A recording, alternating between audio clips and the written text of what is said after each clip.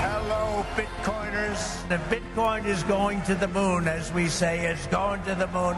I want America to be the nation that leads the way.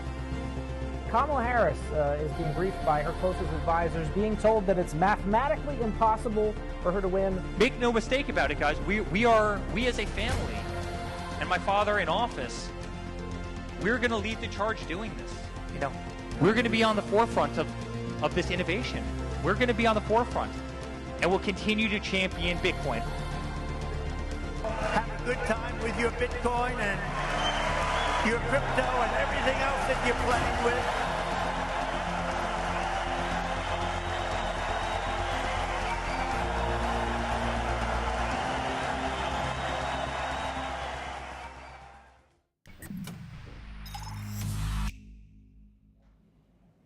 Hello and welcome. You're watching Bitcoin Magazine. We're broadcasting live from the PubKey Bar and Restaurant in New York City. It's Inauguration Day 2025. And of course, I'm your host, Pete Rizzo, editor-at-large of the Kraken Cryptocurrency Exchange, editor at Bitcoin Magazine, and Bitcoin historian on X. And today, we are making history as Donald J. Trump, the first crypto president and the 47th president of the United States, is sworn in as the leader of the free world. We're going to be spending the next 8 hours breaking it down with a run of special guests, and of course, there's much to discuss. Bitcoin smashing all-time highs last night, over $108,000 on major exchanges, and the expectations are high for day one. Executive orders relating to Ross Ulbricht, founder of Silk Road, and a strategic Bitcoin reserve on the table, possible to become law today. And of course, the twist that hangs over it all, Trump's action in the crypto market, shaking things up with the launch of not one but two coins of his own overnight this weekend. The price of Bitcoin right now on Gemini.com, America's exchange, $107,000. And we're going to be here recapping moments from the campaign trail. I'm joined now by special guest Frank Corva, business correspondent at Bitcoin Magazine. We've got Nolan Bowerly, host of Bitcoin on Rumble, breaking it all down. So let's start where it all began, and now we're here. The campaign that shook things up, that made history. Donald Trump about to take office. What does it feel like to be here in this moment? Bitcoin going from pariah under the Biden administration to mainstream now? That's the question. Frank. That's a great question, especially a great question to ask here at PubKey in New York City, where Donald Trump actually came, where I met him just right over there by the bar when he came here to purchase at the time, which was about, I don't know, $990 worth of burgers that he then gave out to the crowd here. And of course, he made that purchase with Bitcoin. And I say at the time that's what it was worth because I think Bitcoin was trading at about $65,000 that day when he came to make that purchase. So now that's almost a $2,000 purchase of burgers, but a monumental moment.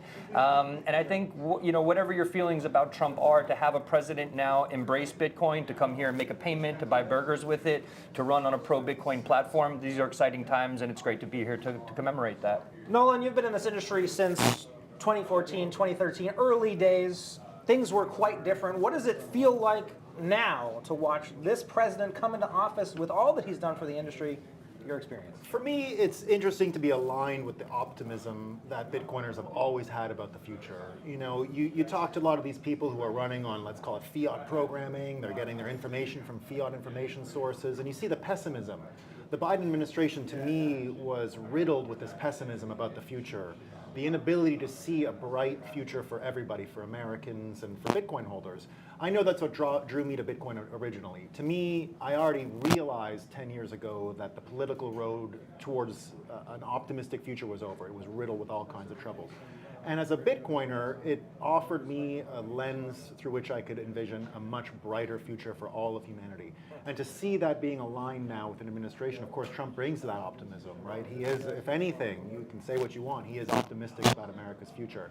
And now to see this optimism that Americans and Bitcoiners have become aligned is the most enjoyable thing for me personally, because you were kind of weird if you were as optimistic as Bitcoiners were 10 years ago, right? I'm excited about what the future can bring. I'm not worried about the polar ice caps melting. I know we can handle that. I'm not worried about war anymore. We see that the war mechanisms, the war finance stuff is going to have a lot of trouble going forward, especially if we get a Bitcoin strategic reserve and we change the financial system. If we fix the money we can fix the world. Bitcoiners have understood that mimetically for a long time, and to watch that meme now spread throughout America, which is an inherently optimistic place. And for those last 4 years, we weren't. And I've been walking around New York City all day. I fled New York City during the 2020 era. And now to come back and walk through Washington Square Park this morning and seeing that bright sunshine and the snow freshly fallen, and knowing that the energy is with us and that Bitcoiners are here and a bright future is ahead. Well, it's a new day, metaphorically and literally. Frank, want to throw it over to you. You were at the Crypto Ball this weekend in Washington, D.C., inaugural. Maybe you can tell us a little bit about the excitement in that room. What are people expecting as Donald Trump takes office today? Yeah, it's a great question, and I think it's interesting now to see synergy, right? So there's now a synergy between the political class and Bitcoiners and this whole world. And generally speaking, just as a backdrop for everyone, it was a bit of a wild experience in that, you have this sort of Bitcoin crypto contingent. It's obviously that, it's the crypto ball. We have the political contingent, and then to the backdrop of all that, we have Snoop Dogg and Rick Ross performing. So it was quite an experience just from a sensorial sense or perspective. But it was interesting to see. You go from having a conversation with someone like Senator Lummis to seeing someone like the All-In crowd, and then Jesse Powell from Kraken standing, over here. And it's just an interesting thing to see all of these people together in one room. What this all ends up looking like, and sort of the embrace of Bitcoin, obviously some of the broader crypto system as well. There's a lot, we have to sort of be excited about it in one sense, but be vigilant in another sense, right? We're seeing on the other side, we're seeing Trump, pumped up about Bitcoin, which is great to see. And on the other side, we're seeing things like the Samurai hearing. We're seeing crackdown, more KYC, more AML. So while we can be very, very excited moving forward, us as Bitcoiners in this space, we need to be very, very conscious of maintaining the Bitcoin ethos as it moves into the spotlight. And I think that's a really, really big factor that I won't say some are underestimating. I know a lot of the people I'm closest with in this space are very concerned with this. So it's really, really important, I think, that, to put it in Jeff Booth's terms, he often says we are Bitcoin, right? We're the ones that plug in the nodes. We're the ones that run the miners. We're the ones that defend Bitcoin in the mainstream media. We try to, convert the normies, if you will. So I think it's really, really important that we stay in that mindset as we engage in these conversations with people in power. Of course, we're taking questions on YouTube, Rumble, and X, streaming live for the next 8 hours. Of course, in the middle, we'll see Donald J. Trump become the 47th president of the United States. I want to go back to you, Nolan. Obviously, we're up against an historic moment. Frank was talking about the diverse constituencies that sort of assembled to put Trump in office. What does a successful day one look like for Trump with this constituency in mind, with Bitcoin at the center of his priorities? Well, I think the Free Ross movement had a lot to do with aligning Bitcoiners behind him, because we've seen politics to be red and blue for a long time, Democrat and Republican. One thing that Bitcoiners brought by aligning with Trump is they kind of broke that mold. They really made it green and orange. And the Free Ross movement was a big thing that sealed that. So to me, that's a non-negotiable, right? You're going to get to a world where there's going to be instant conflict between the Trump administration and Bitcoiners if that doesn't happen. And that's probably a healthy thing in some ways, right? You don't want to be in a situation where you have to defend everything Trump does. That's one of the worst things that happened with the Biden administration. Its incompetence forced you to have to defend Trump about litigation. We couldn't even have a reasonable conversation about the lawfare and things like that. A lot of Bitcoiners were forced, and a lot of just supporters of Trump were forced into supporting about everything. Now, Trump has plenty of flaws, of course. So I think we'll be in a healthy place if Bitcoiners are able to criticize policy. It doesn't mean you don't like the guy, it doesn't mean you're not for him for other things, but we'll be back in a healthy place if we criticize him. Now, I don't want to have to criticize him about Ross. So let's just hope that day one, get this off the bat, right? It was Free Ross, not just Free Ross. We've got the sign on the back, Free Ross, day one. Going to send it now to a recap, a live interview that was shot at the Crypto Ball this weekend in Washington, D.C. We're going to hear now from Kraken chairman Jesse Powell, of course, a Bitcoin legend in his own right. We'll be right back after this presentation.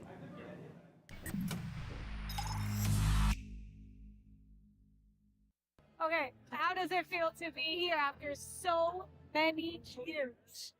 It feels amazing. I feel like it's almost time to take the victory lap. We got a few more days. I think the next 4 years are going to be just amazing. The handcuffs are off, the rockets are going to fly, and the crypto industry is going to be what it always could be. Yo, I love that. You said the handcuffs are off And we've seen, I feel like we're going to see so many people here that have been accused of, money laundering when, Bitcoin first started. And look at us now here in DC, taking that victory lap. What are you going to do to celebrate? I'm going to shake a lot of hands, kiss a few babies, buy some more Bitcoin, and try to get out of here before that Arctic blast comes in. Okay. What do you mean, Arctic blast? What is that? They moved the inauguration indoors for the first time in history because of this cold storm that's coming in. It's going to be dangerously cold outside, they said. How ironic is it that us Bitcoiners are here in the U.S. Capitol celebrating a pro-Bitcoin president?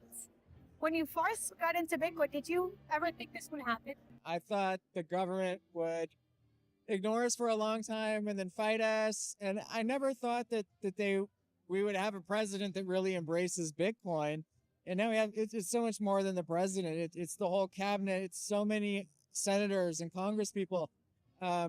It seems like we're having a real turn in the government, toward Bitcoin, which is amazing. And it's going to help a lot of people. People have been underserved by the banks, by the financial system, not just in the States, but all over the world. And so it feels so great. I mean, for our company, for Kraken, we're over 13 years old, so it's been a very long road, and I'm more optimistic than ever.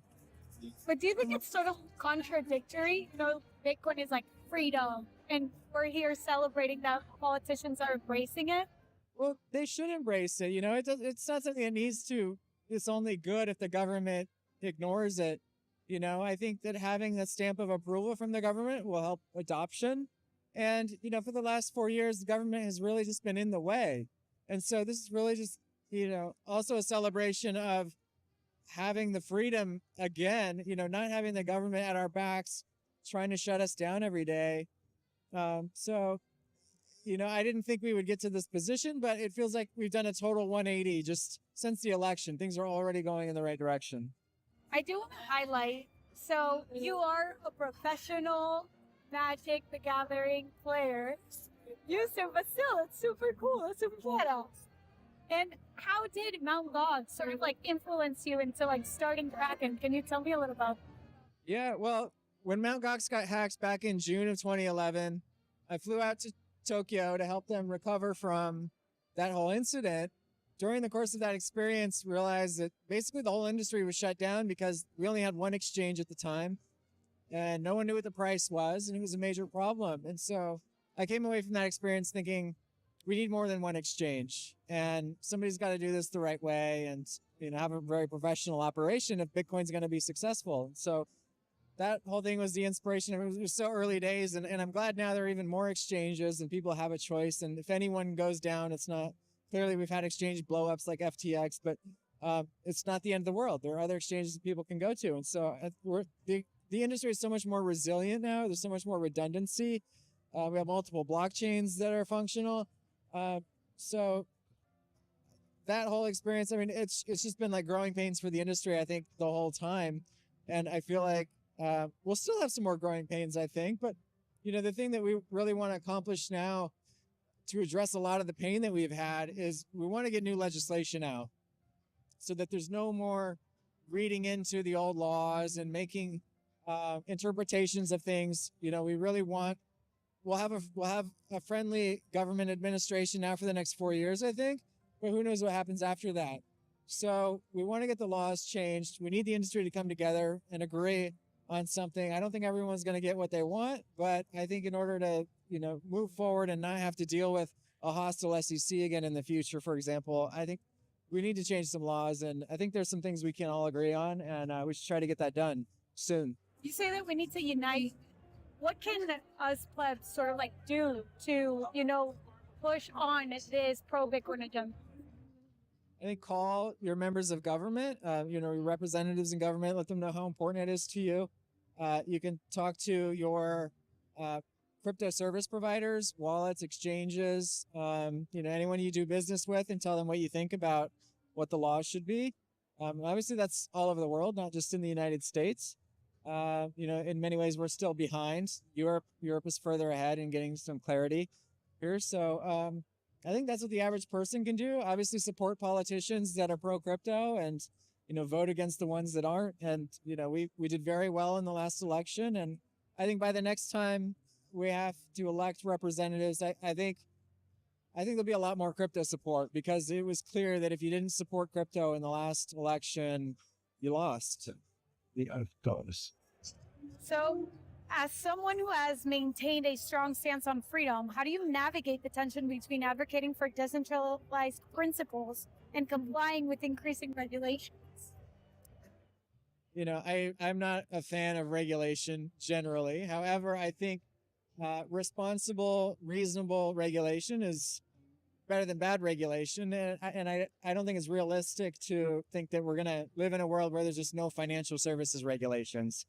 And so I think the best thing we can do is try to help shape that regulation, make it as consumer friendly as possible, and make it as business friendly as possible, while still having some guardrails there that allow the really bad actors to be discovered and prosecuted. And so I don't see those things are at odds. And, we still will continue to promote DeFi and people doing more things on chain, which largely still exists outside of the scope of the regulators. And so I think long-term we'll see more and more activity shift on chain. And that'll really be, what we want to make sure with the legislation is that activity does not somehow get captured in a way that it's not right now, where all the miners have to KYC everybody or something like that. So, the regulation's coming for us. There's really nothing we can do about it other than try to shape it in. So you've been fearless in speaking. Bitcoin Magazine, we're broadcasting live from the PubKey Bar and Restaurant in New York City. It's Inauguration Day 2025, just 2.5 hours away from Donald J. Trump being sworn in as the 47th President of the United States. The price of Bitcoin on Gemini.com, America's exchange, $106,000 and rising. We're joined now by some new special guests. We've got to my left, Nico Moran, host of the Simply Bitcoin podcast, and to his left, Shinobi, technical editor at Bitcoin Magazine, talking now about closing the doors on the Joseph R. Biden administration and this new tone that has been set by Trump, the reaction now from the Bitcoin community. How do you feel about the tone that Trump is setting now, heading into inauguration on Bitcoin and crypto? Obviously, the reversal has been huge, as Nolan and Frank were talking about earlier. There was a terse administration that was penalizing the industry. Now the gates seem open. Is that what we want? How do we feel about it? Shinobi, let's go over to you. I think it's a little too open, given the events of the last 2 days. I mean, he's clearly kind of just setting things up for anything goes. Like the fact that a soon-to-be sitting American president just launched a meme coin where he had 80%, I think, of the supply pre-mined, and he's already moved on and launched one for his wife as well. This is just insane. We are in the craziest clown world timeline at this point. But obviously some of this is good, right? Publicity for the industry is good. There will be Bitcoin companies and parts of the industry that benefit from this. How do you weigh the concerns? It sounds like Shinobi on the more concerned side. Nico, your take. Yeah, I think two things could be true at the same time, right? Without a shadow of a doubt, Trump launched a meme coin. I'm personally not a fan of that, but at the end of the day, it's people's problem whether they want to buy it or not. But you can't deny that the industry overall is feeling extremely optimistic about the incoming Trump administration, his promise to end the so-called Operation Choke Point 2.0, the ability for Bitcoin entrepreneurs to really innovate in the United States without fear of regulatory persecution. So I think overall, I'm feeling a tremendous amount of optimism for the industry. But to echo what Shinobi was saying, I mean, yeah, I'm obviously not that thrilled about Trump's meme coin, but I think two things could be true at the same time.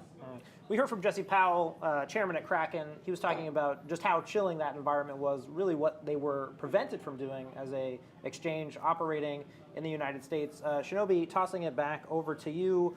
Isn't it good that Gary Gensler is gone, that we have a new SEC administration? How does this SEC administration move forward? I guess, what would you like to see? Well, I mean, honestly, I would kind of like a more balanced approach in line with what Gary was pushing for. I do, on one hand, feel very strongly that people should have the freedom to make their own mistakes and choices in a market. But at the same time, there are just too many things in this space that are undeniably scams outright, like actively misleading, misinforming consumers before they invest their money in this or like whatever project is, the point of concern. And I don't think that should be socially acceptable.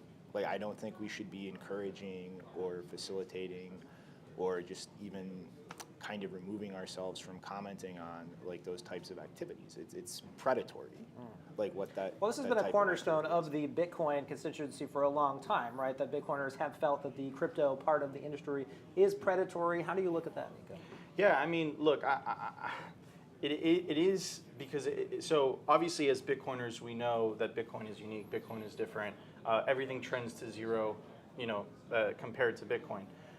But at the same time, there's like the libertarian argument, which is kind of like, look, if people want to buy Trump coin, should the government be in the business of getting to pick and choose what you can and what you cannot buy? So it's obviously a very slippery slope. Now, what concerns me is, again, what Shinobi was saying a couple days ago. I think we were very optimistic as a community, Trump winning this election, the price of Bitcoin reacting to his historic win. But what concerns me is I think as all altcoins end up eventually, I think people are going to have to put it nicely, a bad experience at the end buying something that isn't Bitcoin. But I think we have to balance the two, right? Do we really want the government in the business of getting to decide what people can buy, what people cannot buy? So, I mean, it's tricky, but I think once people figuratively burn their finger on the stove, all roads lead to Bitcoin eventually. Shobi, I want to kick it back to you. Obviously, day one here, we've got Free Ross, day one back here at PubKey. Obviously, expectations are high. Talking now about the tone that Trump can set, maybe putting aside some of the stuff that happened over the weekend in terms of the market turmoil. How does Trump send a positive message to you on day one? What can he do? Was it the strategic Bitcoin reserve? Is it freeing Ross? Is there something else that you want to see as we look to Donald Trump taking the presidency today? I just want to see Ross go home and go back to his family. I'm actually against a strategic reserve, so I'm not really that interested in whether that happens today, like through just the executive order path or something that he can do unilaterally. And of course, it seems like it will be possible today for a pardon to happen. Of course, once Trump is sworn in, he will have all of the powers of the presidency, but is it really realistic? Do you think expectations are too high? Do you think Ross maybe is released this week, later on? Nico, how are you looking at it? I don't know if it's going to happen today. I do believe it's going to happen within the first 30 days. I think that Bitcoiners, specifically, to be fair, the Bitcoin and crypto community contributed a lot to the Trump campaign in the form of donations, but also in the form of support. You can make a very solid argument that Kamala lost the election because people perceived her to be anti-crypto, and a huge demographic of the Democratic voting base is younger people. Younger people tend to be owners of Bitcoin. So I think Trump does owe the Bitcoin community, the Bitcoin industry, a favor, and he should definitely keep his word. I personally feel extremely optimistic. I think Ross will be free. I don't know if it's going to happen on day one, but I expect it to happen within the first 30 days. We'll be revisiting moments from the campaign trail coming up. Going to send it back now to another interview happening at the Crypto Ball this weekend in Washington, D.C. You're going to hear from Galaxy Research's Alex Thorn. We'll be right back leading up to the inauguration of Donald Trump.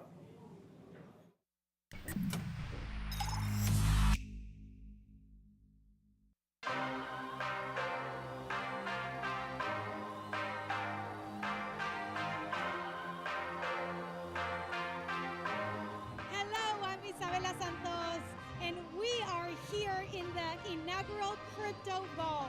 Of course we're backstage because we're going to interview the best people from the space.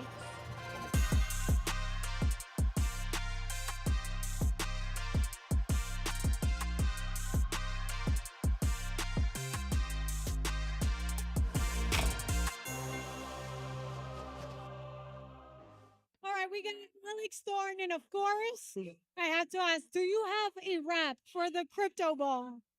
I mean, look, we always climb and we don't fall. Getting crunk throwing down at the Crypto Ball.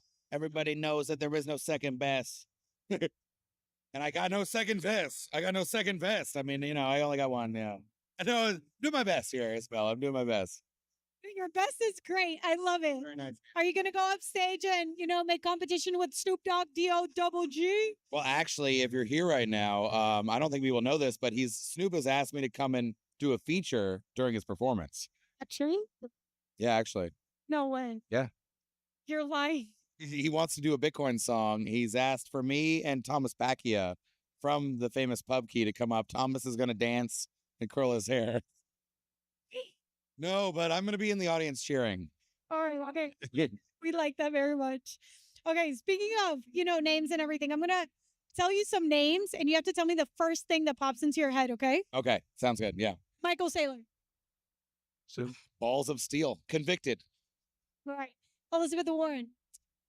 Ooh, still powerful, but arch enemy. Like Gary Gensler. Gone. Ooh, I like that one. Someone called him a goon. Goon gone. Goodbye, Gensler.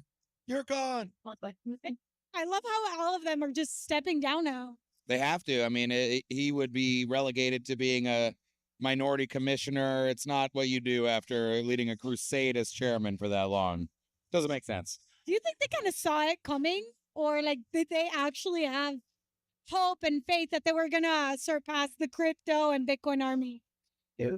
Oh, man, I think they thought that they were going to take us down. I think they thought that. And frankly, look, the election ended up being a pretty resounding win for President-elect Trump. But look, at least if you watch the media, that wasn't obvious at the time. And dude, I mean, if you see a late flurry of stuff from, say, Gensler, he's suing a bunch of people on the way out.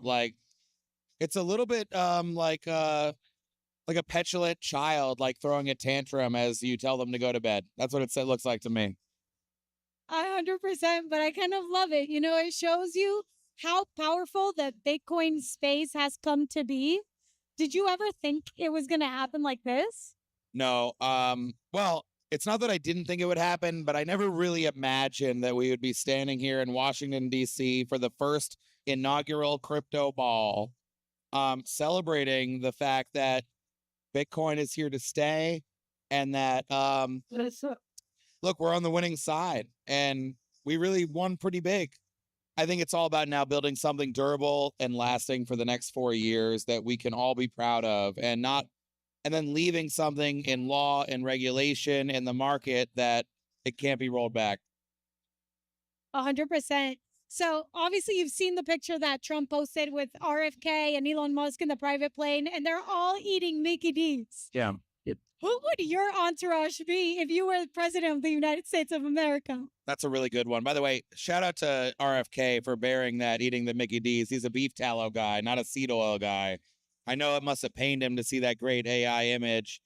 Oh, I got a couple. David Bailey, Thomas Pacchia, Amanda Fabiano, my friend Tyler Williams from Galaxy. Shout out T-Will.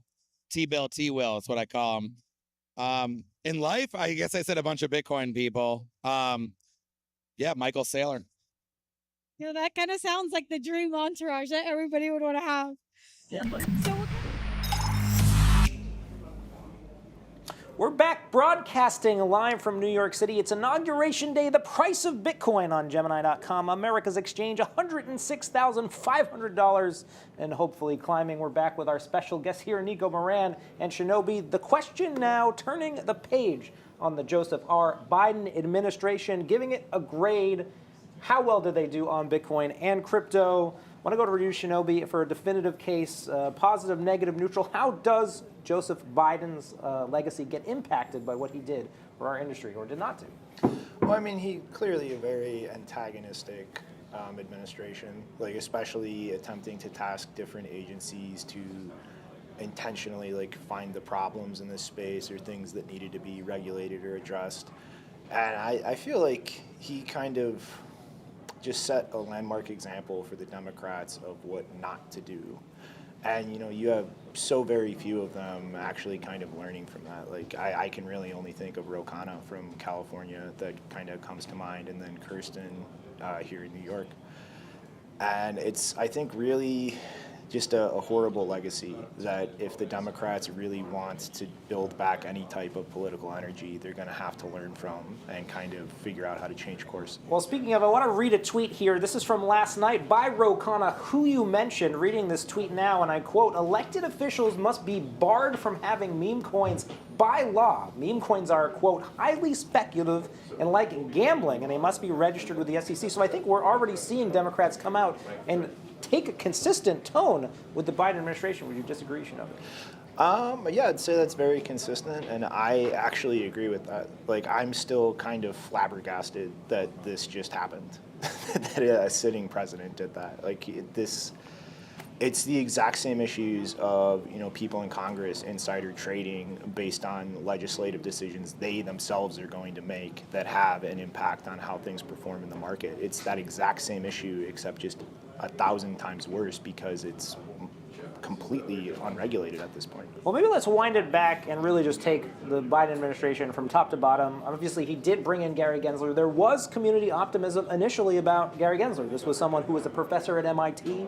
He had taught a class about Bitcoin and cryptocurrencies. And then even the Democrats during the midterm election in 2022 taking money from FTX and other industry constituents. And then the reversal after FTX, where things got cracked down. So what's a fair evaluation of this entirety of the Biden administration in your view? Yeah, from a Bitcoin perspective, it was terrible, right? The veto. So you're going to give it an F. Maybe I want to pin you down to some grades here. I would give it an F minus, right? So the attack on the Bitcoin mining industry, the proposed 30% mining tax, the veto of SAB 121, which would give the ability for commercial banks to custody Bitcoin, the attack on self-custody. I mean, it just Operation Choke Point 2.0. There was a tweet that came out of Senator Cynthia Lummis basically asking members of the FDIC not to destroy documents in regards to Operation Choke Point 2.0. And I'll say that because of how the Biden administration treated the industry, it actually gave the opportunity for the Republicans to capitalize on it, to make that a political issue and bring in those voters. I think Bitcoiners are inherently apolitical. I think we didn't care about politics up until the day that the Samurai Wallet developers got arrested. And what the Treasury Department did, basically sanctioning, trying to make the case, setting the precedent, sanctioning open source software, it really woke something up in Bitcoiners, and it forced our industry to throw our hat in the ring in terms of the election. So I don't think the Republican Party, I don't think Trump would have been pro-Bitcoin or supported the industry if it wasn't for the drop ball by the Biden administration. Of course, taking questions in the chat on YouTube, Rumble, and X will be going all day here, so feel free to write in as we respond to Inauguration Day events. An F for the Bitcoin. F minus. F minus for the Biden administration from Nico. Shinobi, want to pin you down a letter grade for the Biden administration, and I want to throw some quotes back at you. I mean, you've said that you would like to see maybe a continuation of some Gensler policies, and maybe some of this crackdown on crypto was good. Your final grade for Joseph Biden? I would say an F. I'd agree with Nico, and I think the big error that Gensler made was, I think he was directionally correct in what he was trying to do in terms of stopping a lot of the blatant fraudulent projects in the space. I think his error was trying to do the regulation by enforcement. I think he should have comprehensively looked at the entire space, and depending on whether he had the legal authority to act unilaterally or would have to go to Congress, he should have put a comprehensive kind of analysis together of this is how we should handle things regulatorily, and actually made that airtight. Well, resounding Fs here for Joseph R. Biden. Of course, looking forward to the inauguration of Donald Trump just a little bit over an hour away. We're going to send it now to another interview from the Crypto Ball in Washington, D.C. this weekend. You're going to hear from CEO of Kraken, Arjun Sethi, or co-CEO of Kraken. We'll be right back after this short interview.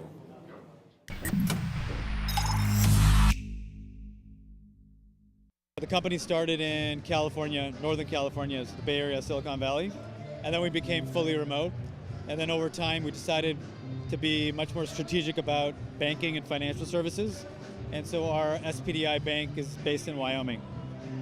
My other day job is I start companies, an entrepreneur. I also run a venture capital firm, so I was an early shareholder in Kraken. So we invest in all these technologies, but I think one of the misnomers is that people focus on just the technology and not the solutions. And so AI and crypto, AI and blockchain, they're all synonymous with each other, which is what technology do you use for what application. So what I've been spending most of my time is, where does that get applied? How does it get interpreted? Where does it get deployed? How do our consumers or customers use it the most? Whether that's a business, whether that's a consumer, the government, et cetera, et cetera.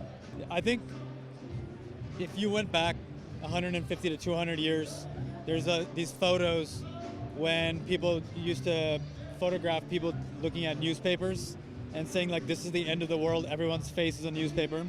The next thing they talked about were these power lines where electricity was all over the place in New York, and they said this is going to be the future, it's going to be ugly.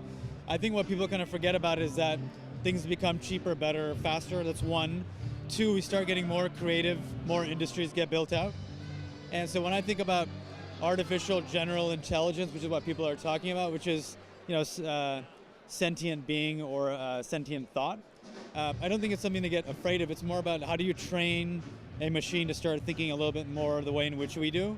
But it's an interpretation of how we think today, how we deploy today, how we build today. So no, I'm not afraid of, you know, in fact, one of the companies that we've started or we partner with, even on the crypto side, is one is power generation for humanoid robotics. And then the other one is just a humanoid robotic that can do the tasks that we may not want to do in the future. Look, I think, there's no such thing as a job that isn't dignified in some capacity. So look, if someone it can be helped and augmented by the way in which they can, let's just say, pick agricultural goods and products, supply chain logistics, help us do our laundry, help us do our dishes, we should engage in that. I think what happens is a lot of people say, oh, we're going to have this person do our jobs, so we'll have more free time to do something else. The other way to look at it is we'll have more folks or more machines helping us do more creative tasks. So you can do more with your time than you could do before to be more productive. So that might mean here on Earth, might be in the digital realm, or it might be in space moving forward. Kraken is over 10 years old.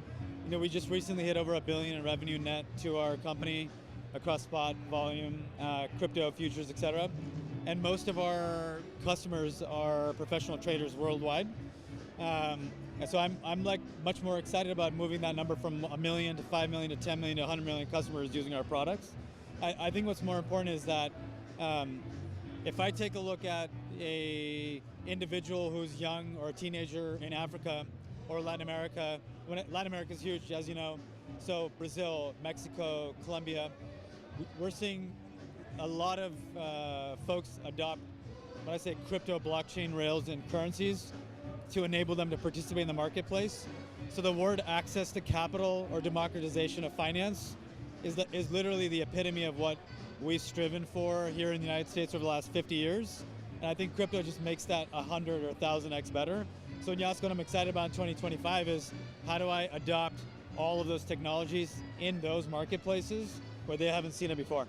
It's the mechanization of a lot of laws, how they're interpreted, how the regulators work with the companies themselves. If you take a look at the United States post-World War II, you know, it's been like a more of a brick and mortar style approach. You know, you think about the JP Morgans of the world, the Schwabs of the world, and I think the way in which we should be thinking about is, how are those companies augmented by our technologies? How are those technologies going to augment our businesses? And so I think what I'm honestly most excited about is all of these laws that are being put into place regulatory-wise, legislative-wise, will just enable us to just help create more businesses, not just for us, but all the other companies that want to participate.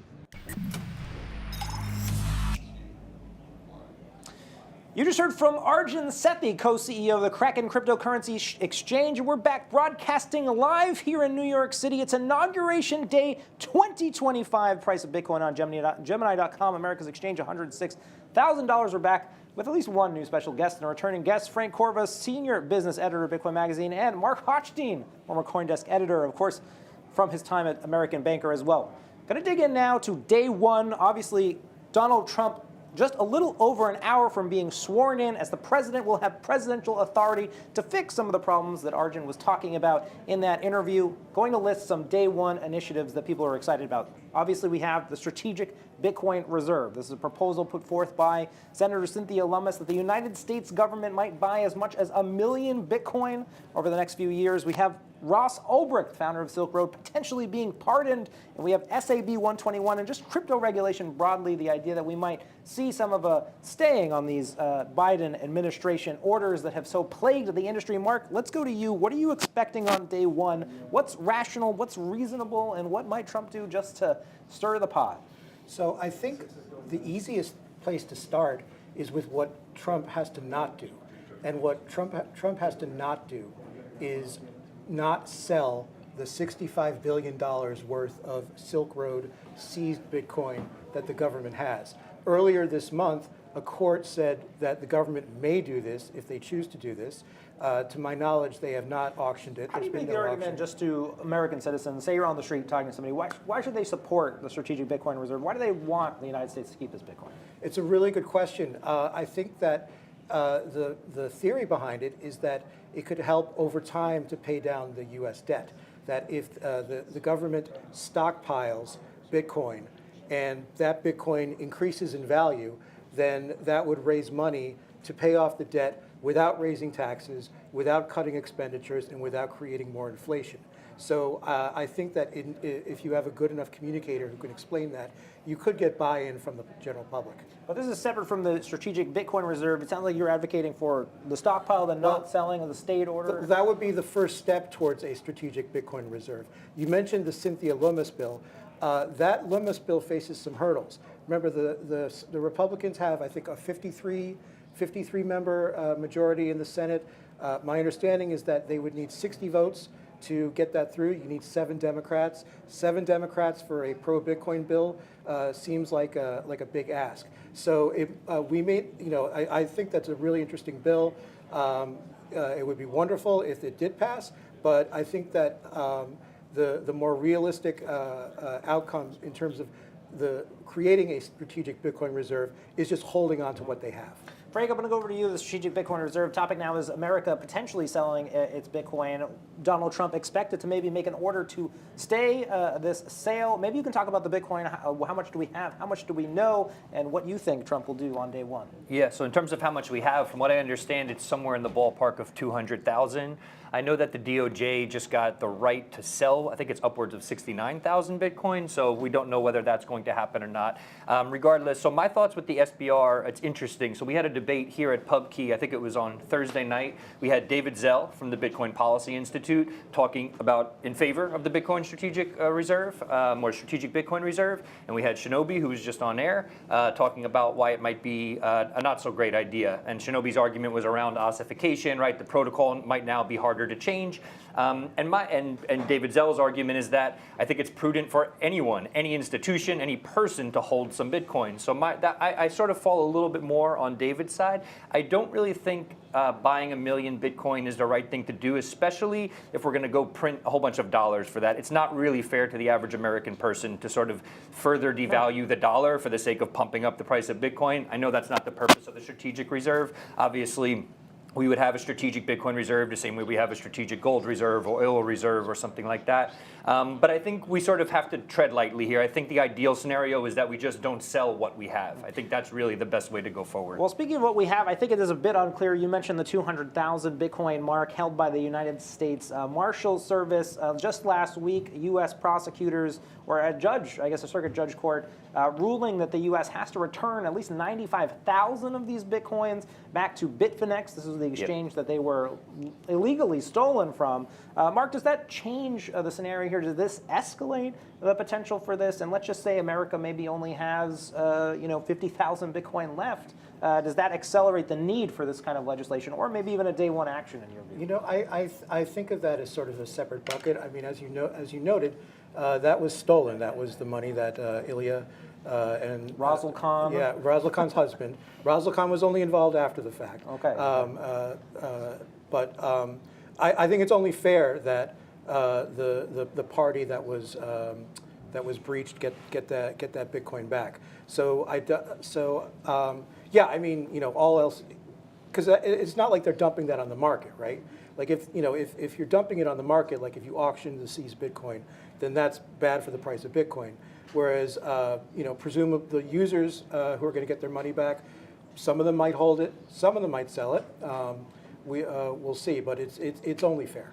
But we have this number now. If it is true that the United States only has 100,000 Bitcoin to its name at this point, this is less than perhaps China and other countries. Does that concern force a day one action like a stockpile order? Yeah, I do feel like we should at the very least be keeping up with it, or with, you know, powers like China. I think it's important. David Zell actually mentioned that the other night. He said, you know, it's this idea of Bitcoin's price rising and we're sort of behind the curve as that's going on. It definitely, Bitcoin is leverage, right? It's leverage for the average person that holds it. It's leverage over currency debasement. It's leverage over censorship, all of this stuff. And the United States, being a place that's, I mean, it also sends a message to the world, right? That we're pro this technology, we're pro freedom money, what Bitcoin is. So I think that that's a piece of it. If that's the, you know, if we have to give back this 95,000 Bitcoin, then I think the smart move is then to probably at least be keeping pace with China, maybe have 250,000 Bitcoin or something along those lines. I think China has a little under 200,000.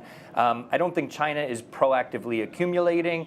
Something that I'd be interested in sort of exploring if the government, I don't know, maybe if it had its own mining operations. I just don't really love the idea of printing money to buy it. That's the only thing I sort of feel is a bit unfair. Bitcoin is a voluntary system. People shouldn't be forced into it, and people might feel that way that they should be if the government is then sort of debasing the currency here to produce or to have more Bitcoin on the balance sheet. I got a question here from Yahim Stone in the chat on YouTube. Will President Trump sign the SBR? What is the incentive for him to do so? If it will let other countries know that the American government is actively buying, your take on that criticism, Mark? Well, it's what's his incentive to What's his incentive to announce to the world that the United States is stockpiling Bitcoin through something like a day one executive order? You know, I think that the strategic thing to do if you're going to accumulate Bitcoin is to be quiet about it to begin with. So I don't know what would be gained by announcing it. You know, if you think about isn't that what a stockpile order does? Like you said, right? If you want Trump to sign a day one order where the administration won't sell, isn't that as good as buying? Well, it's definitely good. I mean, that and just not selling would be a sea change in itself. I mean, up until now, whenever the government seizes Bitcoin from a dark website, it's a fait accompli that's going to go back on the market. Right. So just holding it at all, the U.S. government being a hodler, that's like historic stuff by itself, and anything on top of that might be gravy. Well, of course, we may see such things to come as at noon, an hour from now, President Donald J. Trump will take his second term, the 47th president being sworn in. We're going to go now for a quick commercial break, but we'll be back recapping some of the moments from the campaign trail as we head to inauguration. We'll be right back after these messages.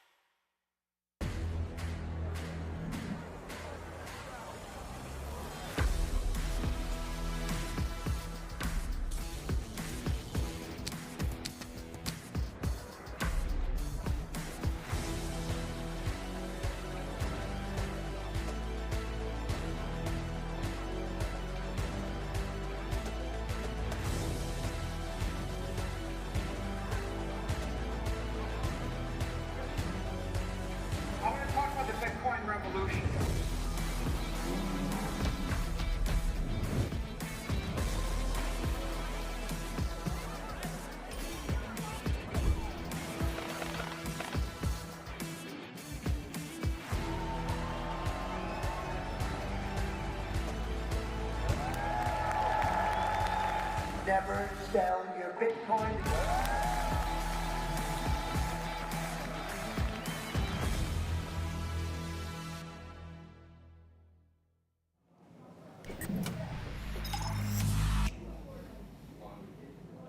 You're watching Bitcoin Magazine. It's Inauguration Day in New York City. Here we're waiting for, of course, the action in Washington, D.C. We'll be bringing you the swearing in of Donald J. Trump when it happens live starting at noon Eastern. The price of Bitcoin on Gemini.com now, America's exchange, $106,400. Joined again by Mark Hochstein, former CoinDesk editor, and, of course, Fred Corva, senior business reporter at Bitcoin Magazine, talking now about the campaign trail. So obviously this is a culmination, a moment of a political movement that began in some ways all the way back in 2019. This is when we saw Donald Trump make his first statements about Bitcoin, calling it a scam, saying he doesn't like it because it competes against the dollar, saying he wants the dollar to be the currency of the world. Of course, Trump was then in office. So how do we take first term Trump? How do we look at that? I'm going to go, Frank, over to you for some thoughts and recollection on maybe where this all began, which is Trump, like many of us,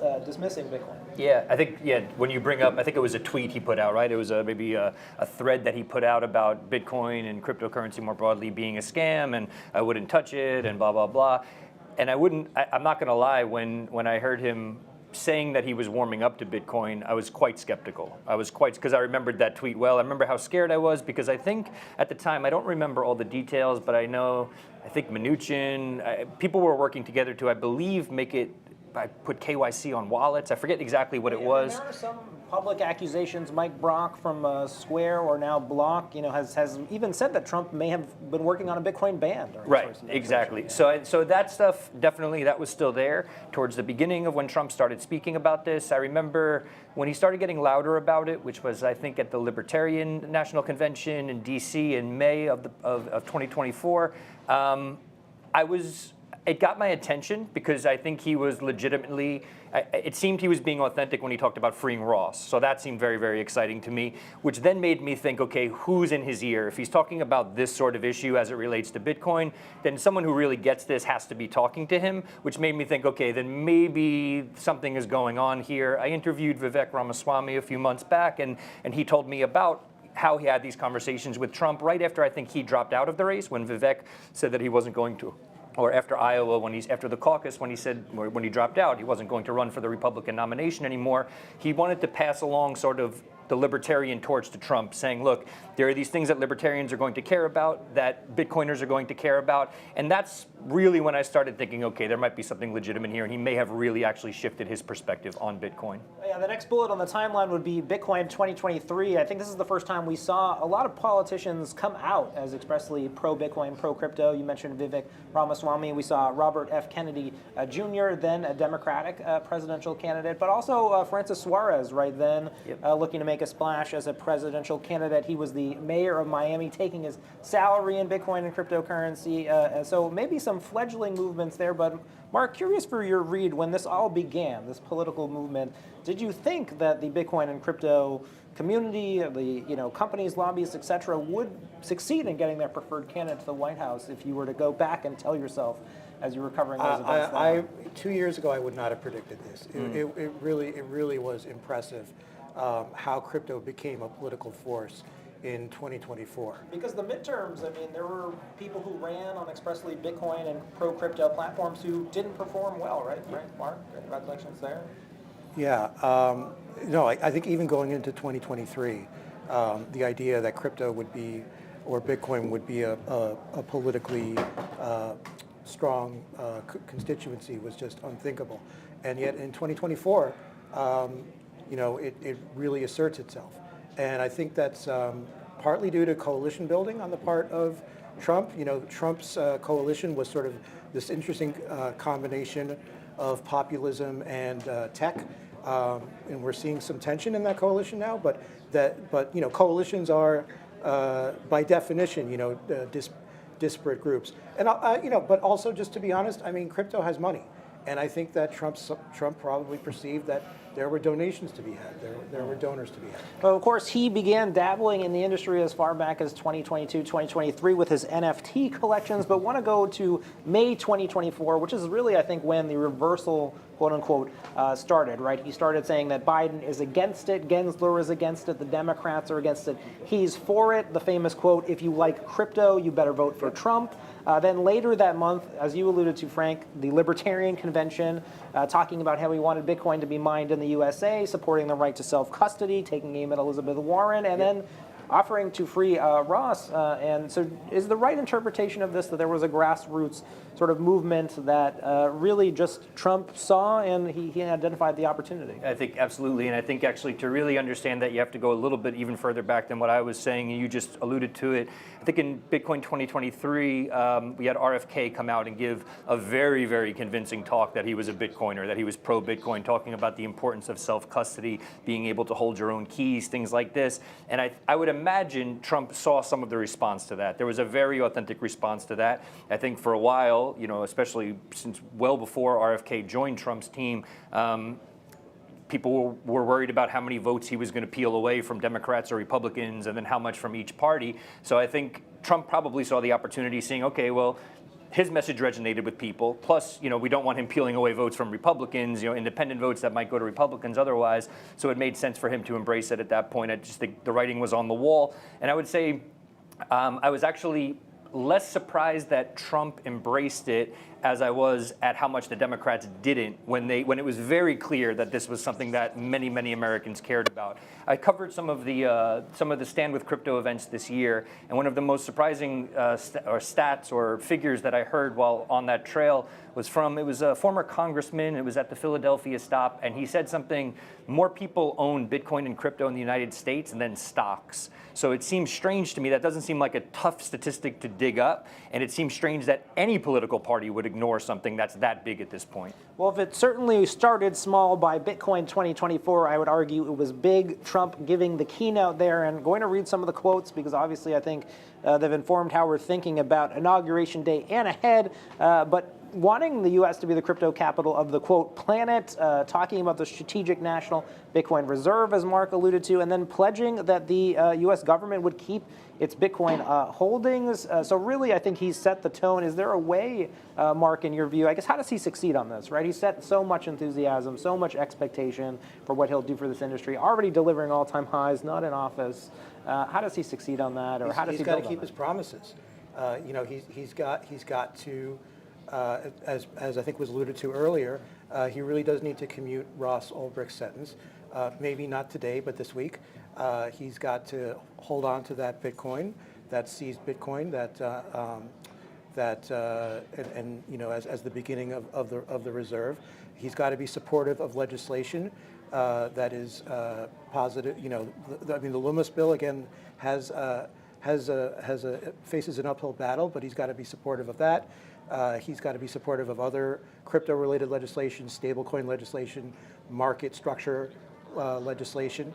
So he's really got to follow through, and he's got a lot on his plate. It's very easy for us to get caught up in these very crypto-specific things, but he's made a lot of other promises about his broad policy agenda, which some people may or may not agree with. But yeah, he's really got it. It's really just a matter of executing that. And a lot of expectation, of course. We'll see that maybe happen live today, maybe as Donald Trump makes his first executive orders as the first crypto president. We're going to send it back now to another interview from this weekend's Crypto Ball in Washington, D.C. This was the inaugural sort of event celebrating President Trump's election. We're going to hear now from a Coinbase executive. We'll be right back after this.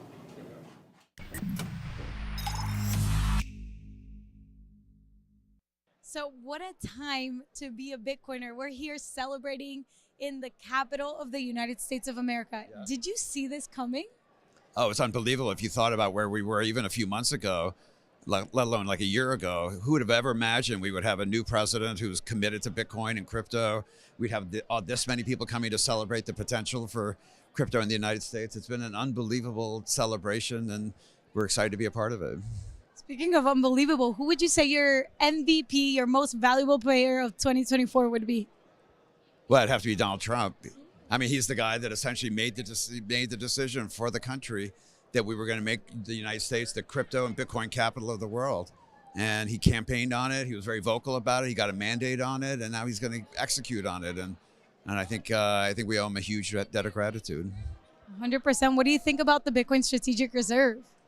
I think it's something the United States needs to take action on. I think there's a national security imperative to keep up with the rest of the world. There's a lot of indications that countries are strategically accumulating Bitcoin, either directly or indirectly. And there'll be an inflection point at some point where people will begin to adopt digital gold as opposed to solid, mineral gold as a backing asset. And I think the United States needs to be in the lead on that. And how would that work? Would, the United States hold the keys, or who would hold the keys, or what would that structure look like? Yeah, ultimately the United States would be the owner. What the custody arrangements are, there are different ways you can do it, but in the end of the day, it has to be a governmental asset under government control, and I think there's a lot of people thinking really hard about how to execute on that. If you could pass a law or a bill that is pro Bitcoin and crypto in the United States for 2025, what would you pass? I would pass something like what the House passed last year, the FIT 21, because that's the area in which the regulatory uncertainty is most pronounced. So market structure rules, basically explaining what's a commodity, what's a security, and having rules around how you trade it, and then having clear rules around the issuance of stable coins. I think once you get those two foundational things done, most of the rest of the regulatory uncertainty around the ecosystem ultimately gets resolved. What would you say the most important policies are that the Trump administration needs to get right? Well, the most important thing that President Trump can do is what he's already done, which is to put a very clear political commitment to make the U.S. a crypto capital. I think once you have the President of the United States say something clear like that, it penetrates all levels of government in the United States, and all the 100 decisions that bureaucrats and policymakers have to make is going to be informed by the fact that the president has committed the U.S. to be a crypto and Bitcoin capital. We've already seen, actually, as a global company, that impact in other jurisdictions. They're watching what the United States is doing. They want to make sure they don't get left behind. And so having a situation where the U.S. was behind and now is about to step up into the lead is really exciting. So can you tell us about Operation Choke Point 2.0? What was it, and do you think that will be a distant memory in the industry? It won't be a distant memory for us. We're going to track this down and help investigators identify exactly what happened. You had regulators using the power of government to attack a group that politically they decided they needed to go after. And so withholding banking services from individuals for political purposes is wrong and potentially illegal. And I think it's the kind of thing that needs to be ultimately brought into the sunshine so people see what happened and then people are held to account. 100%. They need to be held accountable for all the things that they've done.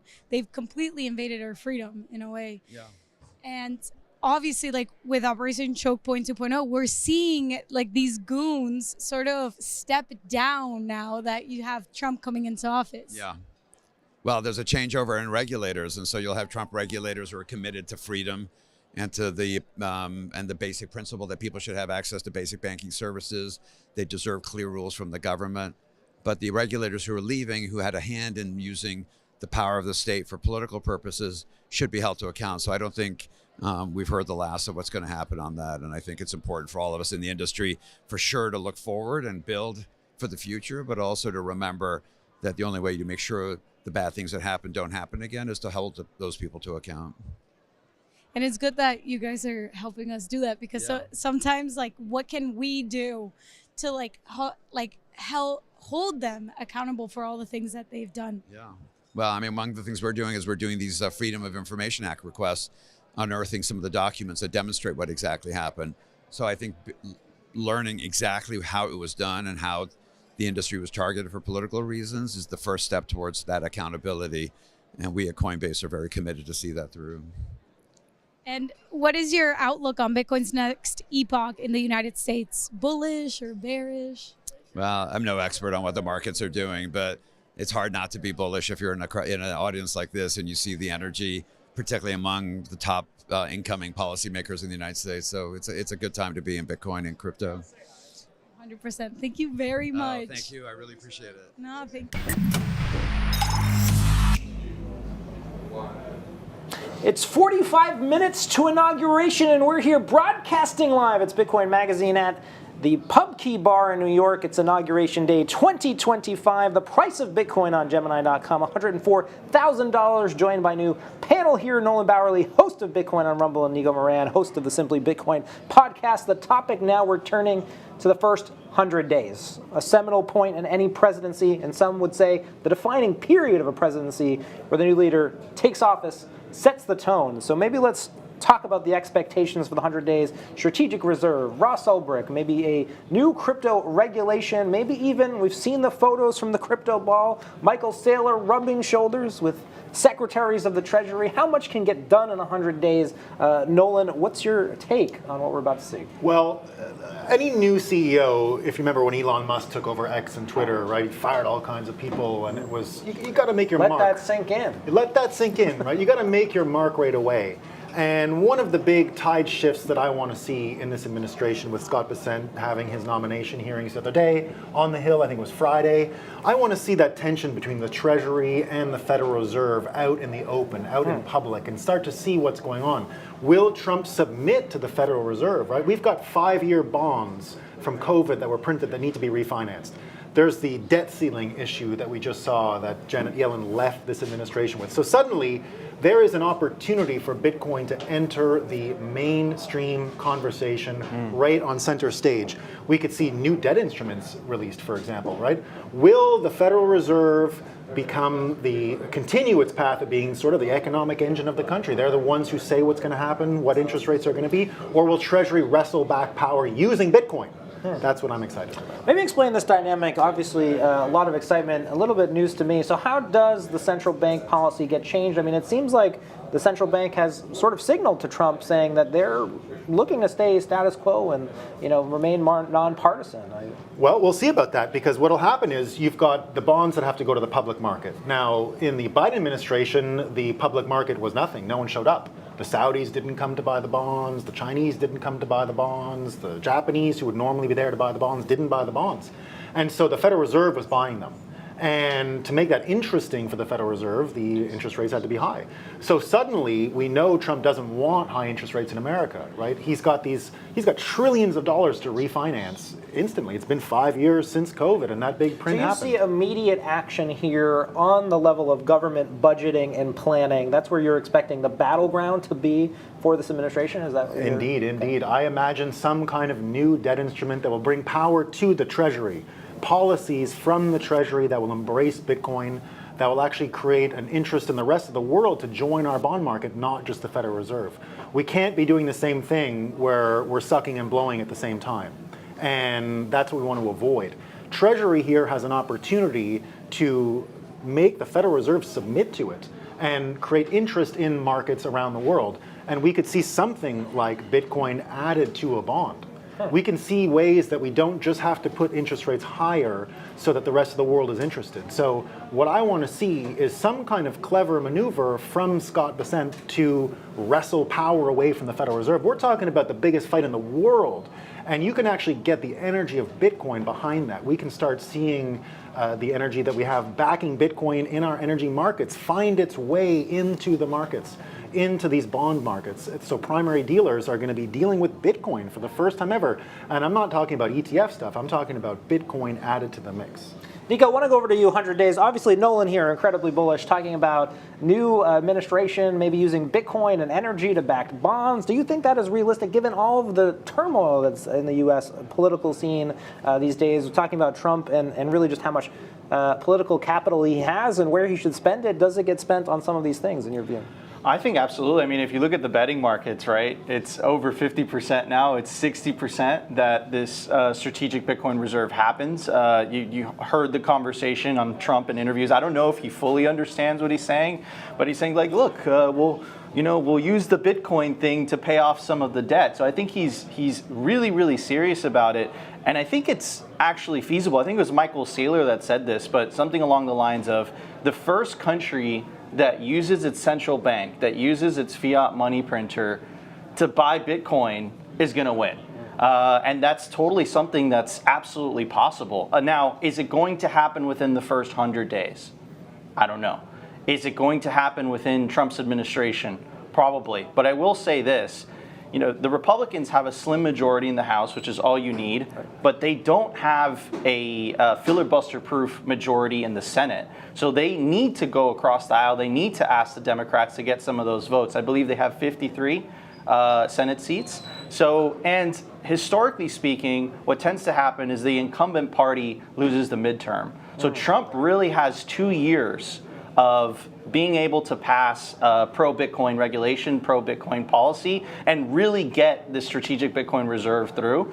And of course, I mean, if you look at his cabinet picks, like you look at the people that Trump is putting in. You've got Vivek, Tulsi, you've got RFK. These are people who are at Bitcoin conferences. They're extremely pro-Bitcoin, right? So I think the whole outlook or towards the industry or how they view the industry is going to completely change, and I think it's going to be for the better. Now, the danger here, and I say danger, is it's going to be pro-Bitcoin, but it's also going to be pro-crypto, and because it's pro-crypto, I think a lot of people are going to get burnt, and they might not know the difference between the two industries. So there is a little bit of a danger there, but we shall see. I'll tell you what, though, one last thing.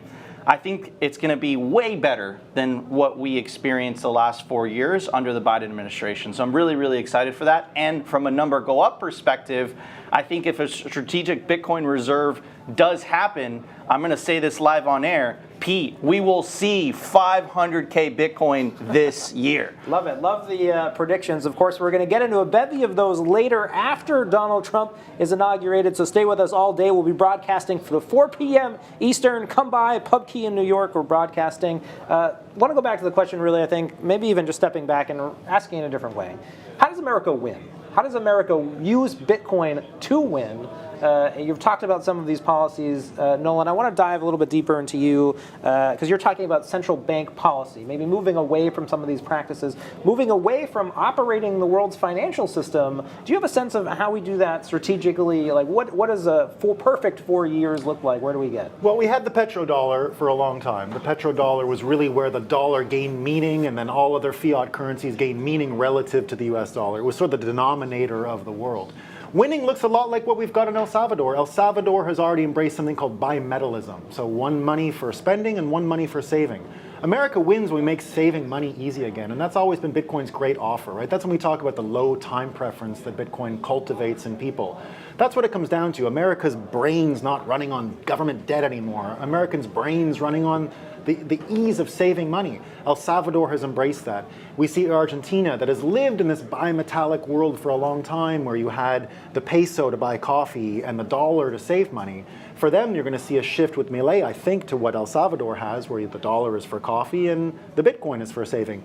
America can get to that world because we've been living with the Cantillon effect for years. We've been living with America enriching its techno-capitalist, anarcho-tyrannic system. We're going to enter a place where it's anarcho-capitalism now, where we are not really along the way totally to a Bitcoin standard or a gold standard, but just as the fiat system was created through an era of bimetallism, that's what we had before, silver and gold, we're going to back out of the fiat system using this same formula, where Americans can have policy dollars, the US dollar, but saving will be easy again. You'll be able to stack your sats. That's going to take a lot of pressure off of Americans. They're not going to need an IQ of 130 to keep up and beat Wall Street, beat the policymakers, because that's impossible. Look what it's done. Look what it's done to America. We've got division, we've got poverty. Look at poor North Carolina. I mean, imagine going there and looking at that. It's been months and it's still destroyed from that storm that they had. So America winning is having low interest rates, not jacked by the rest of the world having to be interested in our bond market because we have this new instrument that I mentioned before. It wins when saving is easy again and there is some form of detachment from the rest of the world trying to gain their currency versus ours. America just having a normal currency again would be a big win. Of course, the geopolitical upheaval from Trump's presidency still to come. That was Nolan Bowerly. You can follow him on Rumble. We're going to go now to an interview from Nick Spanos at the Crypto Ball in D.C. this weekend. This is with Mr. Nick Spanos, a Bitcoin pioneer, of course, a great Bitcoin pioneer in New York. We'll be right back after this interview.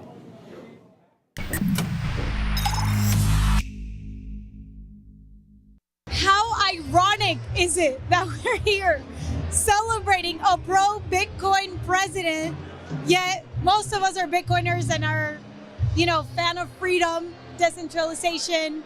The government that governs least is the one that governs best. Sure, I buy that. I mean, I originally came from politics, and I worked for Ron Paul for many years, so it's pretty, feels pretty good. Finally. 100%. You mentioned Ron Paul. Ron Paul has been sort of like a hero for many Bitcoiners. Do you think we're going to see Ron Paul here? I don't think Ron's in town. Maybe Rand's in town. I'm not sure. I got to ask him. I didn't ask. Oh, yeah, for the bluegrass ball. I think it's right now. The Kentucky ball that happens to be right now, yeah. Oh, wow. Well, what is... Get there maybe after. What do you say is one of... Some bourbon? I don't drink. What would you say is one of Ron Paul's favorite quotes or favorite leaders? We've been overtaxed, overregulated, and overrun by bureaucrats. The founding fathers would be ashamed of us for what we're putting up with.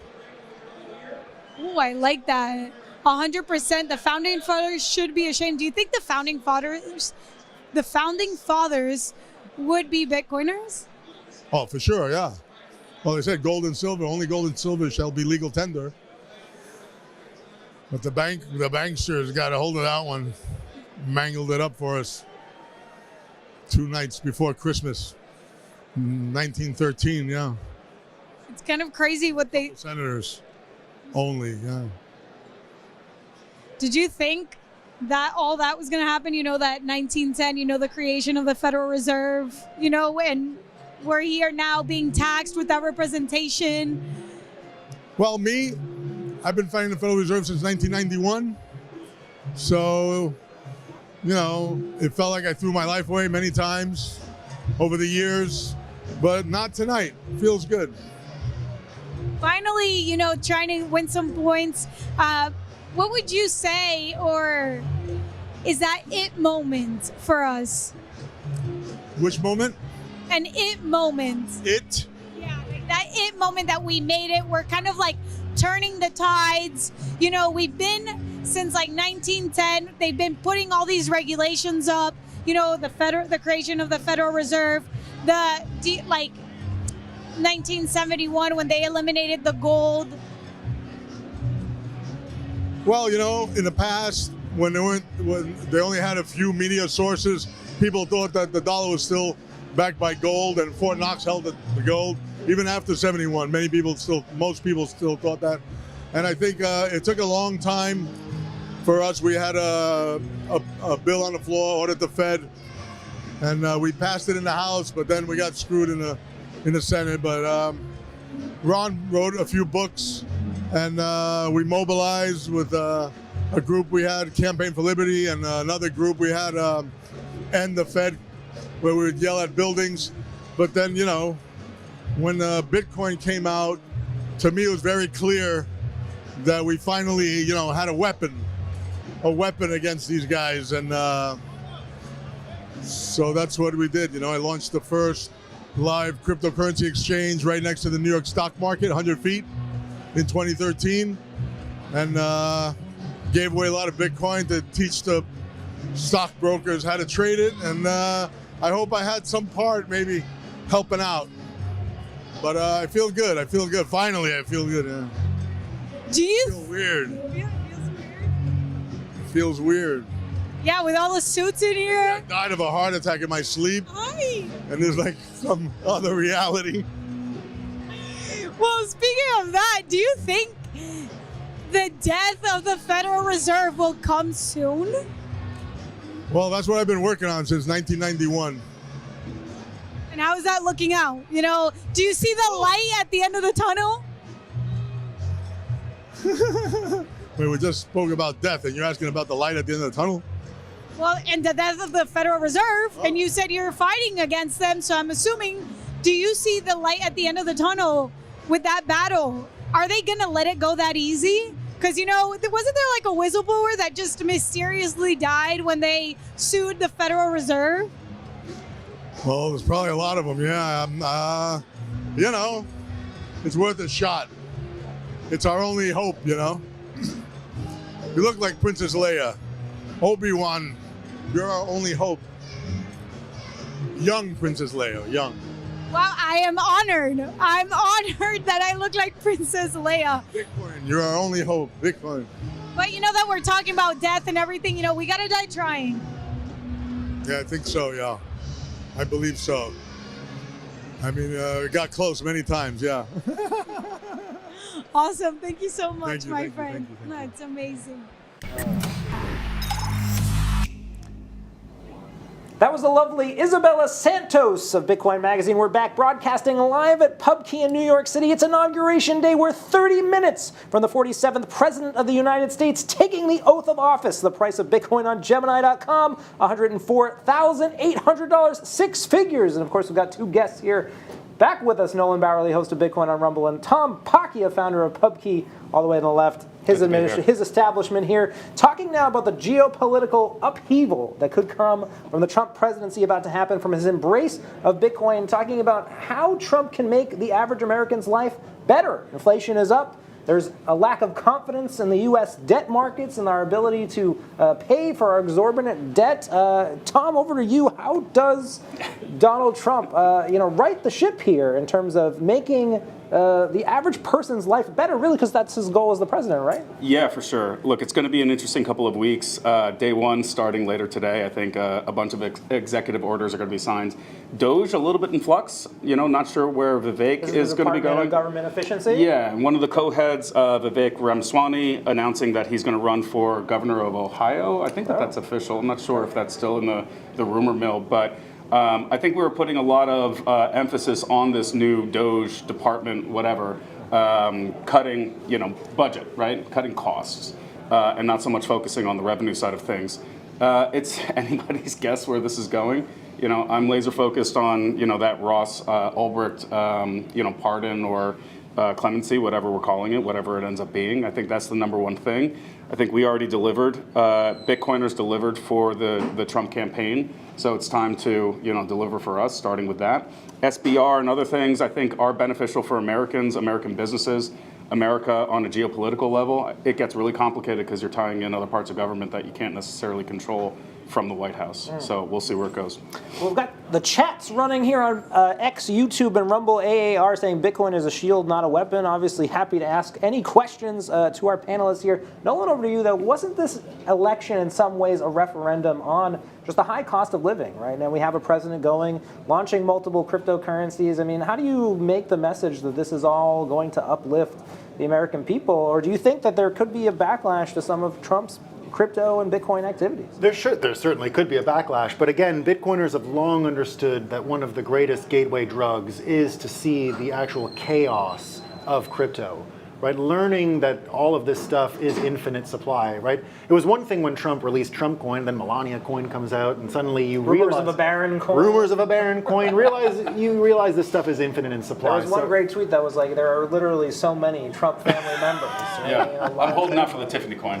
Tiffany coin could be a bit a sleeper, the sleeper coin, or the sleeper hit. Don't we worry about, because the American public, people are upset right now. They don't feel like they're getting ahead. Sure. And what kind of message does this thing send? Again, Bitcoin it's not an information access problem or an IQ problem. It's always been an appetite for reality. Bitcoin is finite in supply. It is a hard stop with reality. It's a brick wall in that way.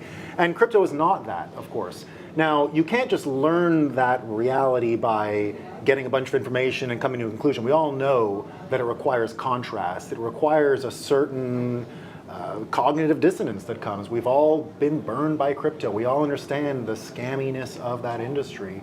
And that's what has been probably the greatest attractive force. The physics around Bitcoin are learning that fiat is this printable scam and Bitcoin exist within this contrast. Well, speaking of contrasts, perhaps no greater contrast right now than President Trump and President Bukele of El Salvador last night buying 10 Bitcoin, obviously amassed 6,000 Bitcoin for his relatively small country. Tom, I want to go over to you. Your view on just, President Trump contrasting with Nayib Bukele here. Are these basically just two people with two different strategies, or should Trump really be following what Bukele is doing in your view? It hasn't started yet, right? Like, there's a big difference between the campaign and the administration. We know in the first administration for Trump, there were some negative things said about Bitcoin in particular. Mnuchin, I think, had a last-minute order that didn't come to pass on the way out, and there was lots of confusion with COVID and everything.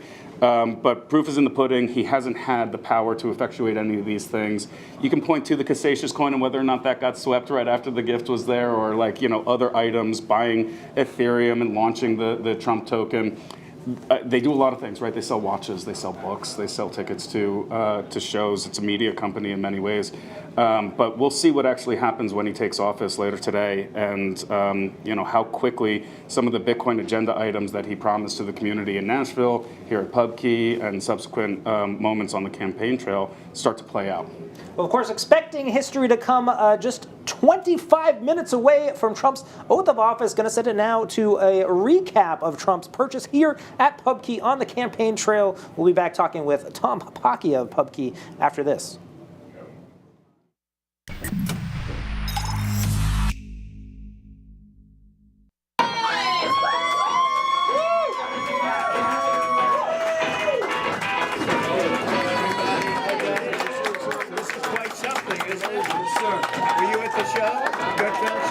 Great, right? Hello, everybody. Hi. Right here. Take pictures. Right there. Right there. Just that one. Great.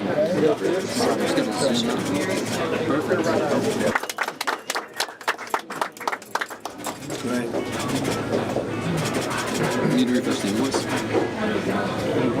Did we refresh the invoice? Oh, it did go through. All right, we're done. Perfect. There we The go. first transaction by a president on the Bitcoin protocol.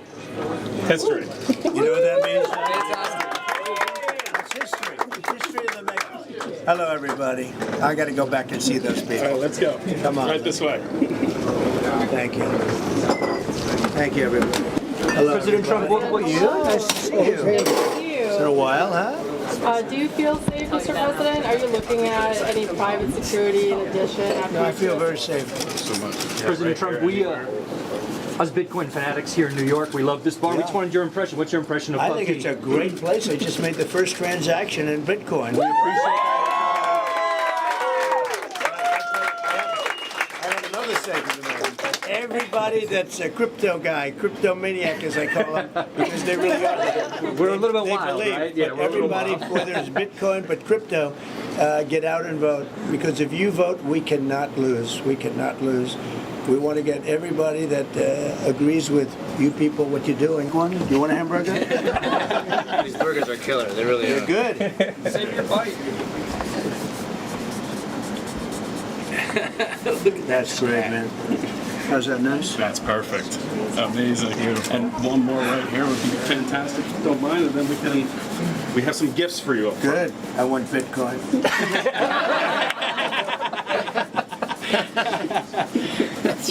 Okay, you got it. We appreciate your open-mindedness. Thank you so much for coming here. No, We it's really great. appreciate It's a new era, Paradigm. and that's what's happening. It's amazing to see what's happened in such a short period of time. Congratulations. Thank you, Mr. President. Thank you. Thank you, everybody. Thank you. Mr. President, you want to head some out? Okay, you got it. Have a good time, everybody. We're going now to Nassau Coliseum. Safe travels. Packed house. Thank you. Thank you. We're 23 minutes away from Donald J. Trump's inauguration, his second term coming up, broadcasting live at PubKey in New York City, of course, with the founder of PubKey, Thomas Pacchia to his right, Nolan Bowerly, host of Bitcoin on Rumble, winding down here as we get to the big moment, talking about how the first crypto president could change the world. I want to talk about the whole global perspective. If you're a global world leader, we saw Michael Saylor meeting with a member of the French Parliament this weekend. How are you reacting to Trump's first 100 days, to these executive orders? What are you thinking about as a world leader if you're watching Trump come on to this position with the economy in mind? No one. Well, you're seeing someone who's not going to do business as usual. You're seeing someone who's saying to the world, I'm going to put the American citizen before international banking. And we haven't seen that before. So this changes the entire formula for the Japanese and the Chinese, who have been currency manipulating forever, right? This has been the game. The game has been to make America the dumping ground for your products, to make debt very cheap in America so that we can afford to buy everything from around the world all the time. And this equilibrium is now broken. So if you're around the world, you're saying things are going to change, right? America is going to re-enter manufacturing even, perhaps. We don't know exactly if it's going to be robots or the jobs are coming back. I'm not sure that formula is real. But you're seeing that something else is happening here, that the US dollar is going to be something else entirely, and that there's a new formula for how the world financial system is going to work. Now, if you look at what's happening with Bukele over these years, you're starting to see the trend. Bukele was at the forefront of this. I predict Bukele and Trump are going to become the best of friends in the future. Well, interesting that you mentioned Bukele, because I just want to note another, president who came in, big expectations, promised a lot, and a lot of things that didn't come to fruition. We'll go down the list: the Bitcoin bonds, the volcano mining, maybe a little bit coming on recently, but promising a Bitcoin city, right? If we remember, one of the iconic images from 2021 was Nayib Bukele coming out in front of a giant presentation of a golden city, basically promising that there would be a Bitcoin, a new city built, powered by Bitcoin mining. So the gap between really, the potential and the reality, where, he's renegotiated with the IMF, they've walked back some of the more progressive legislation. Is that a concern that kind of situation could play out, Thomas? U.S. is in a slightly different position than El Salvador, particularly from where Bukele started.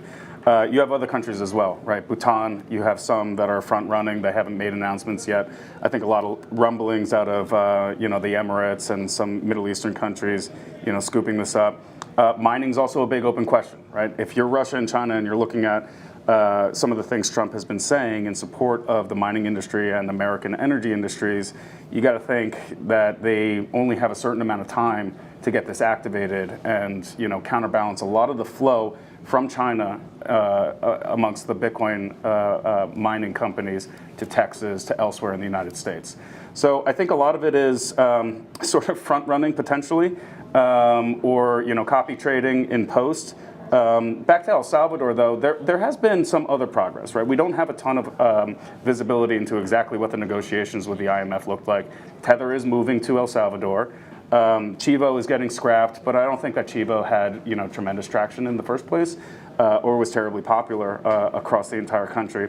So El Salvador as a archetype is a good place to start for sure.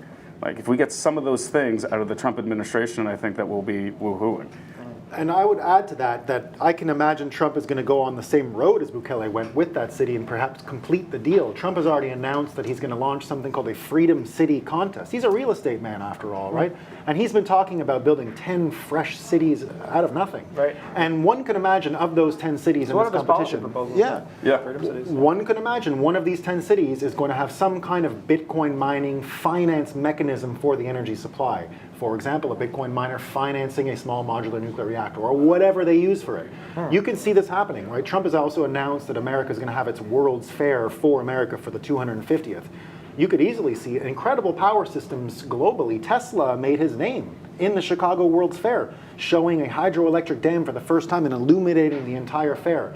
I can easily imagine Trump embracing Bitcoin for that purpose alone, showing that not municipalities or states, I mean, that's where nuclear energy kind of went off a cliff. Once you took out a state actor as a buyer, the whole thing fell apart. This is actually private financed energy for the first time ever, and it's feasible. And you can imagine the anchor tenant argument really gaining traction, right? It's the anchor tenant, it's a grocery store for a strip mall, and that's what a Bitcoin mining apparatus can be for energy finance. Bukele could learn from Trump in this way. Trump is a real estate man. Maybe Greenland. Maybe Greenland. We've got Amoeba Joe in the chat, quote, a new age beginning in 18 minutes. We'll see President Trump sworn in. Going to go back to the crypto ball in D.C. from over the weekend. We've got an interview now with Natalie Brunell, who made waves with a particularly interesting dress that sent a message to the world. We'll be right back after this message.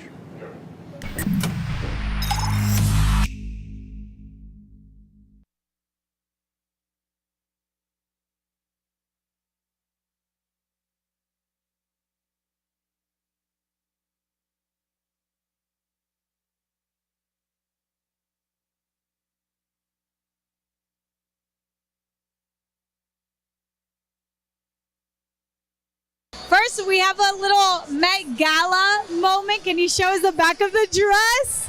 Fix the money, fix the world. What does that quote mean to you?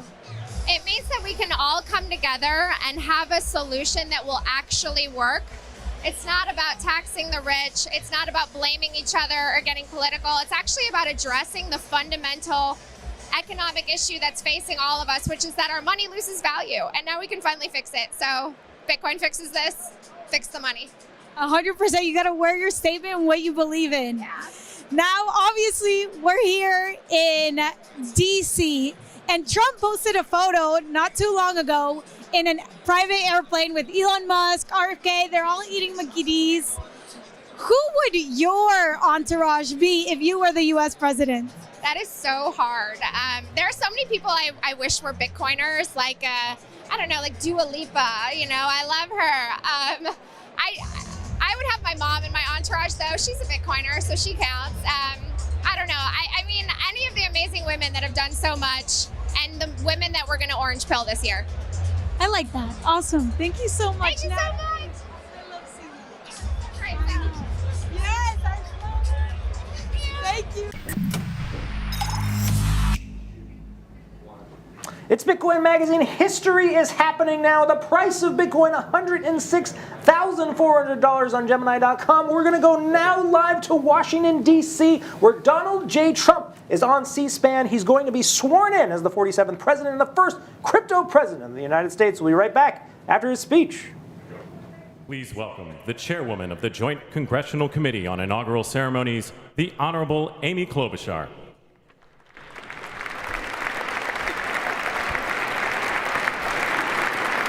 Good morning, everyone.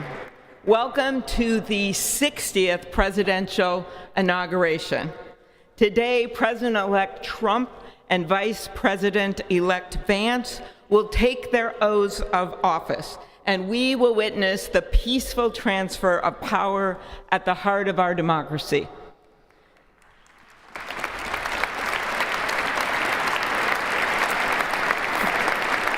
For the past year, I've chaired the Inaugural Ceremony Committee, which includes the leadership of Congress from both parties.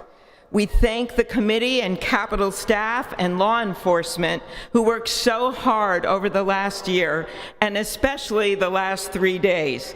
You've done a beautiful job, and you have shown grace under pressure.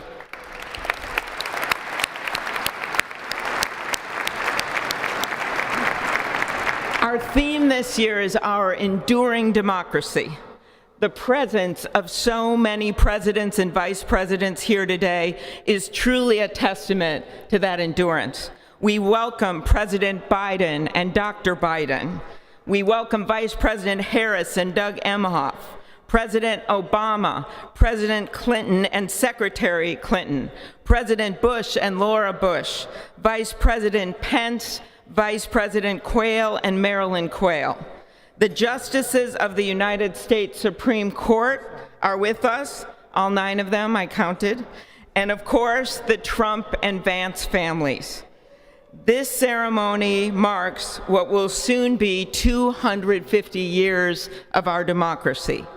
It is the moment when leaders, elevated by the will of the people, promise to be faithful to our Constitution, to cherish and defend it. It is the moment when they become, as we all should be, the guardians of our country. Through war and peace, through adversity and prosperity, we hold this inauguration every 4 years, and today it falls on Martin Luther King Day. A further reminder that we must strive to uphold the values enshrined in our Constitution, the freedoms, the liberties, and, as is inscribed on the entrance of the United States Supreme Court, equal justice under law.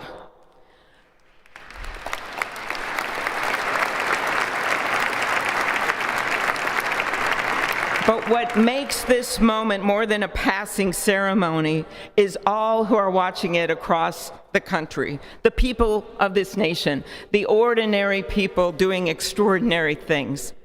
President Kennedy, who at one point worked as a senator in this building and would often walk through this very rotunda, once said, "In a democracy, every citizen, regardless of interest in politics, holds office. Every one of us is in a position of responsibility.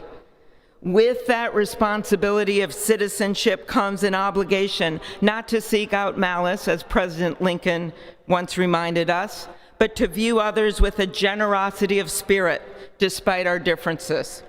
With that responsibility of leadership comes an obligation to stand our ground when we must and find common ground when we can.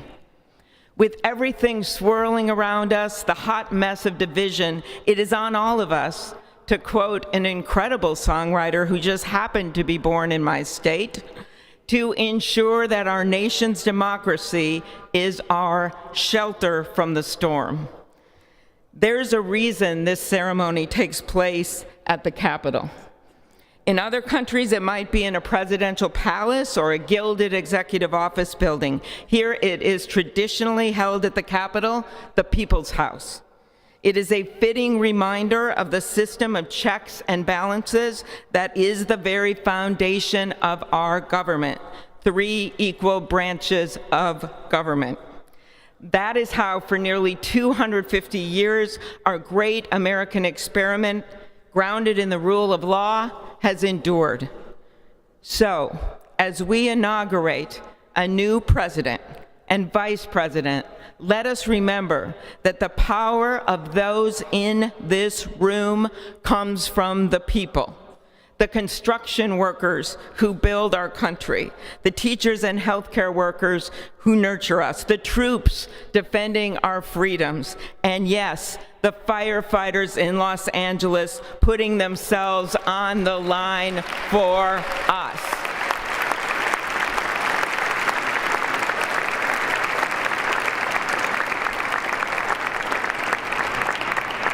Our democracy's strength and grit must match theirs. May God bless our nation. Thank you.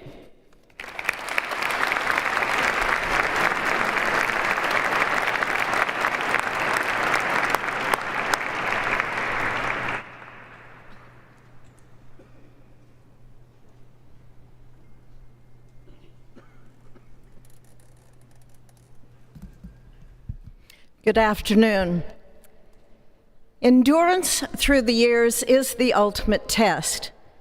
To persevere through time is the truest measure of an idea, an institution, and a nation.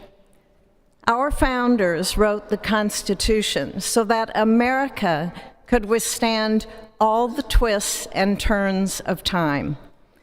They wrote it to guide us and to preserve forever our right of life, liberty, and the pursuit of happiness.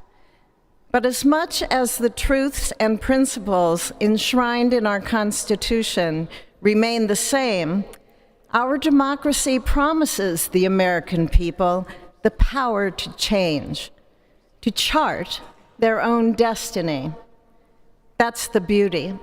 That is the importance of democracy. It allows the endurance, the permanence of a nation through change. It allows nations like our United States both to avoid the obstacles and to seize the opportunities God has placed before us, all while staying true to our founding principles. Today is our country's 60th inauguration ceremony. Like all the others before it, it is a celebration of our right to set our uniquely American course. The past several years have been trying at times for many, many Americans, and also for the nations of the free world that we humbly strive to lead. In November, Americans chose again to steer this nation towards greatness, the secure, safe, and prosperous future that our founders envisioned for all of us. And today, we celebrate not only their decision to do so, but also the simple right and wisdom of a free people to make their own choice so that their nation might endure. And now, allow me to welcome Archbishop Timothy Dolan and Reverend Franklin Graham, who will deliver our invocation. Please rise.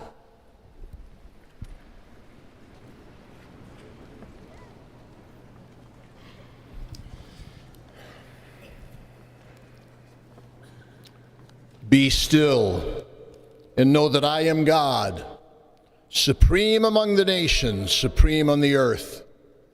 Let us pray.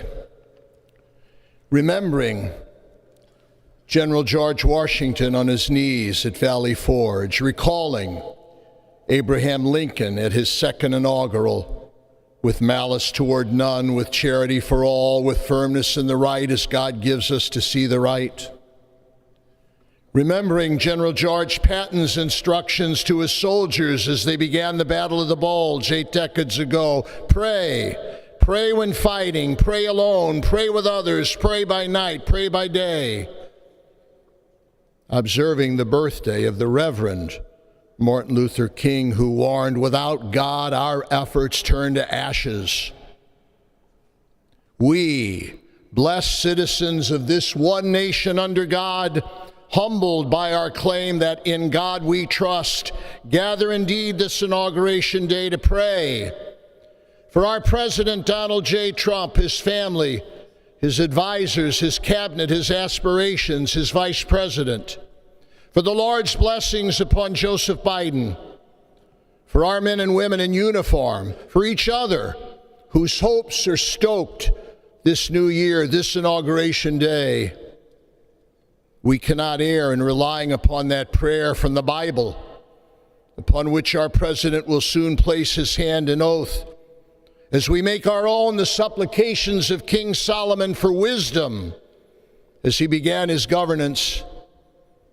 God of our fathers, in your wisdom you set man to govern your creatures, to govern in holiness and justice, to render justice with integrity. Give our leader wisdom, for he is your servant, aware of his own weakness and brevity of life. If wisdom which comes not from you be not with him, he shall be held in no esteem. Send wisdom from heavens that she may be with him, that he may know your designs. Please, God, bless America. Please mend her every flaw. You are the God in whom we trust, who lives and reigns forever and ever. Amen.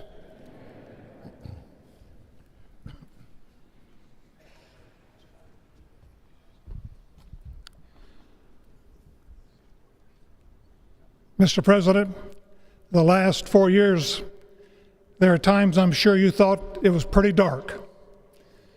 But look what God has done. We praise him and give him glory.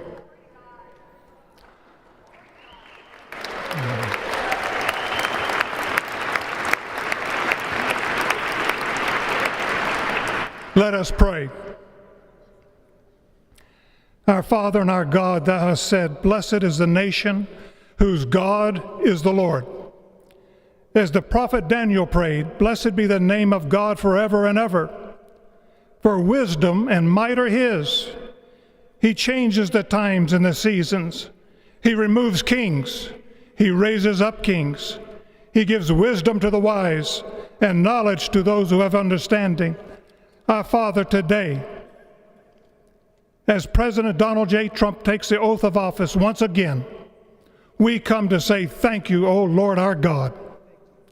Father, when Donald Trump's enemies thought he was down and out, you and you alone saved his life and raised him up with strength and power by your mighty hand. We pray for President Trump that you'll watch over, protect, guide, direct him. Give him your wisdom from your throne on high. We ask that you would bless him and that our nation would be blessed through him. We also ask that you would bless and protect Melania as First Lady. We thank you for the beauty, the warmth, and grace that she shows not only to this nation, but to the whole world. We thank you for Vice President-elect J.D. Vance and his wife Usha and their young family. May he be a strength to President Trump, to stand beside him, to hold up his arms like Aaron held up the arms of Moses in the midst of battle. The prophet Samuel reminded the people, it was you that brought them up from the land of Egypt. And he said, now stand still, that I may reason with you before the Lord. So, Father, we take this moment to stand still, to remember the great things that you have done for this nation. Thank you for the protection, the bounty, the freedoms that we so enjoy.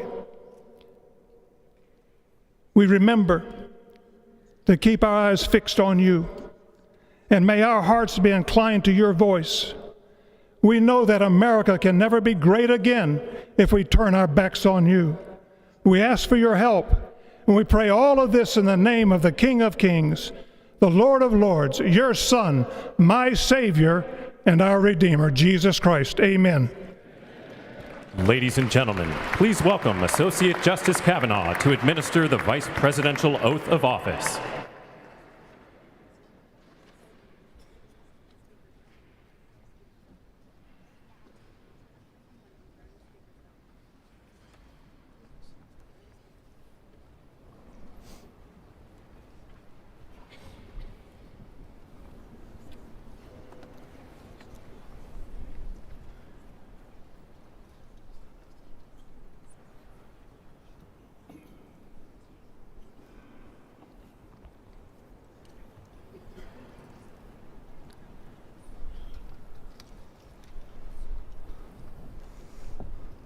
Please raise your right hand and repeat after me.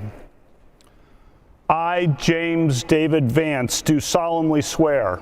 I, James David Vance, do solemnly swear that I will support and defend the Constitution of the United States. That I will support and defend the Constitution of the United States.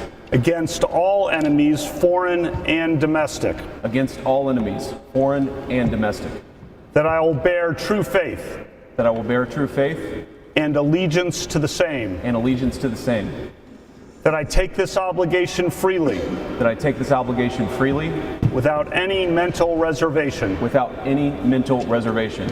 Or purpose of evasion. Or purpose of evasion. And that I will well and faithfully discharge. And that I will well and faithfully discharge.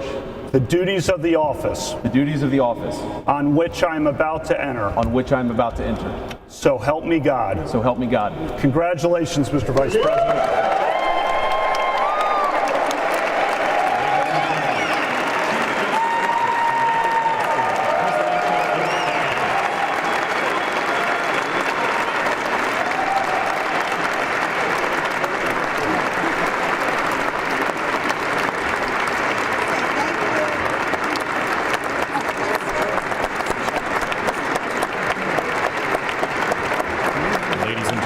Please welcome Chief Justice Roberts to administer the Presidential Oath of Office.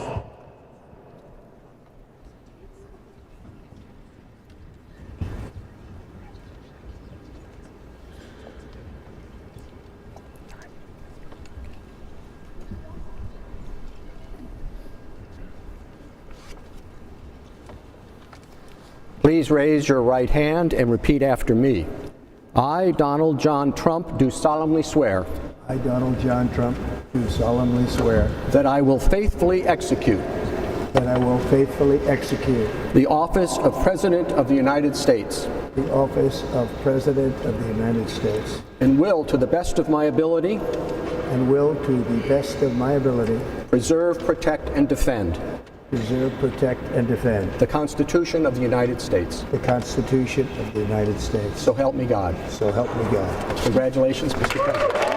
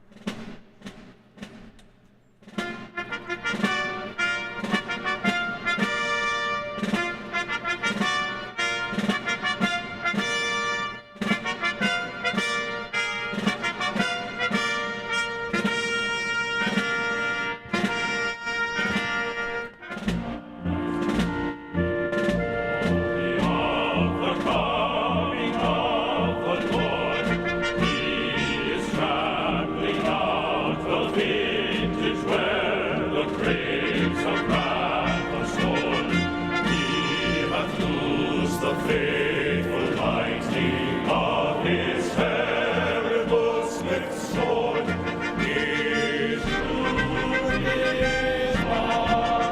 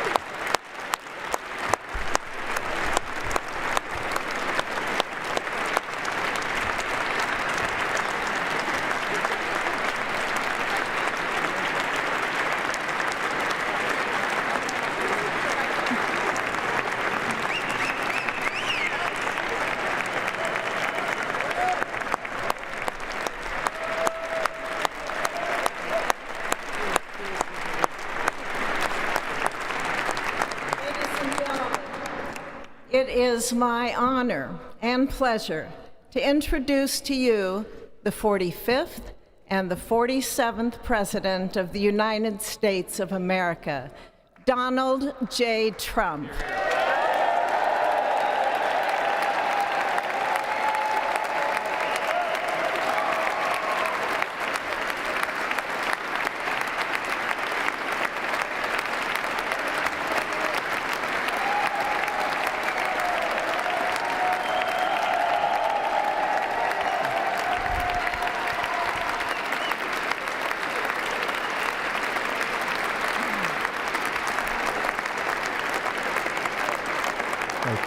Thank you very much, everybody. Well, thank you very, very much. Vice President Vance, Speaker Johnson, Senator Thune, Chief Justice Roberts, Justices of the United States Supreme Court, President Clinton, President Bush, President Obama, President Biden, Vice President Harris, and my fellow citizens. The golden age of America begins right now.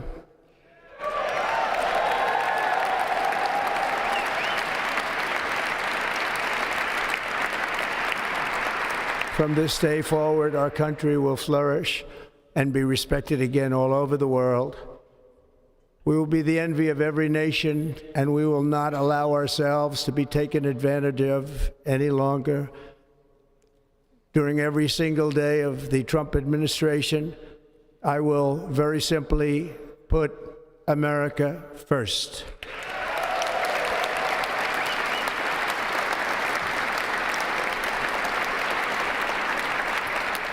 Our sovereignty will be reclaimed. Our safety will be restored. The scales of justice will be rebalanced. The vicious, violent, and unfair weaponization of the Justice Department and our government will end.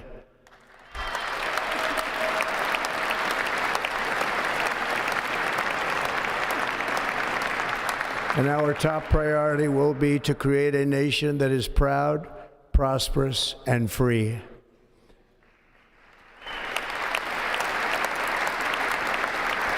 America will soon be greater, stronger, and far more exceptional than ever before.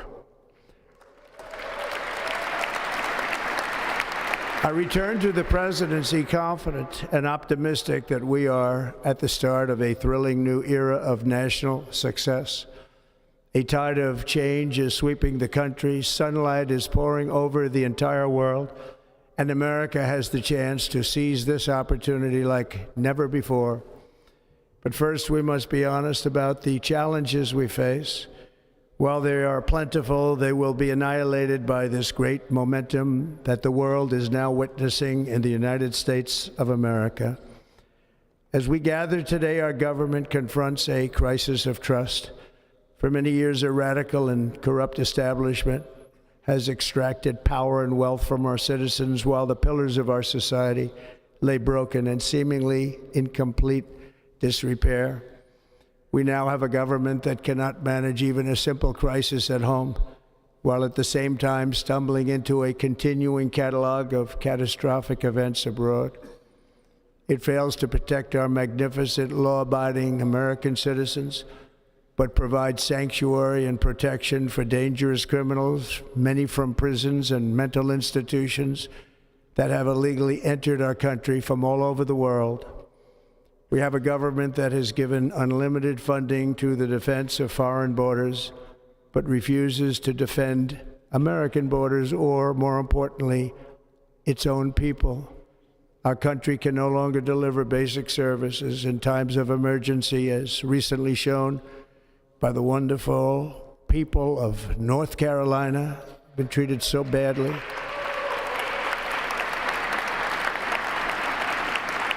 And other states who are still suffering from a hurricane that took place many months ago.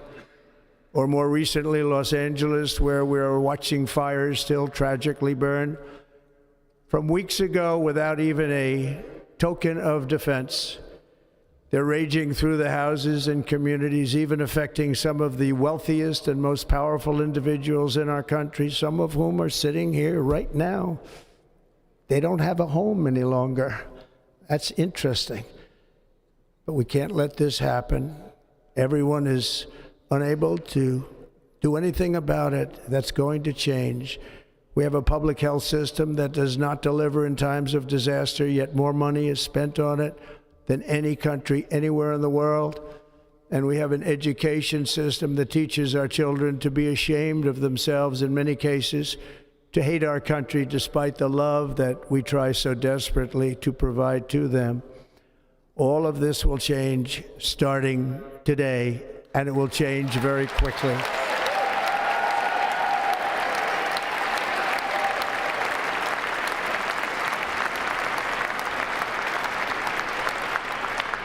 My recent election is a mandate to completely and totally reverse a horrible betrayal and all of these many betrayals that have taken place, and to give the people back their faith, their wealth, their democracy, and indeed their freedom.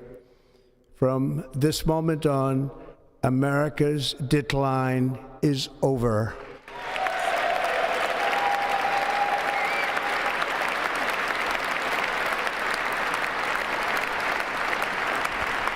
Our liberties and our nation's glorious destiny will no longer be denied, and we will immediately restore the integrity, competency, and loyalty of America's government.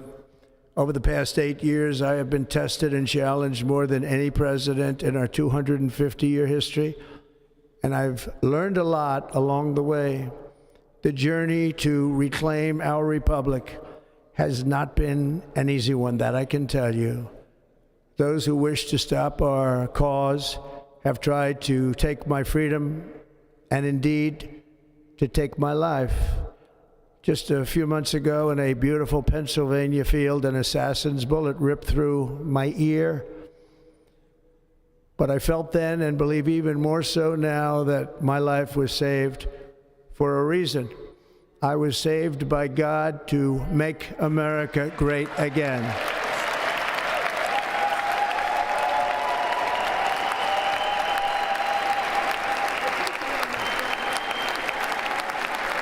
Thank you. Thank you.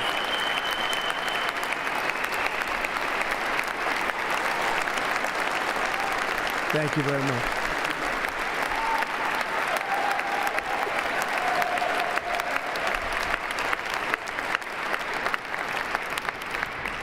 That is why each day under our administration of American patriots, we will be working to meet every crisis with dignity and power and strength. We will move with purpose and speed to bring back hope, prosperity, safety, and peace for citizens of every race, religion, color, and creed. For American citizens, January 20th, 2025 is Liberation Day.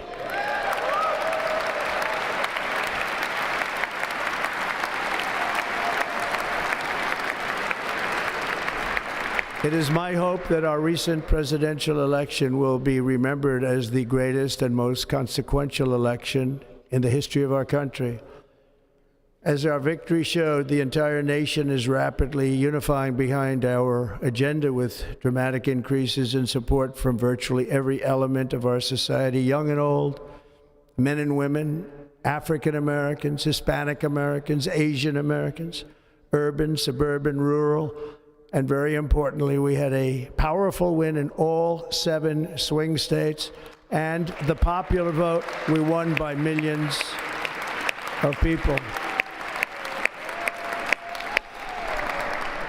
To the Black and Hispanic communities, I want to thank you for the tremendous outpouring of love and trust that you have shown me with your vote.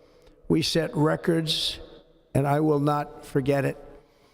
I've heard your voices in the campaign, and I look forward to working with you in the years to come.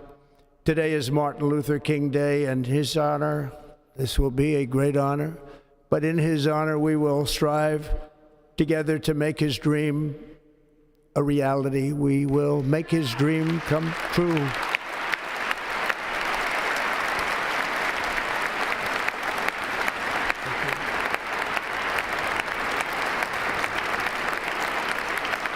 Thank you. Thank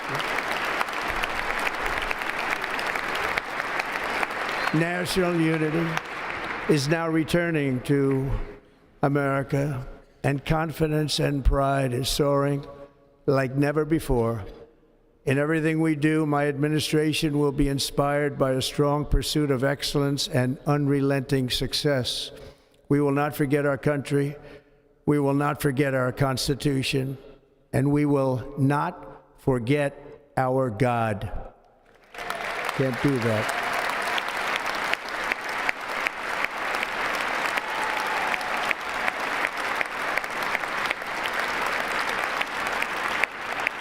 Today, I will sign a series of historic executive orders.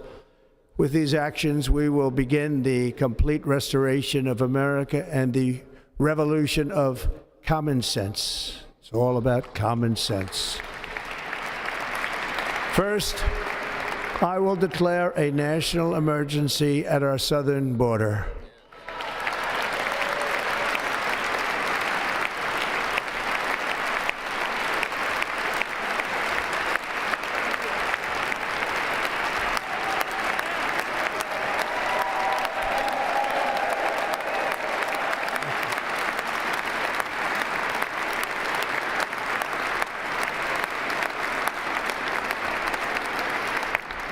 All illegal entry will immediately be halted, and we will begin the process of returning millions and millions of criminal aliens back to the places from which they came. We will reinstate my Remain in Mexico policy.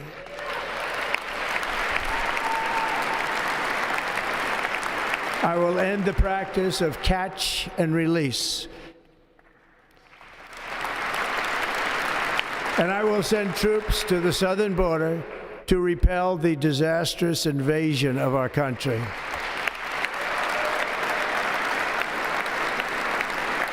Under the orders I signed today, we will also be designating the cartels as foreign terrorist organizations.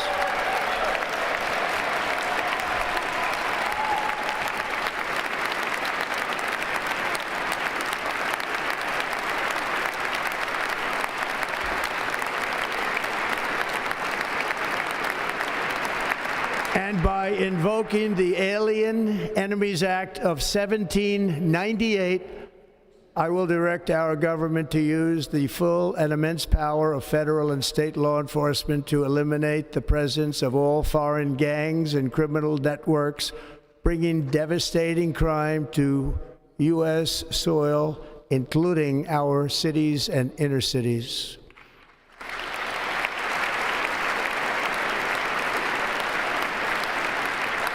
As Commander-in-Chief, I have no higher responsibility than to defend our country from threats and invasions, and that is exactly what I am going to do. We will do it at a level that nobody's ever seen before.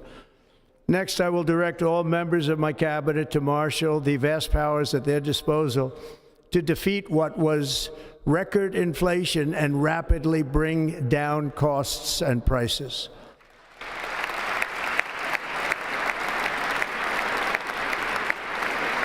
The inflation crisis was caused by massive overspending and escalating energy prices, and that is why today I will also declare a national energy emergency. We will drill, baby, drill.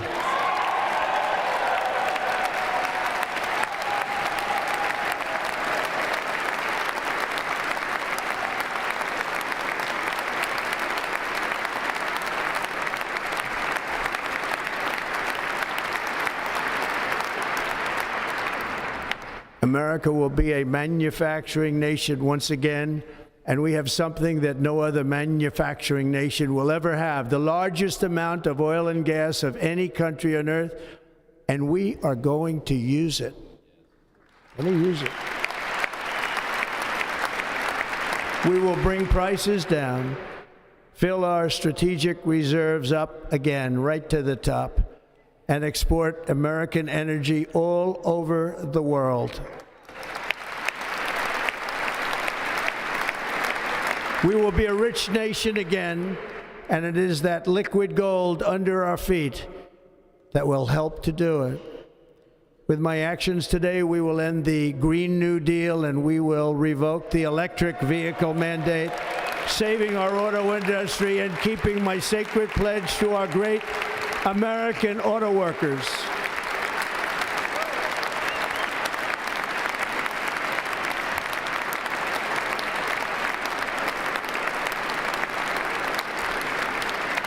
In other words, you'll be able to buy the car of your choice.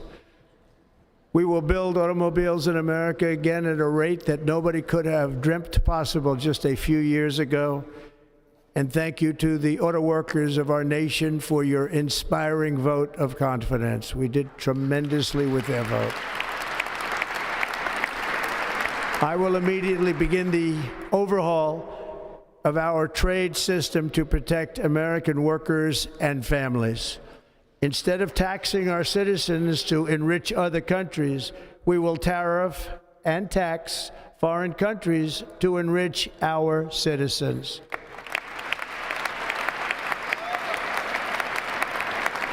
For this purpose, we are establishing the External Revenue Service to collect all tariffs, duties, and revenues. It will be massive amounts of money pouring into our treasury, coming from foreign sources. The American dream will soon be back and thriving like never before to restore competence and effectiveness to our federal government. My administration will establish the brand new Department of Government Efficiency.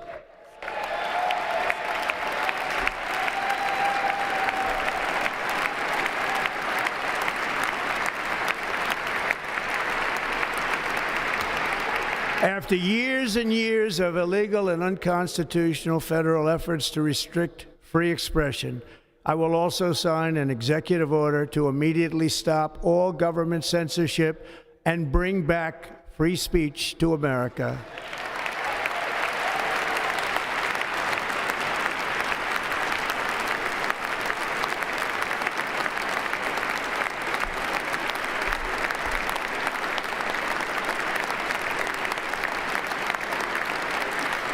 Never again will the immense power of the state be weaponized to persecute political opponents, something I know something about. We will not allow that to happen. It will not happen again. Under my leadership, we will restore fair, equal, and impartial justice under the constitutional rule of law.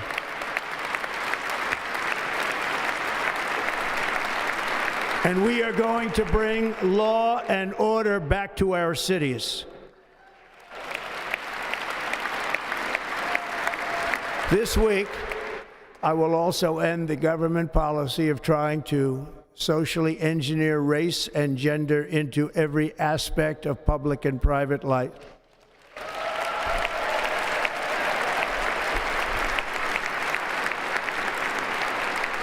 We will forge a society that is colorblind and merit-based.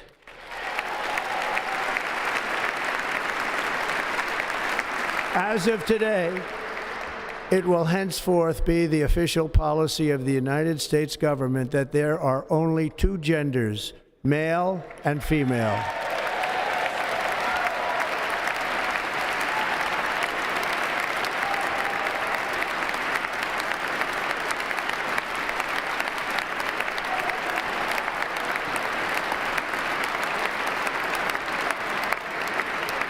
This week, I will reinstate any service members who were unjustly expelled from our military for objecting to the COVID vaccine mandate with full back pay.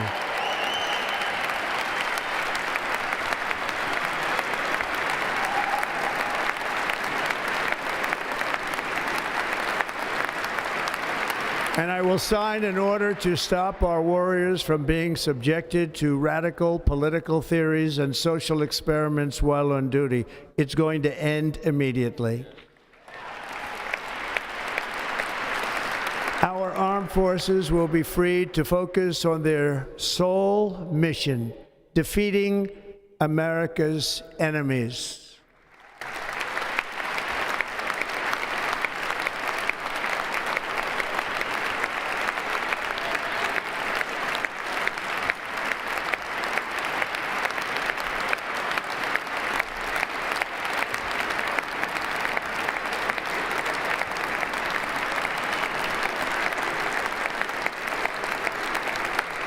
Like in 2017, we will again build the strongest military the world has ever seen. We will measure our success not only by the battles we win, but also by the wars that we end, and perhaps most importantly, the wars we never get into.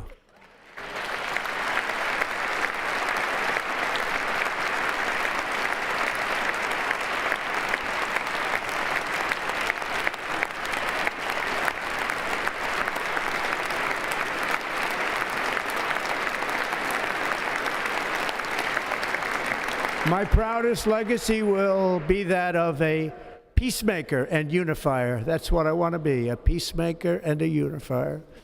I'm pleased to say that as of yesterday, one day before I assumed office, the hostages in the Middle East are coming back home to their families.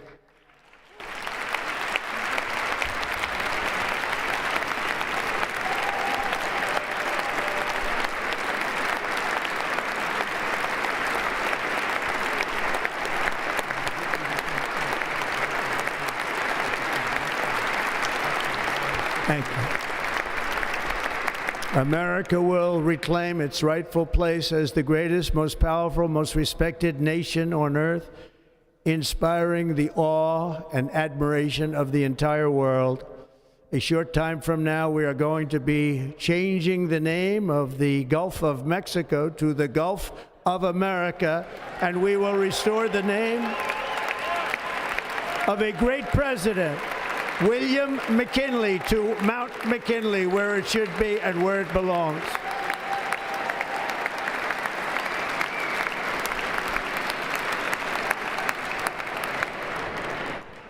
President McKinley made our country very rich through tariffs and through talent.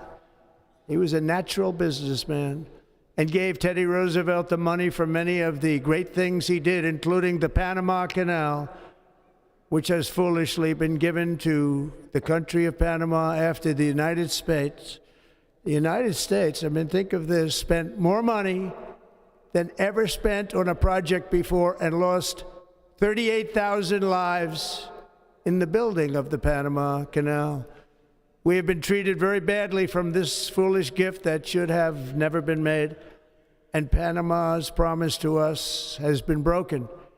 The purpose of our deal and the spirit of our treaty has been totally violated. American ships are being severely overcharged and not treated fairly in any way, shape, or form, and that includes the United States Navy.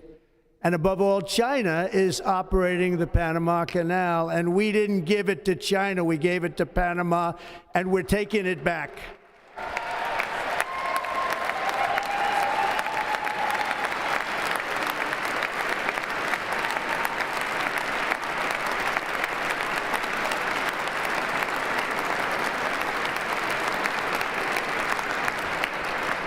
Above all, my message to Americans today is that it is time for us to once again act with courage, vigor, and the vitality of history's greatest civilization.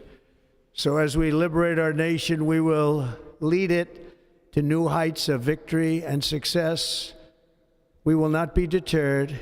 Together we will end the chronic disease epidemic and keep our children safe, healthy, and disease-free. The United States will once again consider itself a growing nation, one that increases our wealth, expands our territory, builds our cities, raises our expectations, and carries our flag into new and beautiful horizons.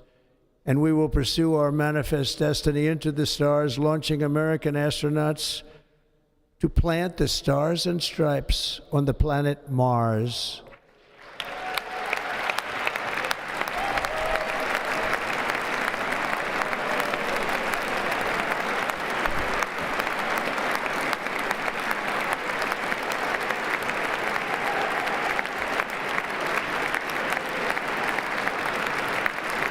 Ambition is the lifeblood of a great nation, and right now our nation is more ambitious than any other. There's no nation like our nation. Americans are explorers, builders, innovators, entrepreneurs, and pioneers. The spirit of the frontier is written into our hearts. The call of the next great adventure resounds from within our souls. Our American ancestors turned a small group of colonies on the edge of a vast continent into a mighty republic of the most extraordinary citizens on earth. No one comes close. Americans pushed thousands of miles through a rugged land of untamed wilderness. They crossed deserts, scaled mountains, braved untold dangers, won the Wild West, ended slavery, rescued millions from tyranny, lifted billions from poverty, harnessed electricity, split the atom, launched mankind into the heavens, and put the universe of human knowledge into the palm of the human hand. If we work together, there is nothing we cannot do and no dream we cannot achieve. Many people thought it was impossible for me to stage such a historic political comeback. But as you see today, here I am. The American people have spoken.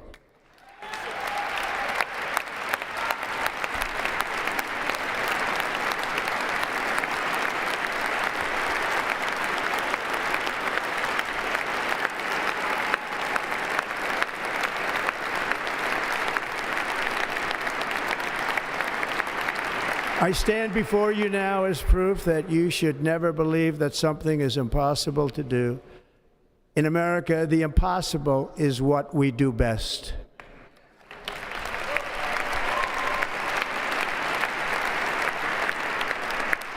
From New York to Los Angeles, from Philadelphia to Phoenix, from Chicago to Miami, from Houston to right here in Washington, D.C., our country was forged and built by the generations of patriots who gave everything they had for our rights and for our freedom.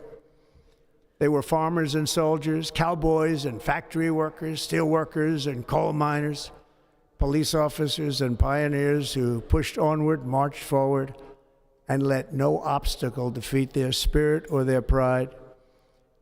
Together they laid down the railroads, raised up the skyscrapers, built great highways, won 2 world wars, defeated fascism and communism, and triumphed over every single challenge that they faced. After all we have been through together, we stand on the verge of the 4 greatest years in American history. With your help, we will restore America, promise, and we will rebuild the nation that we love, and we love it so much. We are one people, one family, and one glorious nation under God. So to every parent who dreams for their child, and every child who dreams for their future, I am with you, I will fight for you, and I will win for you. We're going to win like never before.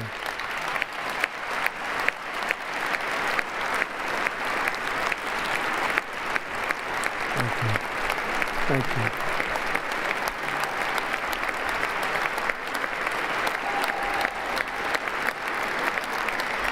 Thank you. Thank you. In recent years, our nation has suffered greatly, but we are going to bring it back and make it great again, greater than ever before. We will be a nation like no other, full of compassion, courage, and exceptionalism.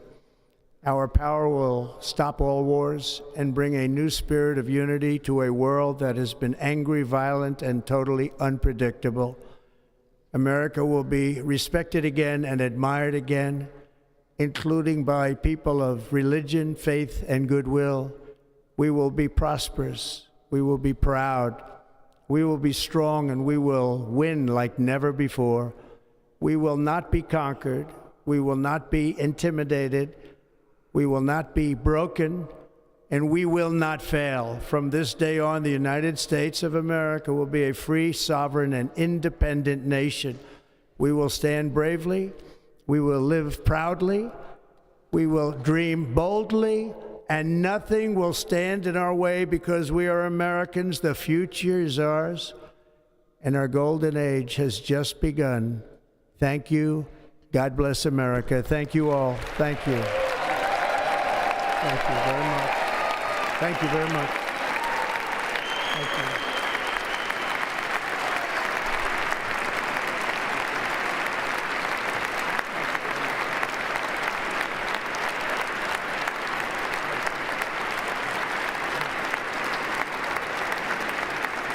Thank you.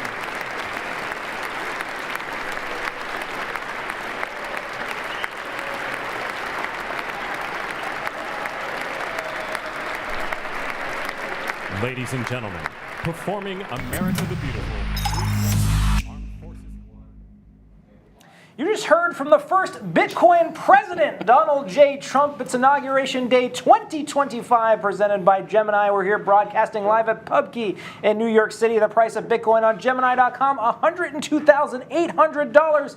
Let's recap some highlights from the speech. It's Liberation Day. Elon Musk, Barron Trump, Jeff Bezos in attendance. The golden age of America begins right now. We will be the envy of every nation. President Trump talking about a crisis of trust, saying his life was saved for a reason. I was saved by God to make America great again. If we work together, there's nothing we can't achieve, and promising the greatest 4 years in American history. Here to break it down, we've got Frank Corva, lead business correspondent of Bitcoin Magazine, and Thomas PubKey, founder of PubKey.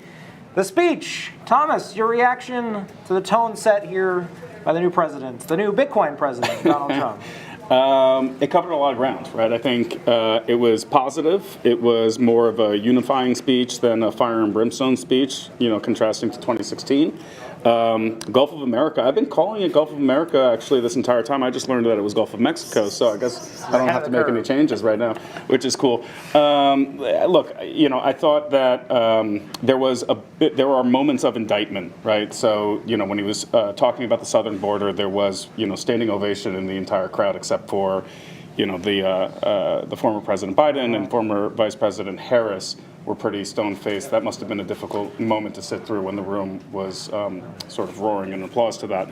But like we were saying before, we'll see what comes next. It's going to be a busy day today. I want to call out a specific statement that may relate to our industry, saying vicious, violent weaponization of our government will end. Frank, your thoughts on hearing this from the perspective of the Bitcoin and crypto industry? Yeah, I think everybody in this space knows how rough the last 4 years have been. I think from my perspective as the business correspondent for Bitcoin Magazine, it has been really, really sad to see people feel that they don't want to set up shop in the United States. I mean, the United States, as Trump mentioned, is a country of entrepreneurs, a country of go-getters, we're innovators, and to know that the United States is falling behind on this frontier of innovation, of Bitcoin, feeling that they can't set up shop here, do business here, and be a model for the rest of the world.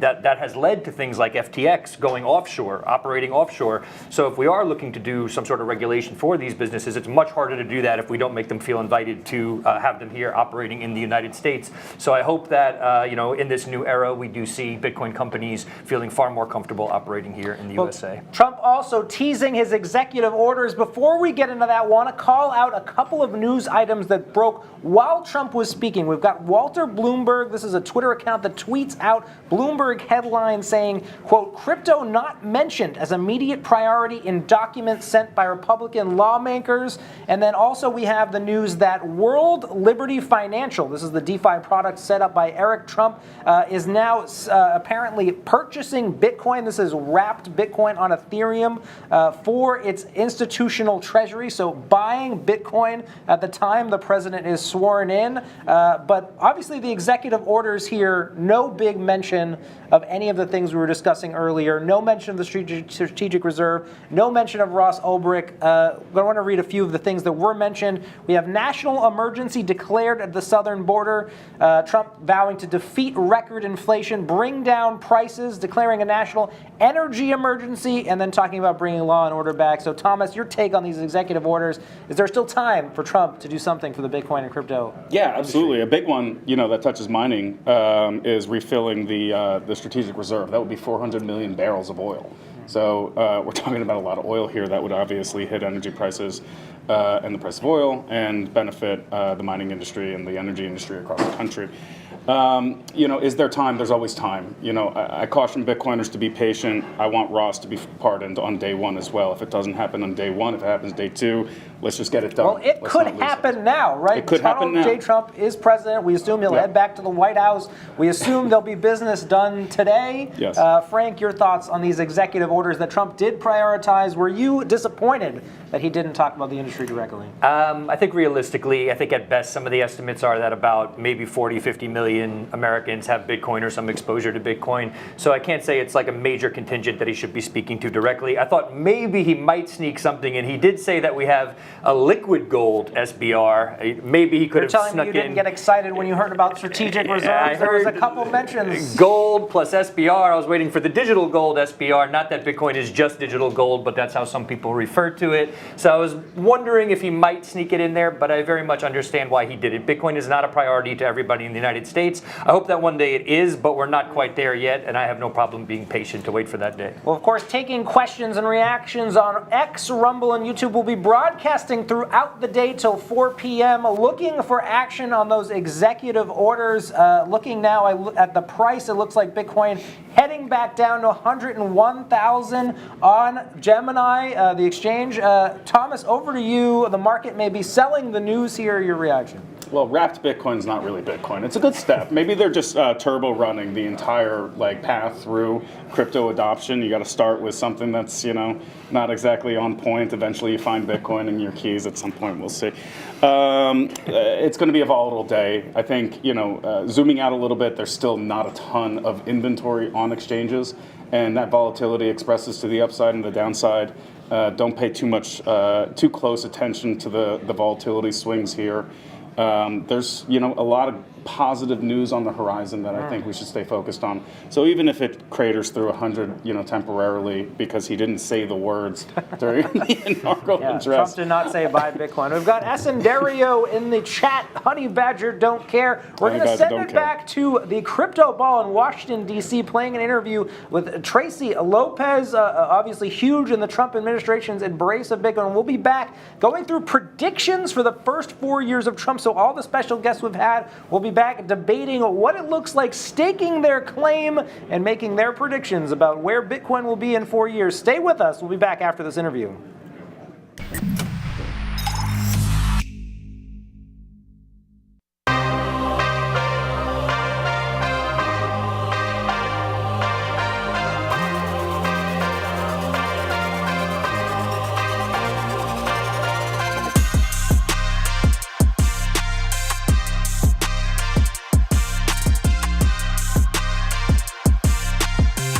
Tracy, you've been sort of like the mastermind behind making the president pro-Bitcoin. Can you tell us a little bit how that roller coaster happened? Well, late one night on David Bailey's terrace, we were discussing how much he really wanted Trump to come to the Bitcoin conference. And I told him I could help him. So I called a very dear friend of the family, Paul Manafort, and he opened up the doors for us. I shipped David to Trump, and then our Bitcoin 2024 adventure happened on getting Trump to the conference and also having the movement of get out the vote to make sure that everybody was siding with him so that one, we could save the industry, but also so that we can welcome him in and love this community as much as we love it. And he's a money president, so convincing him really wasn't that hard. He just gets it. He gets it. Wow, that's one of the things. Because it's been so hard to see politicians and having especially, choke point 2.0 for the last 4 years. It's been a crazy battle. How has it been? What was your story? What filled you? What was your journey? So my best friend is Emily Bailey, and she and David gave me a ticket to Bitcoin 22, and orange pilled me in the process of that. So I'm still a new Bitcoiner. But you've been making one of the biggest moves in history. You guys just made history, and we're celebrating it here today. I am an attorney by trade, and I love the Constitution, and I don't think that anything supports the U.S. Constitution more than Bitcoin does. It's freedom money. It's a way out of the system, out of the matrix, out of the hands of the government. And so what's not to love about it? Anybody that gets to know Bitcoin well understands what it's all about. So it's my pleasure. But what do you say to that says it in contradicting? Bitcoin is freedom money, yet we're trying to get sort of not the approval of politicians, but we look for politicians to make, to be pro-Bitcoin. So I think that sometimes we just need a little help, especially with a new and emerging industry like this one that touches so many different areas within the law. But I think that the best example I can give is like, you know, before women have the vote, men had to give them the right to vote. And it took a lot of convincing and making that argument. And that's how we got our right to vote. So like we relied on them to vote on our behalf so that we could vote. And so here it's kind of like the same thing. In order for our industry to thrive, we do have to have a proper regulatory framework. And so we need the politicians' help so that we can work together with what is best for the industry, for the consumer, like customers. And like we need their help. So like we have to work together. Sort of like that top down, bottom up approach.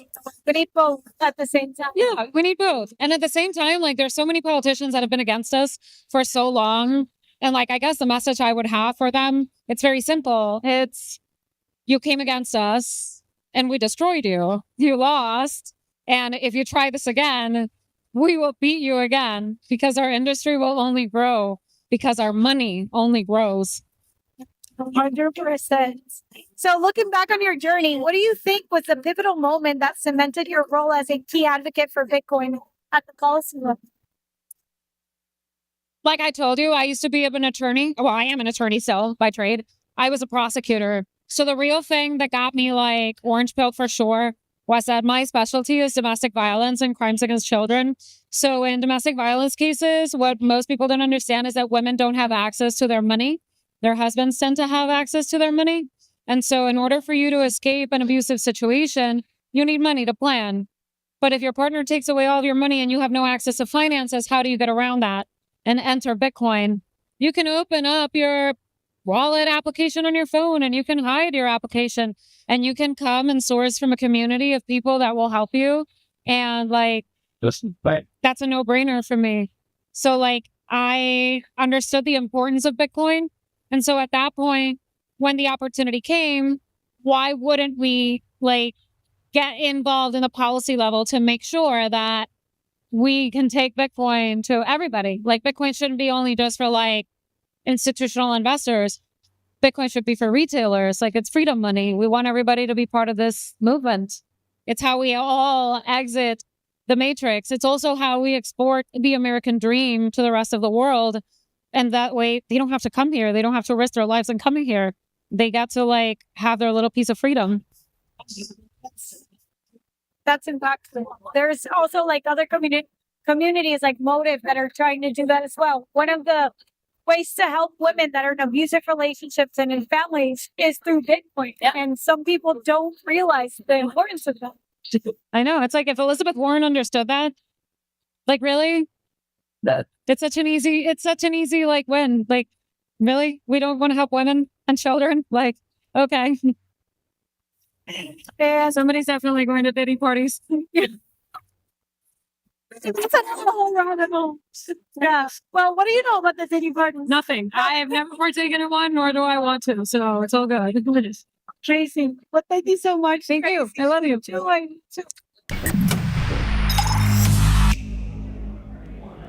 You just heard from Tracy Lopez of Kraken. It's Inauguration Day 2025, presented by Gemini here at PubKey in New York. The price of Bitcoin hovering at $102,000 on Gemini.com, America's exchange. Joined by some new guests here. We've got Christian Langelis, founder of Terrell Group. To his right, we have Frank Corva, lead business reporter at Bitcoin Magazine, breaking down the speech the first Bitcoin president sworn into office, going through a series of executive orders, talking about inflation, talking about how he'll improve the economy. Christian, I know you've worked for a long time with think tanks, with government agencies. Your thoughts on this speech? How does it go down in the history books for you? Well, Bitcoin wasn't mentioned in the literal speech, but this is really nothing new. Bitcoin has always been of the outside. And I think that actually, when we think about the crypto system generally, the fact that Trump has spent the last 48 hours launching a meme coin is actually, I think, fairly integral to what we can expect for the next 4 years. So basically, the way I see it, Bitcoin has completely escaped capture. We survived the Biden administration, etc. And we're entering into a phase that's just absolute techno-capital free-for-all. And I think that we have completely escaped to the point where even even Trump on the eve of his inauguration is taking wild gambles like that. And I will say, coming across the news just on Bitcoin Magazine, Twitter, World Liberty Financial buying over $4 million worth of wrapped Bitcoin on the blockchain. So it looks like part of a purchasing strategy from World Liberty Financial. But to Christian's point, the Trump administration is active in the crypto markets. For the first time, we have a president who is active in the crypto markets. Even David Bailey tweeting this weekend that the majority of his net worth might be in Bitcoin and cryptocurrency. Frank, your thoughts on this? It's surely exciting. I want to take a little bit of a different perspective than Christian took here, in that Bitcoin has sort of reached escape velocity, it can't be captured. I mostly agree with that, but I also think, we had Shinobi on the program earlier talking about upgrades to the base layer of Bitcoin to make it more usable for the average person. So I think a lot of the rhetoric around Bitcoin, especially in the political circles, is Bitcoin as capital, but not necessarily as money. But it is money. It's freedom money, as Tracy just mentioned in the interview as we were watching. So we want to make Bitcoin as usable as possible. We want people to be able to have UTXOs on the base layer, so we will need to see potentially upgrades to that. If the US establishes an SBR, a strategic Bitcoin reserve, that may make things a little bit difficult to get that accomplished. We're not going to get into all the details of that, but there are bigger nodes on the network, economic nodes, and those nodes have to agree with the upgrades to the system. So my hope is that as we move forward, Bitcoin, one of the most American tools ever created, a way to sort of bestow property rights on people, to let people transact permissionlessly as they see fit. I hope that becomes usable for people and that it doesn't, in fact, get captured. Christian, back to you, if I may. You sounded maybe a little bit sober about thinking about the U.S. government now getting active in these markets. As a Bitcoiner and those values, how do you want to see Trump stick to those values? Do you think he can embody the Bitcoin ethos in the way that we would like him to? Good question. I would say, at the very least, Bitcoin and the U.S. embrace of Bitcoin is a way of the U.S. for the U.S. to export its property rights and core tenets of the American founding abroad. And by being an underwriter of cryptocurrency markets, that very much is it makes that effect. However, I don't think that specifically the policies of the United States are of ultimate relevance to the success or failure of Bitcoin. I think that completely Bitcoin is beyond. I saw that Javier Milei was in the background at the inauguration. I think that that's a good analogy for the way that the world and the crypto curious world is approaching this new administration. Well, of course, we've read out the names. Elon Musk, thumbs up about going to Mars. We had Jeff Bezos. So certainly the Silicon Valley establishment making its presence felt. Frank, your reaction on who you saw in the crowd during Trump's speech? Yeah, it's wild that these people were so close to him, right? Jeff Bezos standing right behind him. I think Sundar from Google. It was cool. I was sort of hoping to maybe catch, I don't know, maybe the Winklevi twin, something like that. Just a little bit of like a little nod to the Bitcoin community. It's interesting. You could see that this is an administration that seems that it's going to embrace technology, which is really great. And I think while we should be excited about that, we should also be very wary about what that embrace looks like. Again, thinking about Bitcoin as money, not just capital, but then also some of the stuff I spoke about earlier on the program.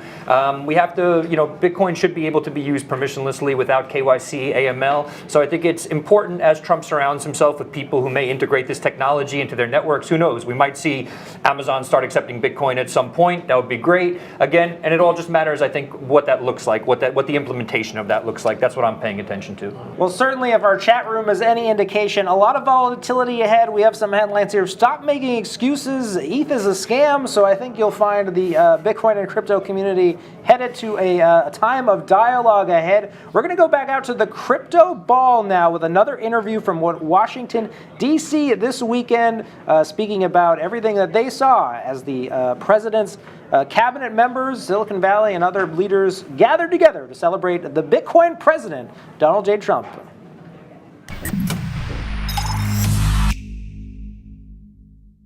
All right, Dave, who are you most excited to see here? Well, I got my eye out for Satoshi. So I have to ask, what lessons have you learned from navigating Bitcoin and crypto under the previous administration? Oh, good Lord. This is, how much time do we have here? So look, I been in crypto a long time. So I've been through around 2013. So this recent one was my third bear cycle. And the first one was terrible. The second one was not so bad. And the third one coming around, I was like, this is going to be no problem. And it was by far the absolute worst bear cycle of all. I mean, we had obviously, frankly, under attack by the US government, clowns like Gary Gensler, dealing with him for frankly, probably 2 years.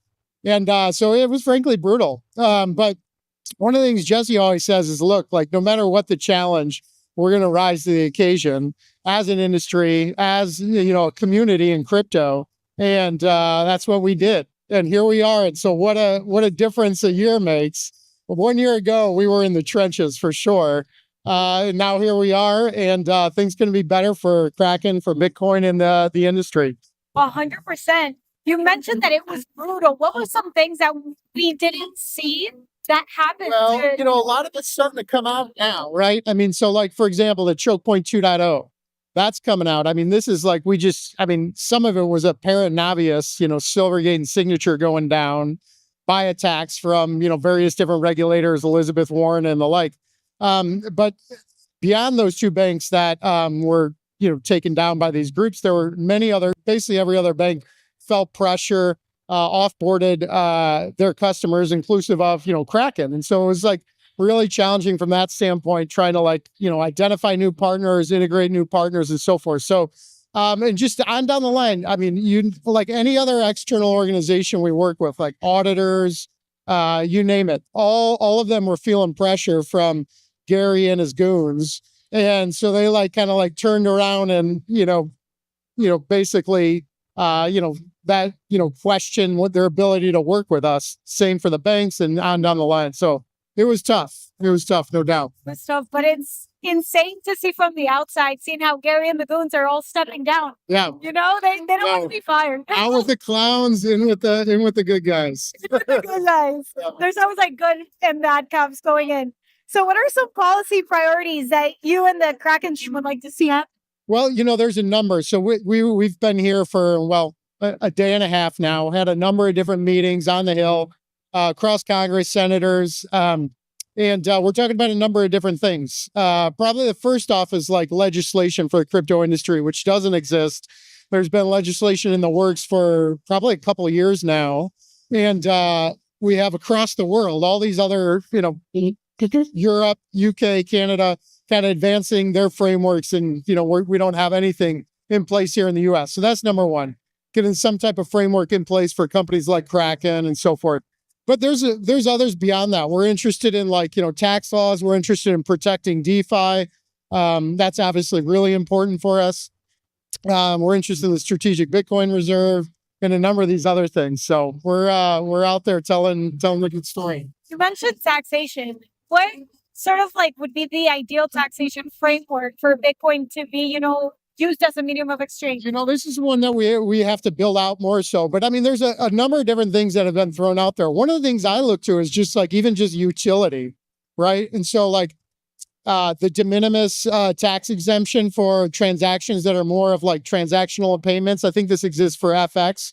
So hey, if you're going to buy a cup of coffee with Bitcoin, you don't want that to be a tax event type of thing. So it's kind of a de minimis for low value transactions. That's one that's out there, maybe not talked about too much, but there's others. And certainly when you get into some of the more innovative parts of crypto, staking, it's not necessarily new, but relative to government tax laws, it's newer and so forth. So there's, obviously want that to be treated optimally and so forth. So, and one of the things that we've noticed is a lot of huge companies are putting Bitcoin on their balance sheet. Many feel that decentralization aspect of Bitcoin is gearing towards more centralization. Should people be worried? No, I don't look, hodlers of any form, whether it's an individual hodling a huge amount of Bitcoin or a company or even a government, these things are not going to take down Bitcoin or crypto, threaten their value as a decentralized network. I mean, it's been proven over time we kind of went through a lot of this where there was the questions on like the fork wars back in 2017. And a lot of this played out where like the decentralized network and the nodes and the users actually were the ones that won the day. And so I think like, look, we've been through a lot of these fights, particularly with Bitcoin. And I think this isn't a negative at all. I mean, we want more people to adopt and hold, and that is someday going to be the whole world. So, you know. See, I like that whole. You just heard from Dave Ripley, co-CEO at Kraken. It's Inauguration Day 2025, presented by Gemini. We're here at PubKey in New York, talking about all the action that's taking place, the news that's moving across the channels, the price of Bitcoin on Gemini.com, just over $103,000. Joined again by special guest Nico Moran, host of Simply Bitcoin podcast, and then we've got Nolan Bowerly of Bitcoin on Rumble. Guys, want to get down to the meat of it. The Bitcoin president is here. One of the focuses of this broadcast will be on looking at the next 4 years. What can we expect from a full second presidency of Donald Trump? Some predictions. You guys drawing your line in the sand as experts here, making some predictions. We can look back in 4 years and see how right or wrong we were. So we'd love to get your thoughts on some predictions for this year if you guys have a list of topics to go through. So yeah, sure. I mean, one that I have that I think is going to be interesting. I know we've used. And when you say a prediction, we're going to talk about it, and then we'll say if we agree with it. Great. So we'll do a little bit of play here. So until now, we've seen that one of the big mimetic filters for Bitcoin has been Alice in Wonderland and going down the rabbit hole and all of this stuff. And what I posit in the next 4 years is Bitcoiners are going to embrace the Wizard of Oz more than ever. And we saw Wicked, right? That movie that created a big interest in Wizard of Oz. So the prediction here is specifically the Wizard of Oz will be a popular Bitcoin meme. Is that the prediction? Will. Okay, that is an esoteric first prediction. Well, it's important. It's important to have a little fun. Okay. Right? So take us into that. Why are we going with Dorothy down the yellow brick road? Why is this important? Well, exactly. So the era just before the fiat system was created and the Federal Reserve System was created was an era of bimetallism. We heard in Trump's speech talking about McKinley, right, that president. That whole era was really characterized by the environment in which the book Wizard of Oz was written. The movie came out in the 1930s, but the book by Frank L. Baum was written in the political climate around that time. And what it was really about was not ruby red slippers. It was really about silver slippers on a gold brick road and following this gold brick road to a great emerald city. Now, there was a ton of analogies about the political climate and the economic climate at the time. And those stories about this bimetallic system are going to become important for Bitcoiners. We're going to start to understand what it means to be in a world of the Bitcoin dollar. So to live with Bitcoin and dollar as a standard. So I think your prediction here is more about we're going to be living in a world where, and maybe even this prediction might already be true with Donald Trump's World Liberty Financial buying Bitcoin today. Is this a prediction to you, Nico? I don't know. I mean, We've got Internet Sophie in the channel who says she loves that prediction, but is this a prediction? Well, shout out to my wife in the chat. But is that a prediction? Yes, it's a prediction. Is it a prediction that I completely understand and comprehend? No. Is it an optimistic prediction? Absolutely. And I think what I got from Trump's speech at the inauguration was optimism. What I got from Trump's speech is opportunity and hope is coming back to America. And I definitely feel that. I definitely feel that 100%. So, I mean, we shall see. We shall see. I'll tell you what, though. My wife did see the movie Wicked, so you might be correct. Well, I think what I'm buying from this prediction is I think that you're right. The tension is going to be how does the United States proceed going forward with the reality that we have to transition to this new Bitcoin backed system, this new crypto system that we're migrating to. And I think as we're seeing in the chats and a lot of people here, that'll be the primary tension going forward. We talked about Bukele, we talked about what Trump can do, but obviously he cares about the average American financially, right? And maybe the best thing for America is to embrace Bitcoin as quickly as possible, but he's going to have to do that in a way that lifts up people, and I think that's going to be really challenging. Nico, let's go to one of your predictions. First up, what do you got? Yeah, so one of my predictions is I think the idea of the Internal Revenue Service, the idea of taxation, is going to be questioned by this administration. We've heard Trump talk about in the past how he doesn't believe it's fair that you have to pay capital gains on Bitcoin because he sees it as money. There was also a recent announcement that he was discussing the idea of an external revenue service. Howard Lupnick, in one of Trump's speeches, one of Trump's rallies, talked about the idea of, look, back in the day, and I think Trump actually named that president, by President McKinley, I believe. He was talking about how the United States used to be funded by tariffs, and the idea of the income tax is actually relatively new. And what a lot of people also don't know about the income tax is the income tax and the Federal Reserve were both established on the same year of 1913. So I think the idea of income tax is going to be questioned. I think the idea of potentially funding the government through tariffs is going to be, talked about. And even if Trump isn't successful in doing it this term, the fact that he's moving the Overton window the way he is, I think is very, very positive. I want to bolt down this prediction to something more specific. Do you think Trump gets rid of the current taxation policy on Bitcoin, where right now all Bitcoin and cryptocurrency sales are subject to capital gains? Does Donald Trump in this administration repeal that requirement? I think that if he had enough political, I think that if he had a filibuster-proof majority in the Senate, I think absolutely he would be on the table.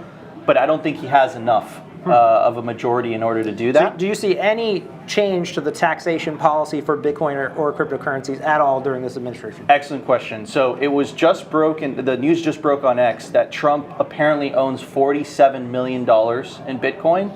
So this was World Liberty Financial, the DeFi exchange started by Eric Trump and some of his other associates, that is purchasing wrapped Bitcoin with some of the proceeds from the exchange. Thank you for clarifying. So yes, I absolutely believe that. I don't think he's going to be able to get rid of the taxes altogether, but I definitely think that taxes will go lower in terms of capital gains in regards to Bitcoin and crypto in general. Nolan, let's see how you're reacting to this prediction. So the prediction here is that the IRS is going to be questioned, a loose prediction.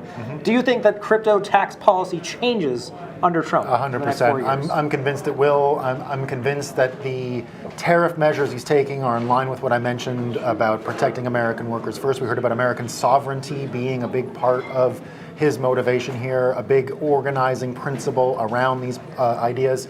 If the revenues coming in from tariffs are great, and look, these tariffs are going to have a devastating effect on America's neighbor, Canada.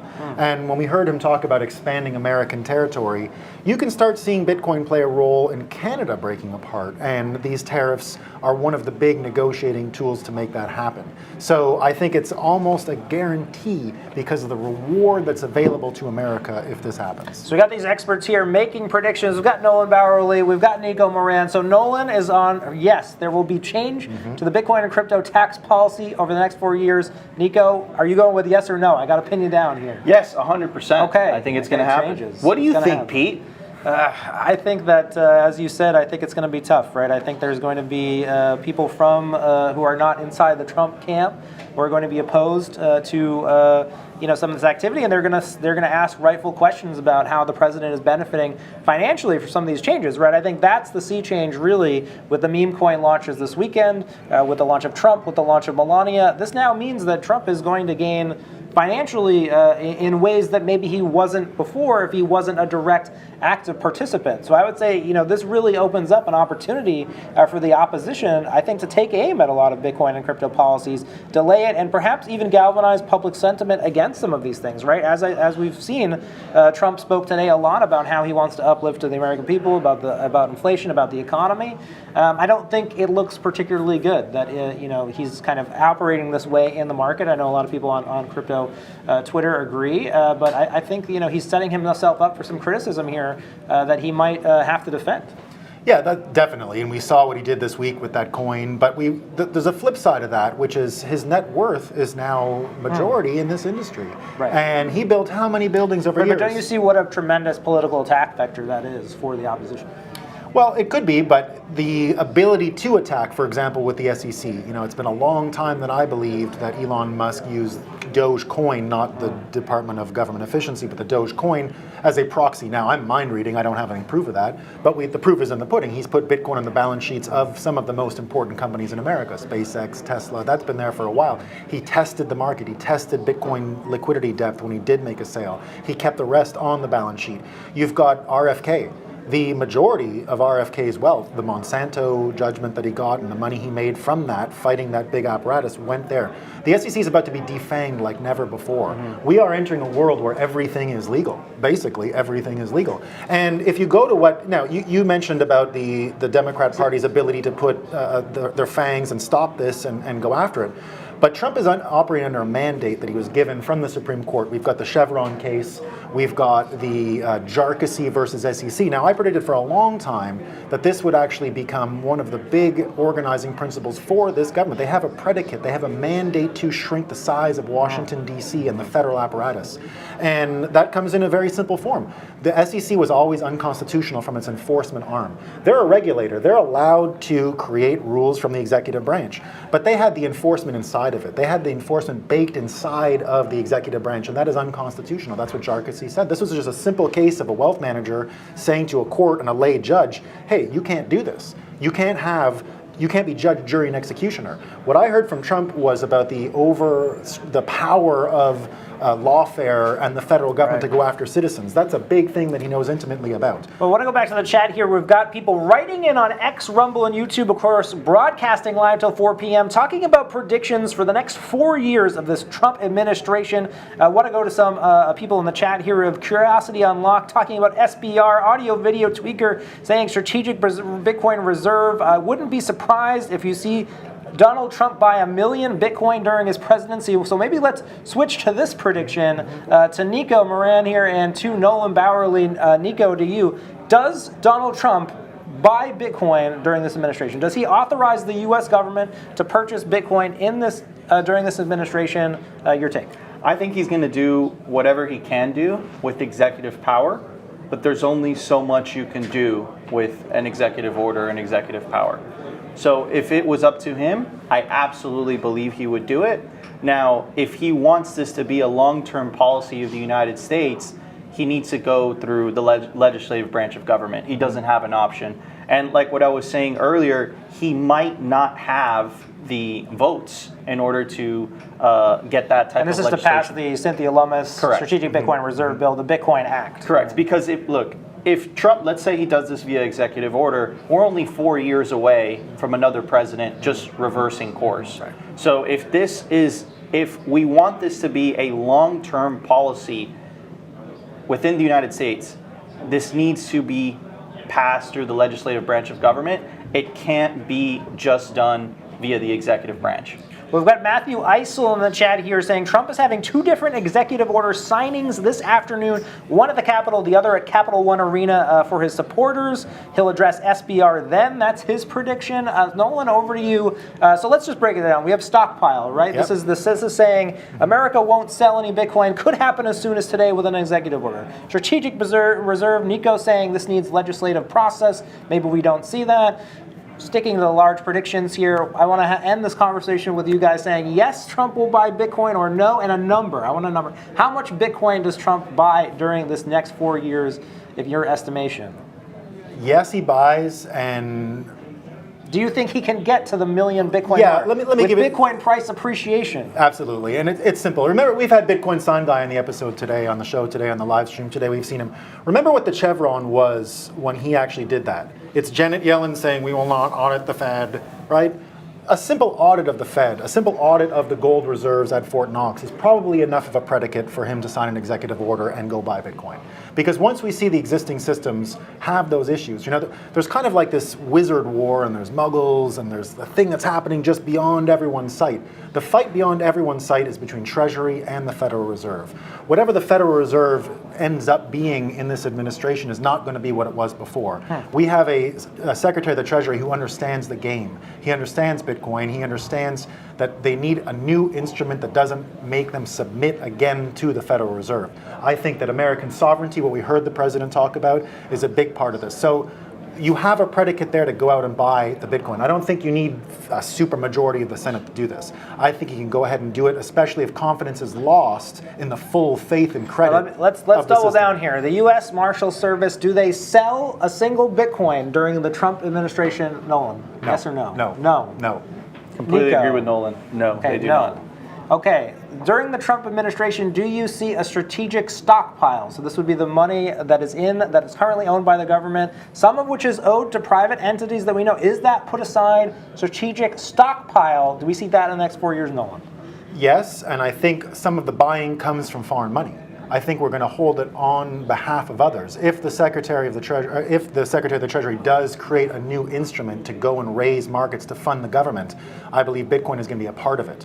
They're going to be offering zero interest for the dollars, and they're going to put Bitcoin out into the market, and we're going to hold it on behalf of other nations. And it'll be repaid to them in 5 or 10 or 20 years.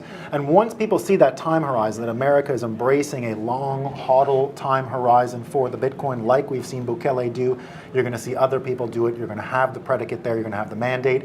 And you're going to see things like proof of reserve. I mean, for God's sakes, we saw a lot of Kraken folks on the broadcast today.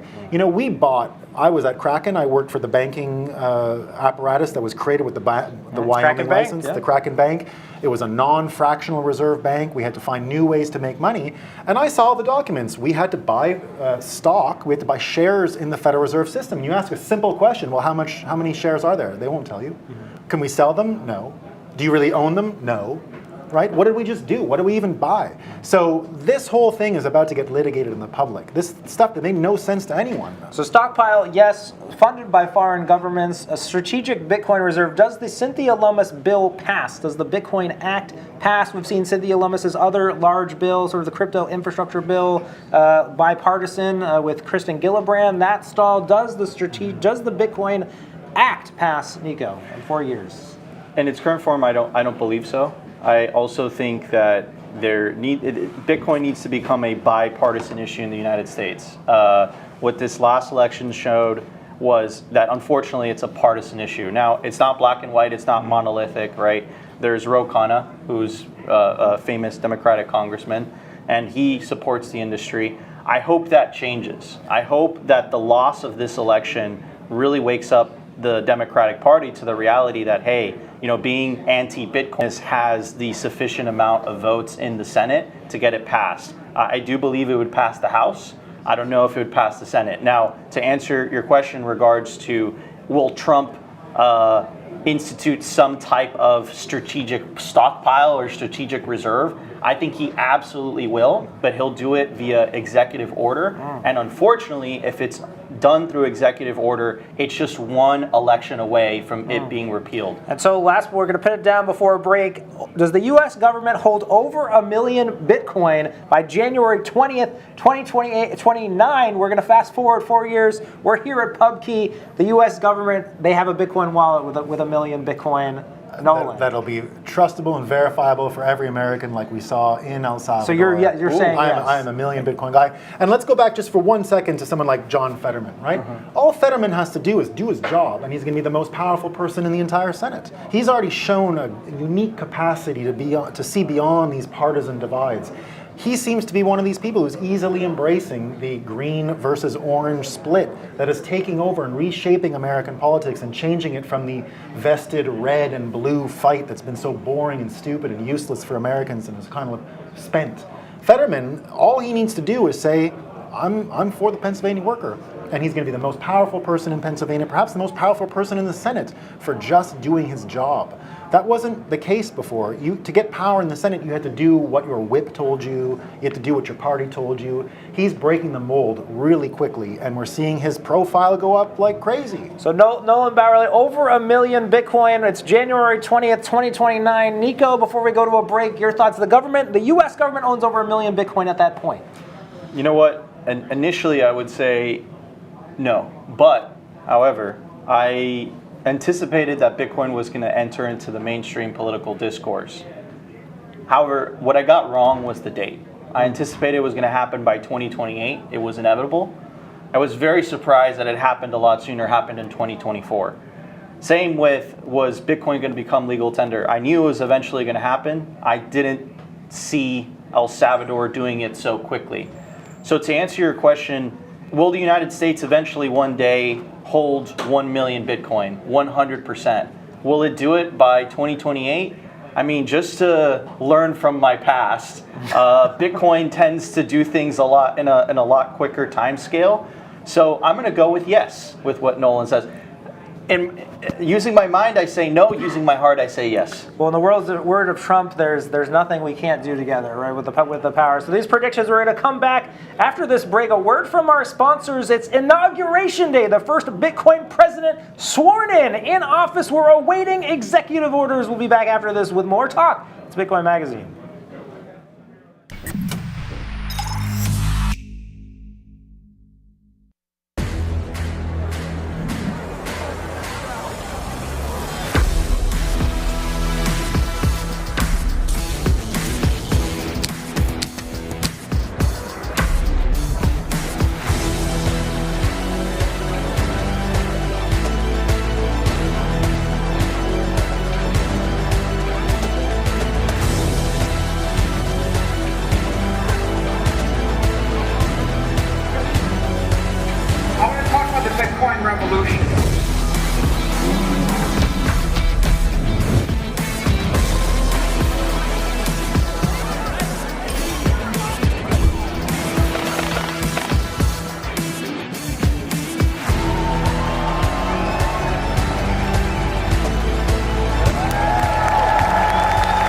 Never sell your Bitcoin.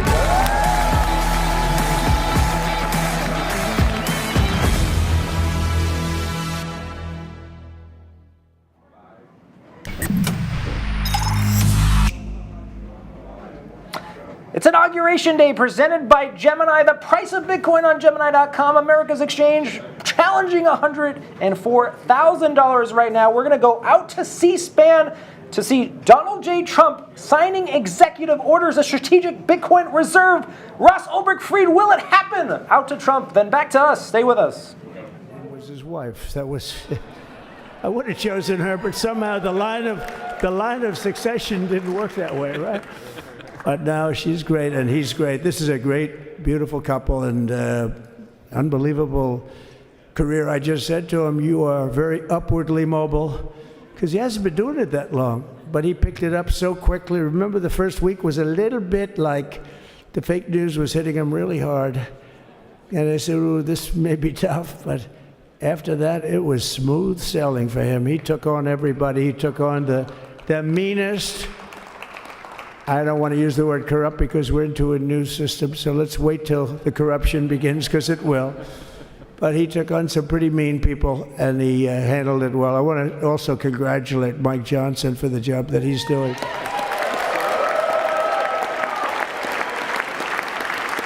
Steve, we gave him a majority of almost nothing, and then I said to make it tougher on him, let me take 2 or 3 of the people, right? I said he'll only have to suffer with that for about 3 months. How are they doing, by the way? Are they? Is that moving along? Totally unified. I said, do you mind if I take this one, that one, and a couple of others? He didn't mind. He can handle it. No, he's a man that's liked by everybody. I've never met a man like this. You've got how many is it, 219 or 220 or something? 220. And of the 220, 219 really like him. I noticed he got 1 negative vote once about 2 weeks ago. But I think even 220 like him, if you want to know the truth. And that's very unusual. I know a lot of nice guys in Congress, and they have 35 people that hate him. So if you have 35 people that hate you and you only have 1 or 2 or 3 votes, you'll have 5, I think. But that's going to be like, the good news is when we get to that 5 number, it's going to feel like a massive majority. You could be really nasty to a couple of them at least, So it's going to feel like hitting your head on the wall and stopping. It feels so good to stop, but he's done a fantastic job. And Steve Scalise he's our hero because, I was with him. You talk about being shot. I was with him. He got some bad ones, and his incredible wife, and she really loves him. You never know about that. I've been with other people that were doing poorly, and the wife is like looking at a watch. She can't get out of the hospital fast enough. How's he doing? Oh, I don't know. He's all right. That woman was a mess. She was crying and crying. No, they're going to take him. They're going to take him. I told Steve when he finally woke up, it was a while too. The doctor told me it was the most blood they've ever transfused in any patient. They've never done anything like it. And here he is, the picture of strength, right? And he's been a great friend of mine, right? With a family, because of a family. And what a job you did. It worked out pretty much better than we even thought, right? And I did have a couple of things, to say that were extremely controversial. And between JD and Melania and anybody else that heard, please, sir, it's such a beautiful unifying speech. Please, sir, don't say these things. I said, I'm telling you, it's going to play great. They say, you're right. For this group of people, it's going to play great. You're the only ones I hurt by not, but we had some beauties, didn't we, Melania? She said, sir, calls me sir when she's angry. No, I'm only kidding. I better say I'm only kidding, or the press is going to pick that one up loud and clear. No, but she said, no, I think it would be terrible. It's such a nice speech. I think it's, it all depends on your delivery. How was the delivery? Was it good? But she said it's such a beautiful speech. You can't put things in there that you were going to put in. And I was going to talk about the J6 hostages, but you'll be happy because, it's action, not words that count. And you're going to see a lot of action on the J6 hostages. See a lot of action. And I was going to talk about the things that Joe did today with the pardons of people that were very, very guilty of very bad crimes, like the Unselect Committee of Political Thugs, where they literally, what they did is they destroyed and deleted all of the information, all of the hearings, practically not a thing left. They deleted all the information on Nancy Pelosi having turned down the offer of 10,000 soldiers. You wouldn't have needed 10,000, you could have had 500, and it would have stopped. Because we may have had 1 million people that day, the people that were there. You don't see any photographs, but we have a lot of great photos. But you don't see those photographs. They don't put them in. They show the people at the Capitol. But I was talking about that. I was going to talk about that. They said, please don't bring that up right now. You can bring it up tomorrow. I said, how about now in front of I'll bring it up right now. This little time delay is good because we're getting great reviews on the speech. Now watch. They'll take the speech and say, I didn't like it because he left there and he's talked to people. But we're giving you a little more information than we gave upstairs. But no, they pardoned a lot of people. They pardoned, before we even get to today, they pardoned, 33 murderers, absolute murderers, the worst murderers. When you get the death sentence in the United States, you have to be bad because they don't give it much. And he pardoned almost everybody having a death sentence. And if you went through the crimes that were committed, you wouldn't even believe them, the level of violence, the people that were killed, the innocence of people that were killed and children killed by these people. And he pardoned them for whatever reason. He spared them, but they didn't spare the people that they killed. And who knows what happens in the future. It's one of the worst because a lot of times they let them out early after that. They say you're going to be in for life, but then all of a sudden they get let out for good behavior and then they go on a rampage. It's one of those little things, right? But I was going to talk about that. But I was really going to talk about the level of, what's going on. Why are we doing this? Why are we trying to help a guy like Milley? Why are we doing Milley? He was pardoned. What he said, terrible what he said. Why are we helping some of the people? Why are we helping Liz Cheney? Liz Cheney is a disaster. She's a crying lunatic and crying Adam Kinzinger. He's a super crying. I never saw the guy not crying. He's always crying. I looked at him. I remember years ago he was actually on my side. And then one day, when you don't want to kill people in wars, they turn against you. Liz Cheney hated the concept of not going to war with everybody. Let's kill everybody. Let's spend a lot of money on military equipment, where her father works, right? And but what she did was incredible. Think of it. They destroyed and deleted all of that information that went on for almost 2 years against Trump. And the reason they did, because it was all false. Like the person that said, I tried to strangle a Secret Service agent. That's one of the toughest human beings I think I've ever seen. I actually had a friend saying, please don't change that, sir. You are the coolest sucker in history. Remember, she said, I put my hands around his neck because he wouldn't go to the Capitol. Made up fiction. And I was rebuffed. And the guy on the right is a massive weightlifter, probably stronger than me. Do you think he's stronger than me, honey? You know who I'm talking. Possibly stronger than me.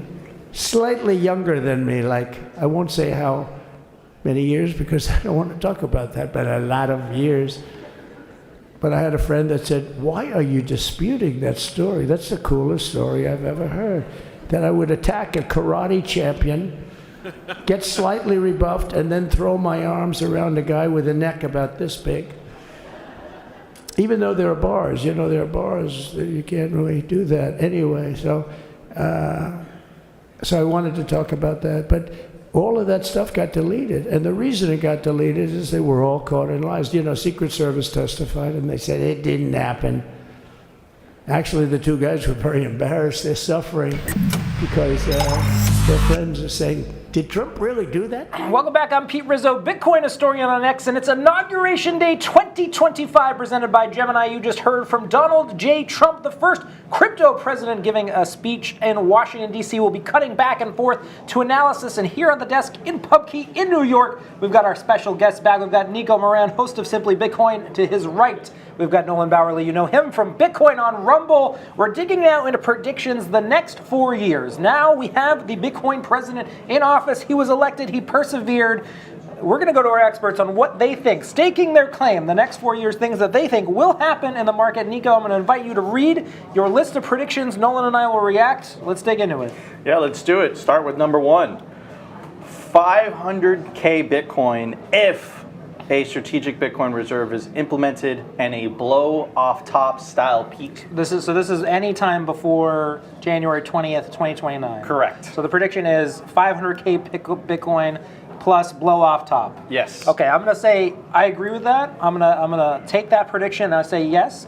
And I think the next Bitcoin crypto crash is going to be systemically important for the U.S. markets. I think you're going to see, or even the global markets, I think you're going to see governments become concerned on a level that they haven't before. I think there'll potentially even be talks about bailing out the industry in an ironic twist and inversion on the 2009 Satoshi Nakamoto creation. But yes, I think the next market crash, I think that happens sooner than later. Talking about your bullish expectations, I think you maybe even see that this year. Nolan?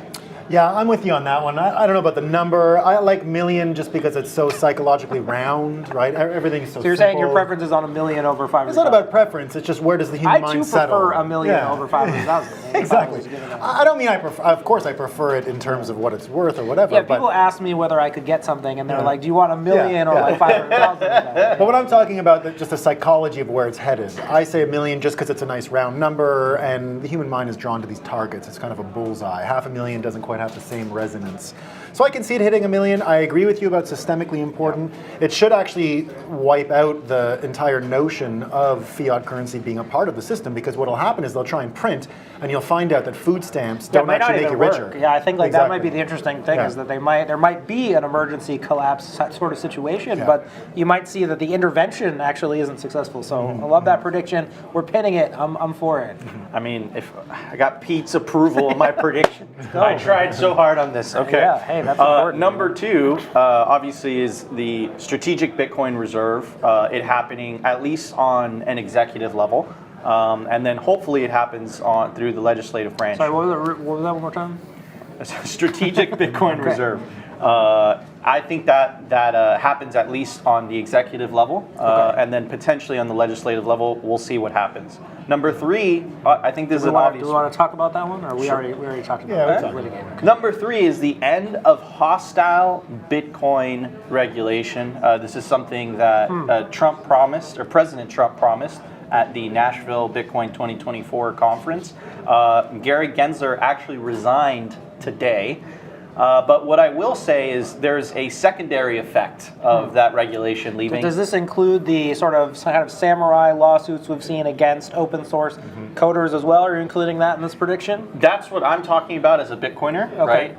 The end of the attack on the Bitcoin mining industry, the end of the Operation Choke Point 2.0, the end of the attack on self-custody. like terms like unhosted wallet, like that doesn't exist, but they have to. So you're saying part of this is there will be specific laws enshrining self-custody in the U.S. by the U.S. government? Absolutely, and I think you're already seeing this on the state level. But I think hopefully, again, through executive orders, you're going to see the Bitcoin industry protected. Now, however, I will add a caveat. An asterisk. Yeah, you can add an asterisk. The asterisk is I think we're entering an era of altcoin degeneracy, the likes of which has never been seen before since 2017. Yes. So there is a pro and there's a con. This is a complicated prediction. Yeah, right, and then when there is an inevitable market crash in Bitcoin, and because it's going to be so intertangled with the U.S. economy, I think a lot of people are going to be upset. They're going to be very pissed off, and they're not going to know the difference between crypto and Bitcoin. So we saw the pendulum swing so hard because of Gary Gensler. I think we're seeing it swing back hard as well. And I think inevitably it's going to swing back as people are going to ask for the government to step in. There'll be a reaction. So this is where I think I'm going to say I'm going to say no on this prediction. I don't think you'll see self-custody being enshrined in the law. If you do, I think it could be revoked. I think, I don't know. I try to be optimistic, but I think that the idea that we're going to get everything we want, kind of what we were talking about with El Salvador, right, where they came in with this big thing. We have Bukele with a city of gold. This is the vision that I'm getting from the Trump administration right now, right? We're going to solve all your problems. You're going to be back and better than ever. I think we're going to see a little bit more antagonism from the state level. I don't think it's going to be as aggressive as it was, but I think you might see things that slightly undermine the things that we want, right? So that's why I asked you specifically about the Bitcoin coders. Will we see software be recognized as speech in America during that time, or at least the courts upholding it? I'd say I would like to think so, but I don't know. I think the verdict's out. I think if you were to ask me, I think it's likely we end up with some bad legislation, whether that's on purpose or it's reactive to a negative situation. I think there will be some. Here's how I would revert your prediction. I think on January 20th, 2029, whoever's coming into the office, there are going to be some Trump-era Bitcoin laws that we will want to see reversed. Yeah, I'm with you on that. I think this fight, for what I see a victory in this administration and what we're going to achieve, it is really between the Federal Reserve and the Treasury, like I've been talking about today. I think the monetary policy aspect is sort of the tip of the spear here. The privacy stuff, I don't think is a priority. I can see a lot of the FATF stuff continuing, a lot of the antagonism towards KYC sticking around. I think a lot of us are going to be unsatisfied already with their understanding of that stuff. I think they think it works. I think there's a lot of people that believe that deputizing the banks and the financial entities and the coders to go after criminals is going to stick around. And I think there's a huge stablecoin component of the Trump kind of wing that wants to see the U.S. dollar kind of dominance continue through the crypto system. And I think, let's just say maybe I'll add a twist prediction. I think you might even see some law that advantages U.S.-based stablecoins over Bitcoin. And, there's no limit on, now that we're entering the period of sophistication, you can see sophistication in a good way and a bad way. So I'm gonna say no on this prediction. I think you're gonna end up with a couple bad laws. Yeah, I'm with you on that one too. Okay, we're striking it down. Absolutely. All right. Here is prediction number 4, which I'm actually very excited about. Okay, great. Which is the exposure of what truly happened during Operation Choke Point 2.0. And I'll provide a little bit of context. There was a tweet that came out of Senator Cynthia Lummis's office asking the staff of the FDIC to not destroy documents. So I believe that there is a lot of things that were happening behind the scenes during the Biden administration that were on purpose in order to isolate the Bitcoin industry from the traditional financial system.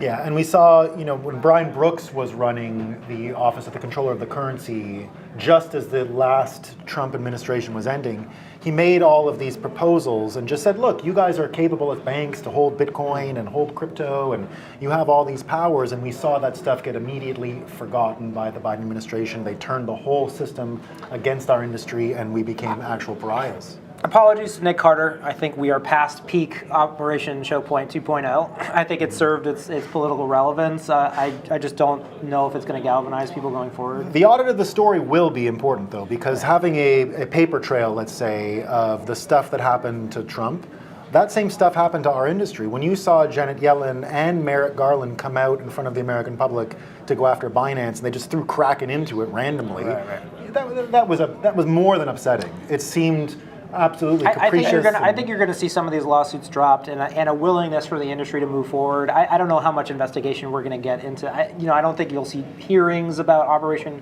Choke Point 2.0. I think that people will just move forward personally. Maybe, but we saw him talk today about the First Amendment, and that would be in Missouri versus Joe Biden, right? That's the case where the state of Missouri sued the Biden administration about the COVID censorship stuff. And you could imagine that, even Bitcoin Magazine suffered from that, right? When they came after Bitcoin Magazine because of the Fed Now t-shirts, I mean, when I saw that, I said only 10 lawyers together in a room could be so stupid. No one lawyer could ever make a mistake like this. It was ridiculous. You needed a bunch of people to get together to hallucinate this into reality, and that's what happened. So you got to understand the mechanisms here, and there has to be some form of a reckoning for what happened because it was so absurd. 100%. So, more DK Moran predictions? Number 5. This is a spicy one. I'm going to do it. A spicy one with salt on top. Trump going out of his way to pump his bags. More about aligning incentives and that's happened, right? We saw World Liberty Financial buy wrap Bitcoin today. We got some Bitcoin on the balance sheet. Exactly, and no American HODL quote: "No one is better than their incentives." So I think when Trump went to Nashville, he promised at least 1 or 2 or 3 times that Bitcoin was going to go to the moon, that Bitcoin was going to pump. I don't think Michael Saylor was caught at Mar-a-Lago because he wanted to socialize with Trump. I think Trump's going to try to pump Bitcoin. I don't know how you do that. I don't know whether it's through a executive order strategic Bitcoin reserve or stockpile. But I think the president of the United States is going to go out of his way to pump the price of Bitcoin. It sounds absurd saying that, but I would say I would go as far as to say I think this prediction is already true. I think based on what we saw over the weekend, and Trump at a rally yesterday saying, again, taking responsibility for the Bitcoin all-time high. I think for better or for worse, the Bitcoin price and Trump, he sees that as a sign of his success. That's astounding, but I think that one's already true. I want to put a little frame on this one. I think that at some point this year, Donald Trump is going to get the Max Kaiser Bitcoin Employee of the Month award. He's going to beat out he's going to beat out Bukele for 1 month. He's going to do a bunch of stuff, but at least the one who's won every year. He is that guy who gets the picture up every month in the place. The right? Simpsons, it's like Smithers. Yeah. Sometimes Saylor gets it, right? Sometimes Saylor's in there, but I think there will be at one point where Max Kaiser even has to say, you know what, Bitcoin did so well this month, despite all of the craziness, he will get the Max Kaiser Bitcoin Employee. What do we got next? This one is an interesting one. The proliferation of meme coins and altcoins. I think we're going to see meme coin / altcoin degeneracy, the likes of which hasn't been seen before. I think already true. Yeah, very long time. I think there was slight bumpers, for a long time. But I think that what we're heading into. We're all give a controversial one. I think you'll see something. I think you'll see something potentially even pass or challenge Bitcoin on the top of the market. I think you'll see something stupid. Yeah, I wouldn't be surprised. I think this is going to make 2017 seem like a little speck. Have you truly considered waking up and seeing Trump coin above Bitcoin on CoinMarket? Have you considered that reality? I don't know. How would you respond in that situation? That's what I want to know. It's interesting because I thought the kill yourself coins, like if you don't buy my coin, I'm gonna right. I thought that was the end of the line. Yeah. But a president gathering the whole industry and then launching a coin I think you're going to see the influencers. David Portnoy's tweet the other day was a real indicative of this.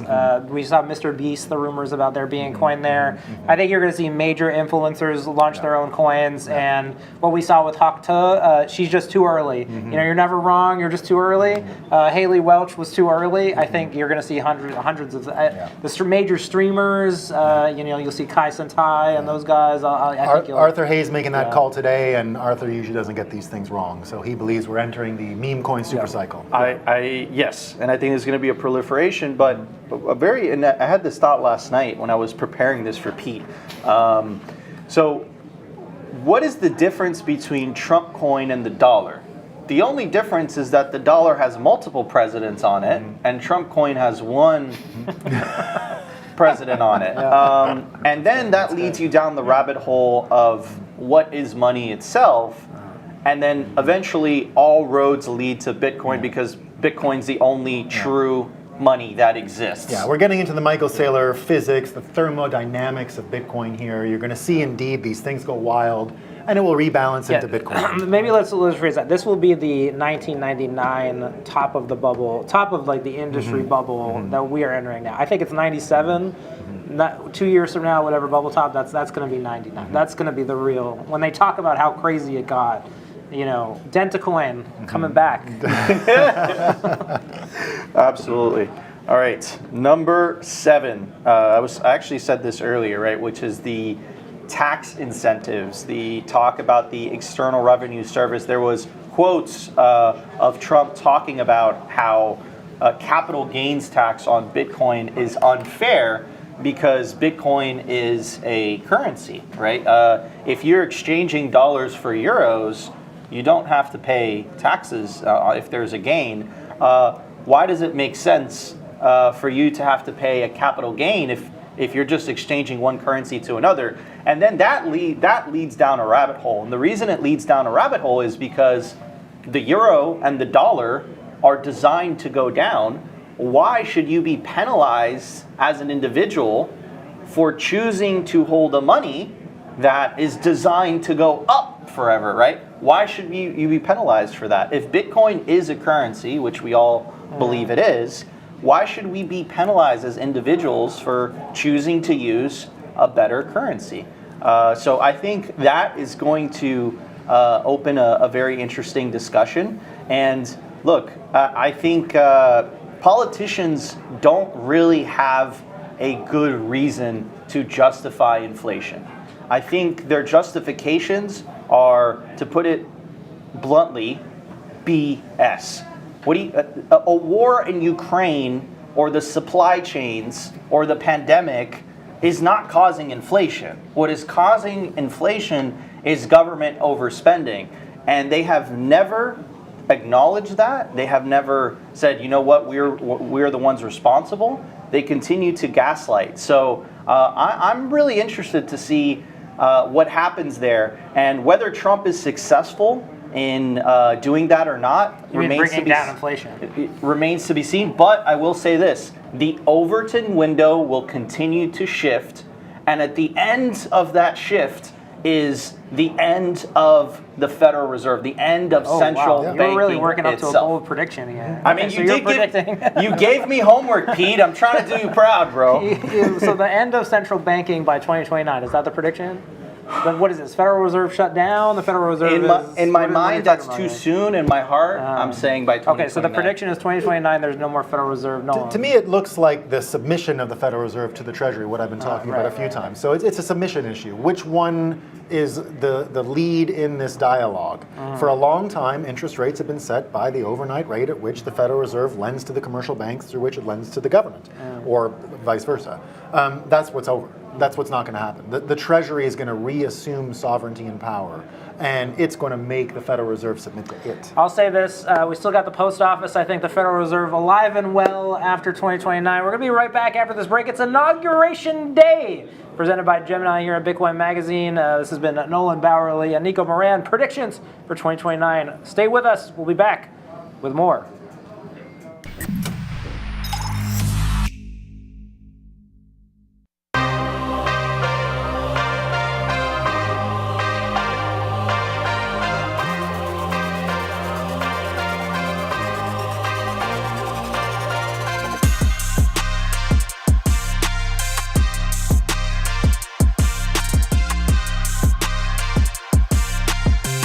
Bitcoin all-time high dance?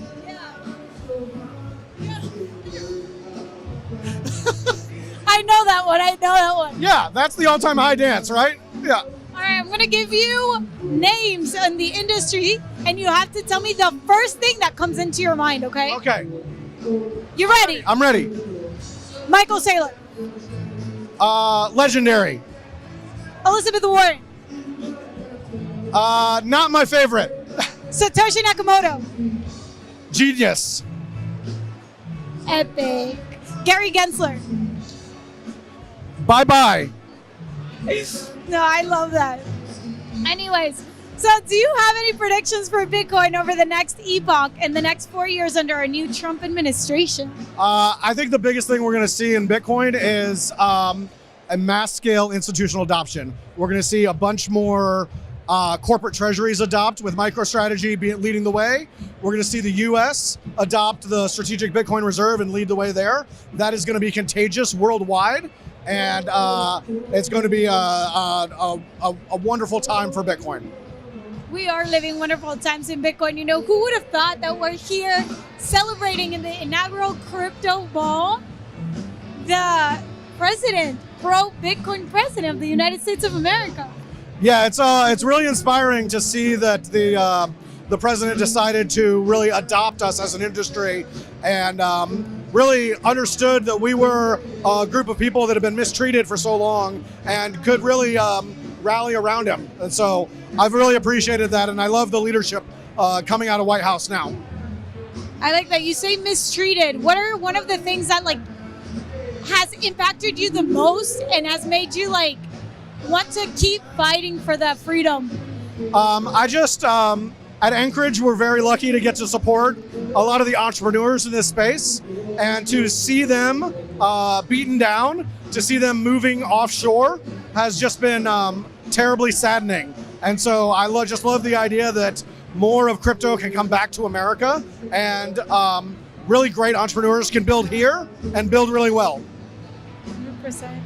So Anchorage is focused on Bitcoin and crypto custody. Do you have any thoughts on potential growth scenarios for institutional and or enterprise BTC allocations as we head into 2025?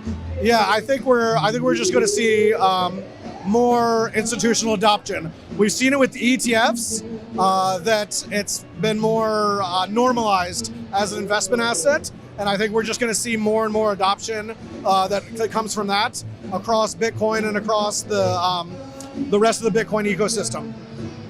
So SAB 121 has been a big topic of conversation. What do you think a potential repeal of this staff accounting bulletin might do to the industry? I think it's one of the biggest unlocks for the industry. Right now, SAB 121 has been keeping so many of the large banks from being able to participate in the industry. Once they're able to come in, I think a lot more banks are going to want to come in, and they're going to use it as a deposit asset, use Bitcoin as a collateral asset, and use it as a core part of their strategy. At Anchorage, we're going to be an enabler for that.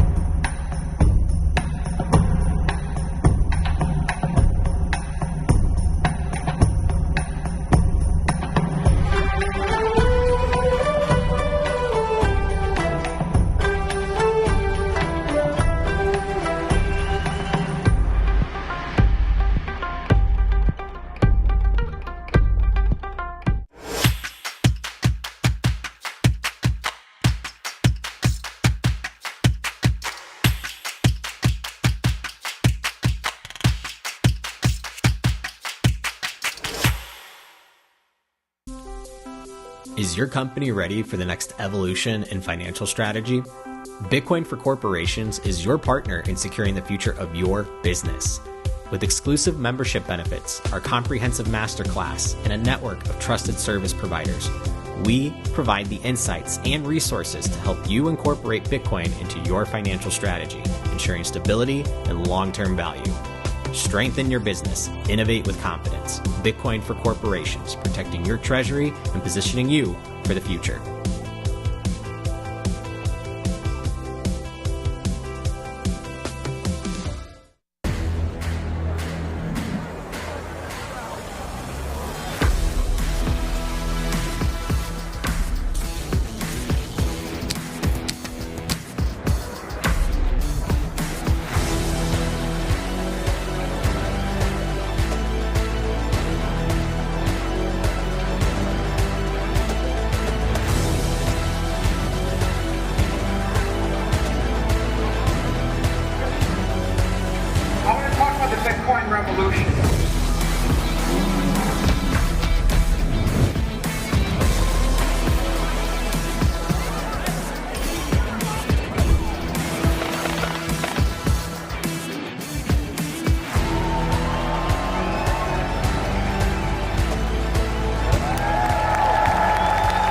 never sell your Bitcoin.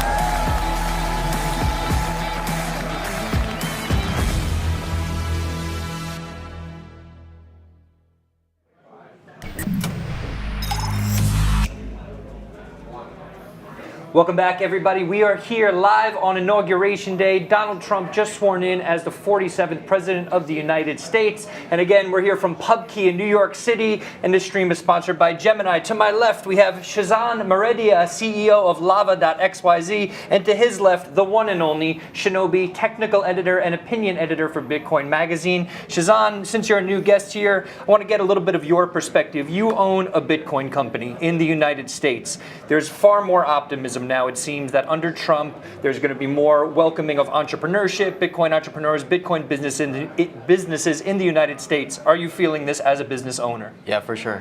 Even since the election, we've seen a lot more enthusiasm from financial institutions, even in like New York, America. I think everyone was very pessimistic before the election about working with Bitcoin businesses or participating in Bitcoin markets. And we offer loans against Bitcoin.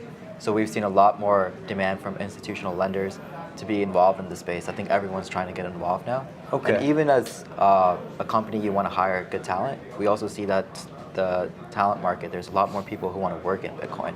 Now that they're optimistic, there's not going to be heavy regulation against it over the next 4 years. Okay, so do you feel like we're moving so it's less of a taboo thing? Yeah. Bitcoin used to be very sort of like, we're not sure from a regulatory perspective, all this, so that's sort of disappearing at this point, you think, or at least receding. Okay, interesting. Shinobi, I want to get into some of your predictions for what's going to happen, but first I want to touch on something that we've talked about a little bit here today. It's great that, okay, we have maybe a more business-friendly administration, but at the same time, we know that Bitcoin ideally should be used without KYC, without AML, used as digital cash, right? Do you think that moving forward, we're going to see maybe less aggression towards developers in the space, people like the Samurai developers, even Tornado Cash? Are you optimistic in any regard? Very cautiously to a limited degree. I mean, notably, like Trump hasn't touched on or mentioned anything regarding like the ongoing Tornado Cash cases, the Samurai case. I think that's going to be the negative side of things. I think despite being very business friendly, they're still going to be very heavy-handed as far as regulations, KYC requirements. I think just systematically, most agencies are probably going to continue those types of actions. They don't want people, even if they're not going to attack self-custody outright, they don't want it to be used in a private way, an anonymous way, without having the kind of paper trail that they're used to having access to in the legacy financial system. So I think the overall shape of how the administration is going to approach things is give them the prize of self-custody, but really kind of hammer into all the things that make that valuable in the first place. I think they're going to try and shape the ecosystem so that you do have self-custody, but in every other way, it's very much analogous to just a bank account. They're going to be able to see everything, they're going to be able to track everything, and I am not very optimistic about that side of the ecosystem really developing without users, developers, builders kind of just going, we're going to ignore whatever regulations or roadblocks you put in the way and just do it anyway. I don't think it'll be approved. Okay, fair enough. I want to jump into your predictions in just a second, but on that note, I want to bring up one of mine and maybe get your responses to this. So I think that over the next 4 years, we may actually see a substantial challenge to the Bank Secrecy Act. So the Bank Secrecy Act, which was brought into law in 1970, I believe, is what allows for the Treasury, for FinCEN, to basically track all these transactions. There's been talk amongst prominent thinkers in this space like Nick Carter, Lynn Alden, saying that for us to really sort of make legitimate strides around KYC, AML, we're going to have to challenge that. Shazan, do you think this is at all a potential reality? I think it is. Interesting. Okay, please. Trump literally launched a coin recently, and the amount of traction he got was because he launched it in this open marketplace where global markets can participate in buying his coin. And I think most of the people here probably aren't a big fan of the coin itself that he launched, but... What makes you think that, Shazan? But he did actually benefit from these open markets that are permissionless and global. So I think he realizes the value of it, and if he wants to keep his coin alive, even for example, he's going to have to make some strides. Interesting. So sort of an aligned incentive sort of I scenario. think there's like aligned incentives now that he's actually listed a coin that is trading on open markets largely. Okay, interesting. Shinobi, your thoughts? I kind of agree. I think it's inevitable that somebody challenges that in court. I actually wrote a massive series of articles in 2020 kind of predicting like big events that I think would be coming for this decade, and the Bank Secrecy Act being challenged in court was one of them. And I mean, it's just inherently the way that regulation works is it actually does protect people's privacy from the general public in terms of mandating financial institutions to safeguard your information, keep that private, hold them liable if it is leaked.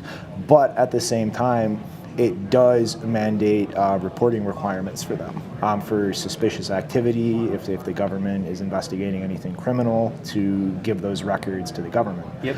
And that doesn't really translate to a system like Bitcoin on a blockchain where by default, everything you do is public. Yes. Like there is no way interacting with a blockchain to make a transaction on chain and just hide all of those details from the public, because by the nature of how that technology works, like it has to be publicly visible so that the system can be verified. Yep.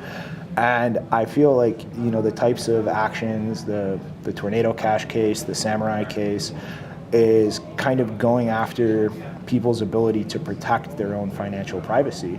And I feel like it's inevitable that that contradiction kind of gets called out in court. Like how does this apply to a system like this where you are legally requiring these institutions to protect people's privacy, but in practice, like you're actually legally attacking like these service providers that give tools for people to do that in Bitcoin. Yep. And like that has to, in some way, whether it's in the court, whether it's new legislation, that contradiction has to be reconciled. Yep. Otherwise, you're kind of undermining the argument for the Bank Secrecy Act in the first place, that people should have financial privacy, just with the caveat that, you know, if we need to get some records because something criminal happened, we can get them.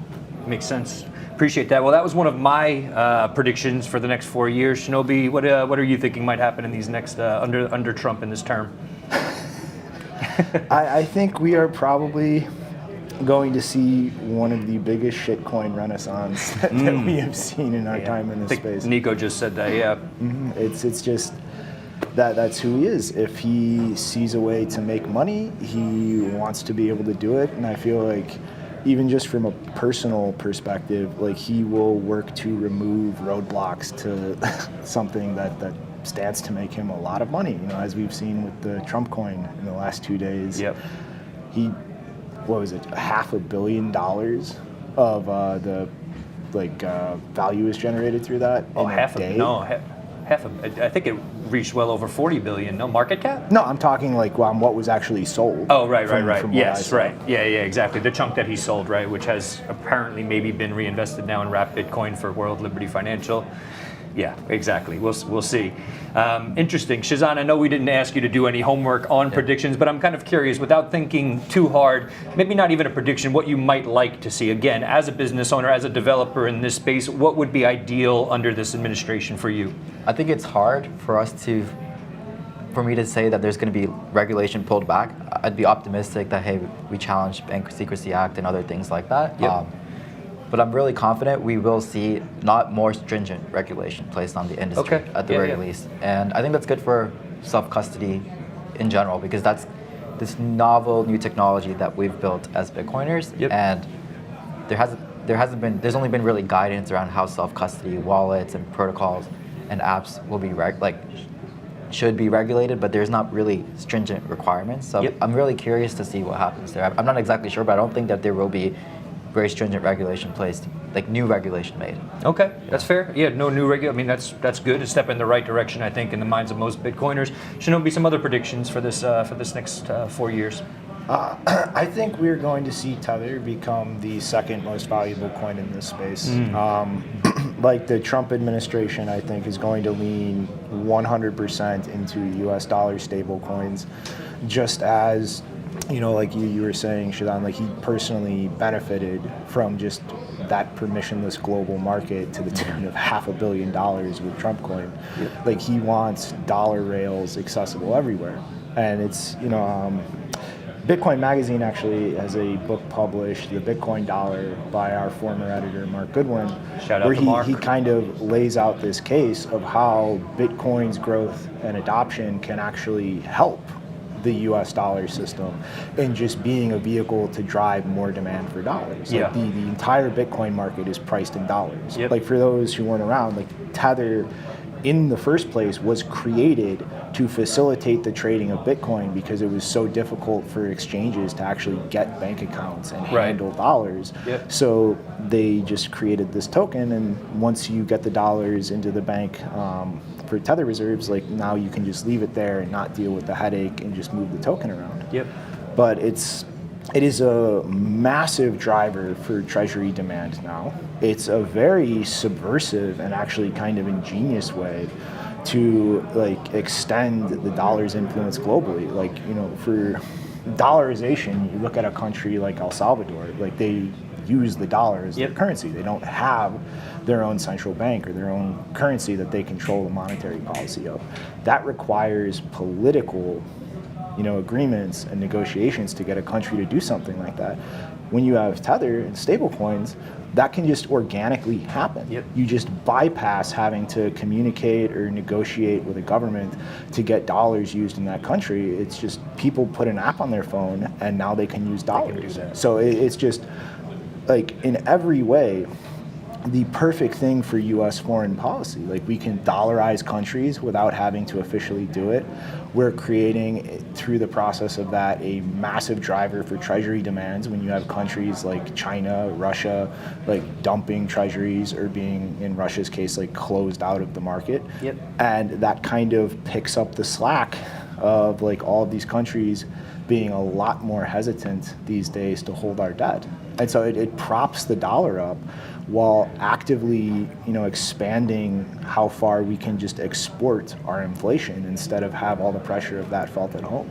Yeah, and I think talking about that and some of the ideology or thinking about that stuff theoretically is one thing, but the other thing that I think sometimes is a little bit difficult and it's important to take into account is that for a long time, many people around the world did want access to dollars and it was hard to get a dollar bank account, and now almost simultaneously they have access to Bitcoin, one of the, the greatest financial rails ever created, plus dollars. So I'm curious with this stuff. I know we can be critical of it from a theoretical perspective, but from a practical standpoint, your thoughts on it? I mean, is it just sort of inevitable that some people are going to opt for something? Yes, we know the dollar's value kind of slowly goes down in time, but to also ignore Bitcoin's volatility is a little bit silly. It's quite a volatile asset, right? For most people, even if you're living in a place like Lebanon, Venezuela, Turkey, it's still kind of a bit of a volatile thing. So can you see it from both perspectives or not so much? Yeah, I mean, I completely understand why your average person who uses something like Tether does so. Right. And, I can't knock anybody for that. Like, when you have, like, some problem or some need you need met in your life and a tool meets that need, it solves that problem, you're going to use it. But at the same time, it is a very negative thing, just in terms of, like, how much more runway that's giving the dollar, like giving our government, in terms of just being able to, recklessly inflate the money supply, deficit spend, and just keep building that debt up. Like this, it's giving a longer life. And the reality of these kinds of problems is the longer you delay the inevitable pain of things coming to a head, the worse it's going to be. That's so fair. At the end of the day, like, it's all of this falling apart inevitably is going to be 10 times worse because it went on that much longer. Fair enough. Yeah. I want to get over to the topic that you have on your lapel there, I guess. Free Ross day one. Are we going to see some kind of executive order issued today where Ross is free? Is this going to be news within the day? I hope so. If not, I'm going to be absolutely livid. Like, if he does not meet that promise, given how often he's vocalized it and just how trivial it is for him to just sign the order, like, I will be absolutely livid. Fair enough. Like, that needs to happen today. Okay. Like, he needs to be leaving prison. He needs to be going home to his family. Appreciate that. Shazan, do you feel like him freeing Ross, given that it isn't such a heavy lift, right, as Shinobi just said, do you feel like him doing that today or hopefully by tomorrow at the latest, do you feel like that's some indication that he is going to fulfill other promises as well? Do you feel like Ross being free is symbolic of that? For sure. Okay. I completely agree. I think if he didn't do that, Bitcoiners everywhere will be really mad. Got it. And I expect to see it today. Well, I appreciate that. Well, we are going to kick it back over to an interview from the Crypto Ball, which took place this Friday night. We're going to be speaking, we have Isabel Santos speaking with Kraken's head of global policy, and we will be right back after that.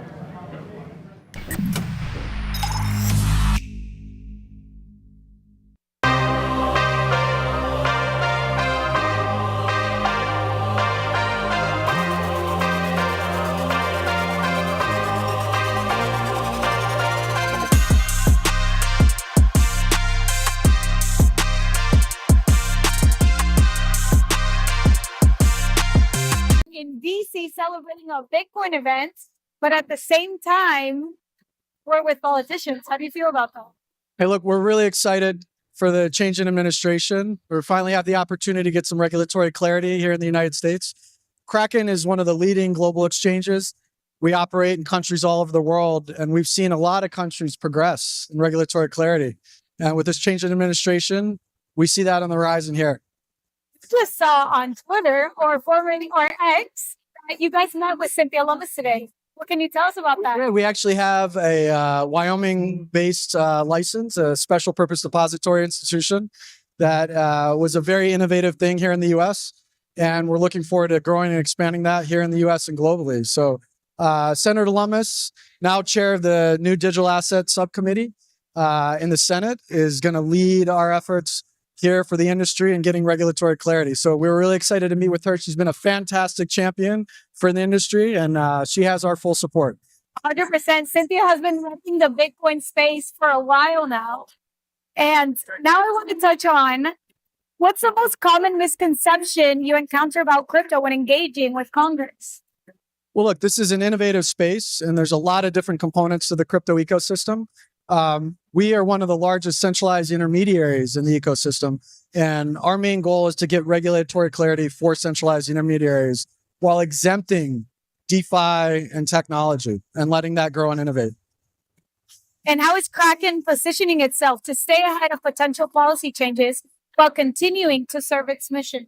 Well, Kraken has invested heavily in the policy space, and our founder and our leadership understands the importance of engaging, educating, not just here in the US, but globally. So as regulatory clarity comes online throughout the world, we're looking at creating a very harmonized framework that will allow the technology to grow. So what do you see as the most critical policy battle for the crypto space in 2025? Without question, here in the US, we've been fighting a lot of battles. There's been a lot of regulation by enforcement. But getting regulatory clarity through legislation is our absolute priority. There's been an incredible amount of work on both sides of the aisle. We believe crypto is not a partisan issue, and that good crypto policy should involve both sides of the aisle in order to create a harmonized framework. So we've done a lot of work over the last couple of years, and there's an opportunity to get legislation done that will do a couple things. It will create a regulatory framework for centralized intermediaries. It will exempt DeFi and technology, and finally draw that line that will distinguish between secondary market transactions and jurisdiction between the SEC and CFTC here in the US. And if you could pass a single law in the US on behalf of Bitcoin and crypto, what would it be? Look, we think that the ability for these assets to grow are going to involve a number of components. We're very excited to hear about the Bitcoin Strategic Reserve. We're very excited to hear about all these initiatives that will allow this to flourish and grow. And getting that regulatory clarity that I talked about will not only support the growth of Bitcoin, but all of the other tokens that have the promise of really revolutionizing the financial services sector. Amazing. Thank you so much, Don.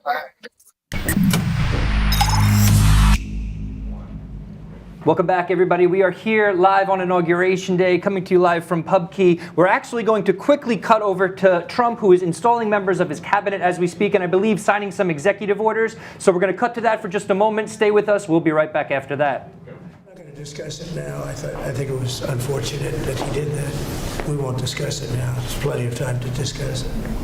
Thank you very much, guys. Should we go to lunch? Thank you very much. Okay. Head to lunch. Ready for lunch? Okay. Thank you.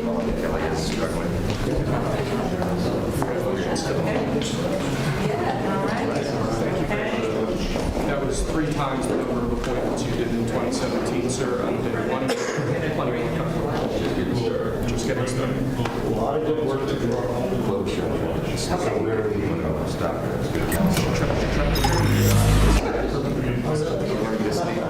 Welcome back, everybody. We are here live at PubKey, New York City's PubKey, on Inauguration Day. We were just about to cut over to see Trump installing certain members of his cabinets. Looks like that may have just happened, and it looks like he's off to go grab a bite to eat, as many people here have done, the delicious burgers here at the venue. But let me introduce our guests here. We have Nick Newman, CEO of Casa, with us, and Mark Hochstein, journalist, former editor at CoinDesk, here to discuss a little bit of what we've seen so far today. Nick, if you don't mind, I would love to start with you. You are a business owner in the United States. Trump has made it very clear that he wants Bitcoin to thrive here. He wants Bitcoin businesses to thrive here. How are you feeling on a day like today after what you just experienced for the last 4 years? I think it's a great change for the country and for innovation in our industry. You know, as a business owner, we've always had this bit of fear underlying everything that we're doing of, is there going to be some bad legislation or bad executive orders that come down the pike and ruin our business? Legitimately, there were times where we were looking at some potential legislation, or the Biden admin was talking about things that could really change how we run our business in a way that isn't good for our customers. Yep. And so knowing that we're going into an era where we expect support from our government as we're trying to build the future around Bitcoin is great, and that's something that we're excited about. Fair to hear. You've been covering this space for quite some time. Last 4 years were quite tumultuous. We saw a lot of regulation by enforcement. We saw a lot of actions that took a lot of people by surprise. What has it been like covering all of this? Has it been surprising to see some of the actions the government took? And realistically, are we going to see a real sea change moving forward? Well, it's really mind-blowing the moment that we're in, just considering what we've just been through. I mean, I think as was pointed out, this previous administration was definitely not friendly to crypto, and if you go back to late 2022, early 2023, there was this existential question around, maybe not around Bitcoin. Bitcoin, I think, was the one thing that I always believed would not go to zero, right, but definitely around cryptocurrency and around any kind of Bitcoin or crypto business in the U.S. And now we have a president who has made promises to the Bitcoin and crypto community. Now, whether he keeps those promises we shall see. But the fact that he actually courted this community, it's really astounding. Like, try telling that to someone in 2015. Right. Yeah, or even 2019, right, when he tweeted that cryptocurrency is a scam or something like that. We talked about that earlier. Nick, we were just talking about this with our two previous guests. Is it that now Trump really does get crypto? So actually, I'll rewind a little bit. About 2 or 3 weeks ago, I spoke with Eric Trump. I interviewed Eric Trump, and as I'm speaking with him, I'm thinking to myself, oh, like, he actually sort of really gets this technology. Like, he looks like he's actually done his homework on it, Bitcoin in particular, and obviously we're seeing some of his projects in the broader crypto space. Do you think that now that there's a genuine understanding of it, and now that we see Trump holding some Bitcoin, obviously this meme coin and all this, do you think that there's sort of an aligned incentive sort of thing where he's part of it now and therefore wants to see favorable regulation? I think we will get favorable action from the government in one way or another, whether it's hopefully through legislation in Congress, although that's going to be harder. It's just always harder to get things through Congress, right? So maybe we see some favorable things coming out as executive orders. Now, I think the thing as Bitcoiners that we are all wondering about is, does Trump being aligned with our industry mean that we're going to be getting 4 years of degenerate meme coinery and everything else? Or are we going to, and maybe with that, are we going to get some beneficial things for Bitcoin? Right. And how do we make sure that we are, as people who have been in this industry for a long time, we're trying to help guide some of these newer entrants towards the things that actually have long-standing power, right? And I think that those new entrants include the people around Trump. Sure. Because you're seeing them do things that, some would consider mistakes that they're making over the last couple of days with some of the meme coinery, and you kind of wonder, okay, who is there advising them on this, and how much do they get it versus how much are they just winging it. And I think that hopefully what we can do as an industry, especially as the Bitcoin industry, is to help guide them towards understanding the power that Bitcoin has and using that as a tool to make our country better. Yeah, appreciate that. Mark, I want to go over to you. We were just getting started before with predictions or maybe things we would like to see happen in the next 4 years. Any certain prediction you want to share or anything, like I said, you'd prefer to see happen under the Trump administration? Well, I mean, the Overton window is widening. Yes, and it is. so I would love to see a reevaluation of AML and KYC. I would not bet the farm on that happening. I think, more realistically are sort of more incremental things like not selling the Bitcoin that they have seized. I think that's more likely than the government buying Bitcoin on the open market. I think stablecoin legislation is a realistic thing for 2025. Market structure legislation, less so. A Bitcoin reserve legislation, even less so. It's not out of the question, but it's that one's a long shot. So, I would love to see like a wholesale reevaluation of, the relationship between money and identity. But I wouldn't hold my breath for that. Interesting. Okay, Nick, any predictions or anything that comes to mind, things you'd love to see, particularly as a business owner in the space? Well, so from a prediction perspective, I think there's still a decent chance that we get some form of strategic reserve. And I think that it's most likely to be don't sell our existing Bitcoin by executive order. And now that to me is, it's a good step, right? But you want to see the legislation to make it something that is longer lasting because let's say Democrats win next time around and they're looking to make a statement and we haven't done a good enough job during this 4-year period of making Bitcoin into something that is for everybody. And so it's really branded as this Republican Trump thing, right? They come in, they immediately overrule the executive orders from the previous administration and go back to selling the Bitcoin that the government owns. So hopefully we can get that to be something that's actually done in legislation and done in a way that people understand the benefits of Bitcoin for our country. And then the second thing that this is less of a prediction, but that I'd really like to see and that I think we do have a chance of seeing is more understanding and support around self-custody specifically. I think that there are people in Congress like Warren Davidson, like Tom Emmer, who are big self-custody fans, right? They really understand the importance of it.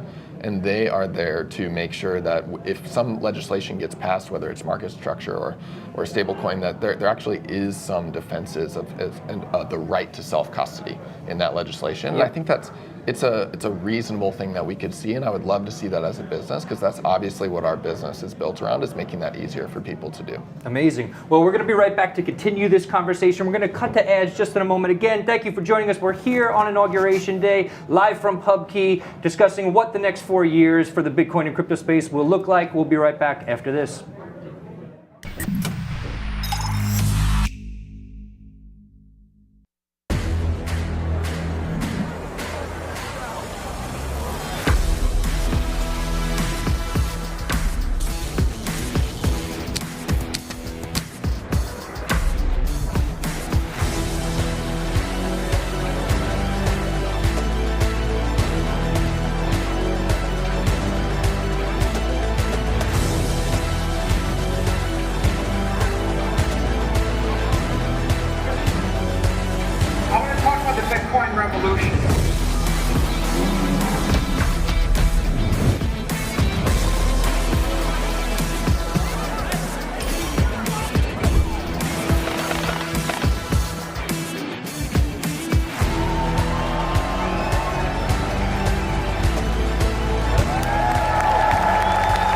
Never sell your Bitcoin.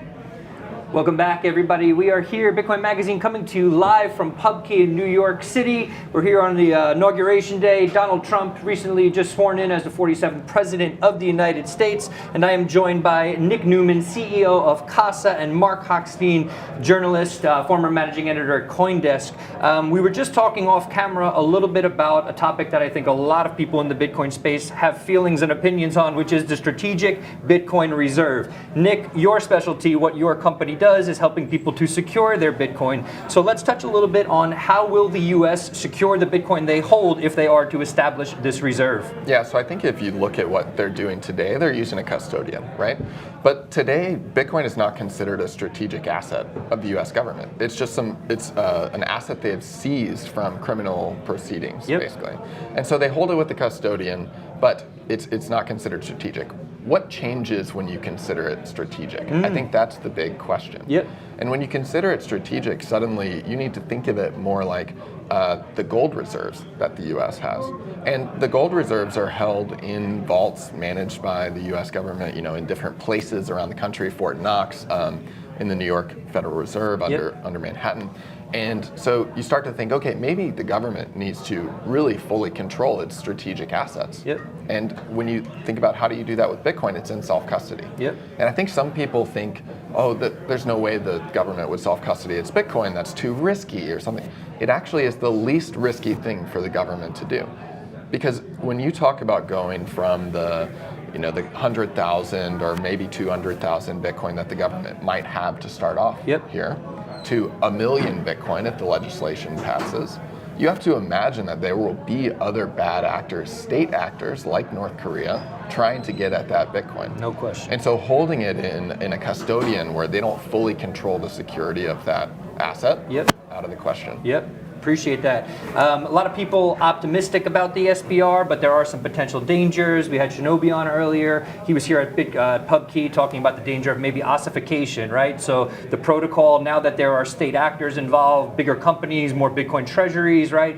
Bigger entities holding it. Those entities become economic nodes on the network. Without going too far into that, just saying that it could lead to ossification. Is this a potential danger that we should be concerned about, Mark? Yeah, I mean, some people in the community definitely feel that way. I mean, if Bitcoin becomes a matter of national security for the U.S., then they're going to have an interest in how Bitcoin develops, which they really haven't had before, right? Like they've sort of been oblivious to it, except when they seize it from dark websites and so forth. So I think that's an interesting area of concern that I've seen some of the more cypherpunk members of the community talk about. I think it's also interesting. I mean, if the government starts treating Bitcoin as gold, and then in some future administration we have a more redistributionist type of government, does that mean we have a 21st century version of Executive Order 6102? This is a question for those who don't know. Executive Order 6102, this was when FDR, I believe, ordered for the seizure of gold. So that's a little bit different, and maybe we could touch on this a little bit. So gold back then was mostly held by banks. So people had their gold, but then they left it in the custody of a bank, whereas Bitcoin is a very, very different asset. So Nick, given that you're someone that helps custody this, do you think a reality of like a new version of 6102 could actually happen? Could some sort of executive order like this actually be carried out? I don't think it would work practically, because Bitcoin is so much more distributed and so much easier to protect in self-custody than gold was. Gold as a physical asset is just difficult to protect, whereas by yourself. That's why people made banks to secure it in a big centralized house, right? With Bitcoin, you can secure it on a thumb drive. And so the ability to secure it yourself in a very distributed manner makes it just really difficult for a government to go knock on every single door and ask, hey, please give me your Bitcoin, right? And even then, I don't think they would do it. I think we live in a different time where I don't see a new 6102 happening from the government. Appreciate that perspective. Mark, do you agree? Are we never going to see something like this? I would certainly hope so. I would certainly hope so. But governments change, and this government seems, or this incoming administration seems pretty amenable to self-custody, which is great. I mean, Trump even talked about it on the campaign trail, which is, it's just amazing that he even talked about it at all. But I do think that governments can be fickle, right? The winds of political change can shift very quickly. Yeah, so it's interesting you say that. So I'm hoping, and you also talked a little bit about, we want to accomplish certain things within, these 4 years to have this not necessarily just be a hot button partisan issue, right? We don't want Democrats to come in and just reverse everything that goes on under the Trump administration. One of the things that I think a lot about is when we think about Democrats, we use terms like financial inclusion, right? And so Bitcoin, even you could say other cryptocurrencies, even stable coins to some degree, there is this aspect of permissionless to them, which is inherently inclusive, right? Do you think that any of that messaging, perhaps, like let's say we do get a Democrat president the next time around, does any of the benefits of Bitcoin that fall in line with sort of Democratic ideology, do they see any of that? Do they wake up to any of that? We know some do. Wiley Nickel, representative from North Carolina, Ro Khanna, or no longer in government Wiley Nickel, but Ro Khanna, senator from Silicon Valley, congressperson from Silicon Valley. Does this messaging get across, and does this become less of a Trump sort of right-wing Republican sort of thing, Bitcoin/crypto?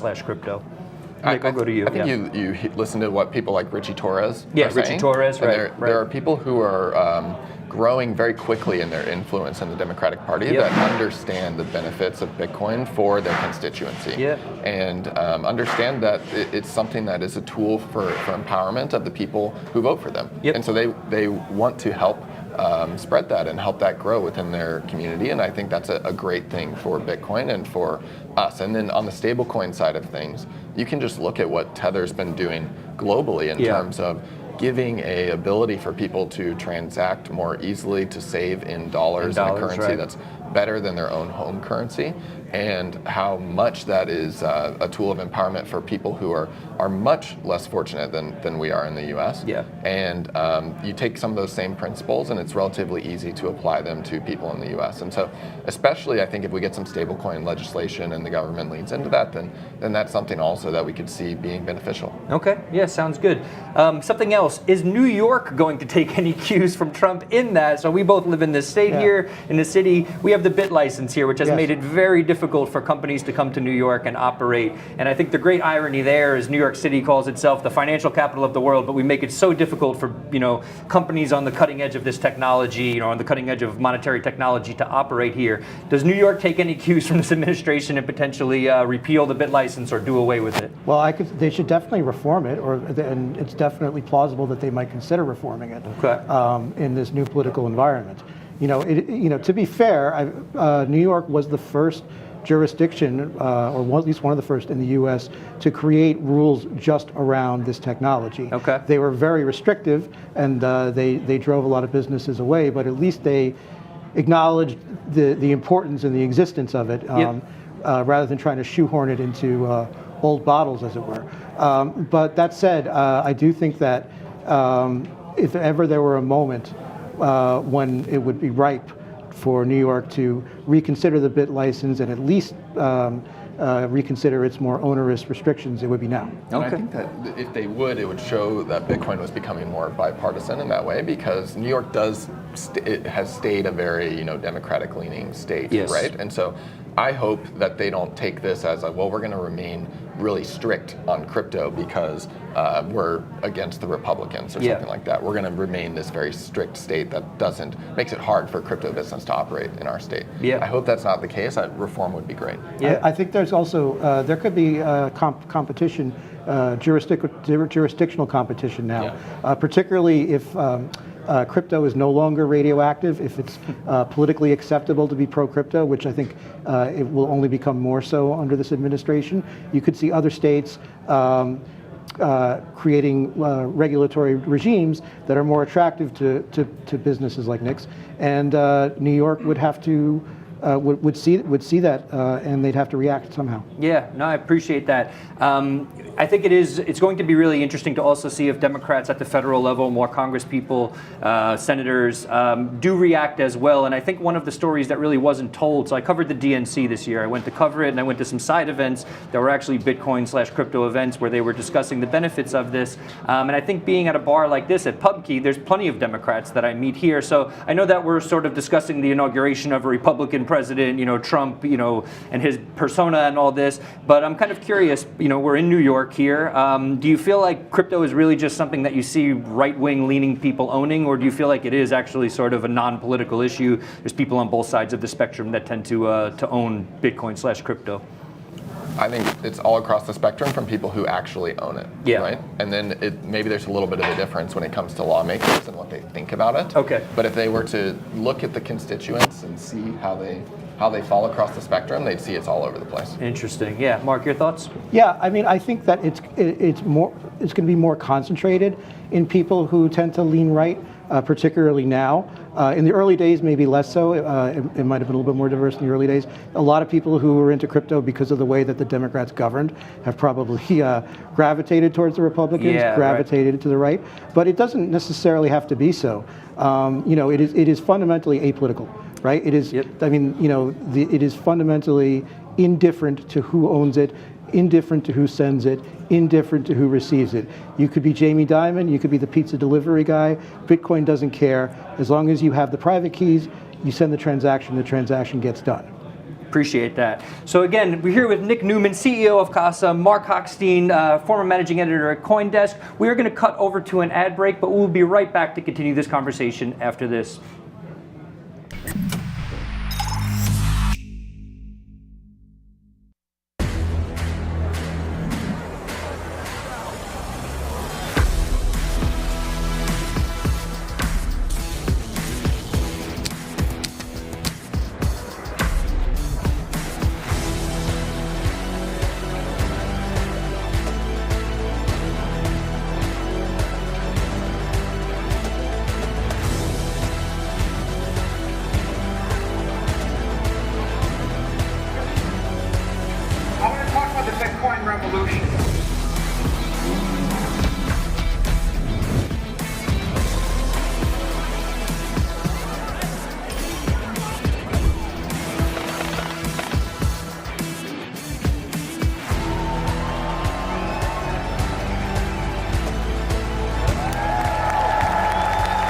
Never sell your Bitcoin.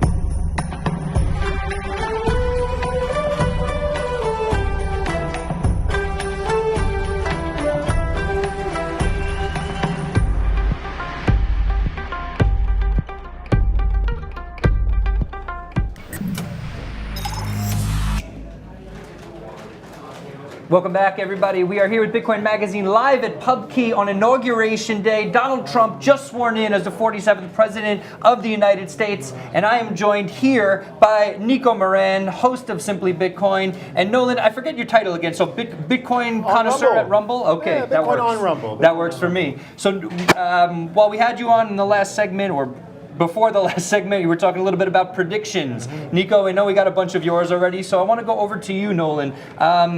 Biggest prediction for the next 4 years? Well, I've already gone through the Wizard of Oz one, and I think I've mentioned a lot about this Bitcoin denominated or Bitcoin debt instrument that might be issued by the Treasury. So I'm going to skip some of the financial ones. Okay. And go into some of the stuff we heard Trump talk about the health of our children. Okay. And one of the things I predict will happen is that Bitcoiners will actually increase the life expectancy of Americans over the course of this administration. Please expand, well, yes. let's not forget that RFK Jr. is a Bitcoiner, right? This is a fella who has embraced Bitcoin, who has put the majority of his net worth in Bitcoin. We heard him say that in Las Vegas at the show. So when you see that sort of bro science thing that the Bitcoiners have brought, right? The P2P information network that's around Bitcoin that has really tackled some of these issues about seed oils really early, right? Peter Van Valkenburg, the director of research with Coin Center, was one of the first people I ever heard in my life talk about the problems with seed oils. I had no idea. Bitcoiners were ahead of this stuff. We've been ahead of the lift weights, stack Bitcoin, live simply, get in the sun. And now we see already touch grass. We've seen red dye number 3 banned already. We heard the president talk about the chronic illness plague that Americans have, that our children are living with, the obesity rates amongst children. And we can already see that Bitcoin is having a cultural effect. RFK now going to be in charge of a lot of the things that go into our kids' stomachs, right? What people are eating. So to me, that's one that I think is not controversial. But when you look at it in reality, when you just say it out loud, that Bitcoiners are going to increase American life expectancy, and then you check it and you say, yeah, I think that's true. I actually like it, and I want to actually throw this over to you, Nico. Do you think maybe being more optimistic potentially increases life expectancy, right? Bitcoiners, when you're at a Bitcoin conference, when you're amongst Bitcoiners, even if you're just hanging out here at PubKey backstage here, people are smiling, they always tend to be optimistic, there's no doom and gloom. Does that factor into our health? 100%, absolutely. I think fiat robs you of hope. It robs you of the ability to look out to the future and say, you know, I'm going to make it. I'm going to be able to afford this. In fact, their own propaganda at some point, like if you look at what I call the Bitcoin conference, the Hope Conference, because it's about Bitcoin. I call the World Economic Forum the Quintillionaire Conference because that's really what it is. And even in their own slogans, it's telling you, you'll own nothing and be happy. That is a reality if you are a millennial or Gen Zer. Fiat has robbed you of that opportunity, even though the world is significantly richer than it was for the Gen X generation or the Boomer generation.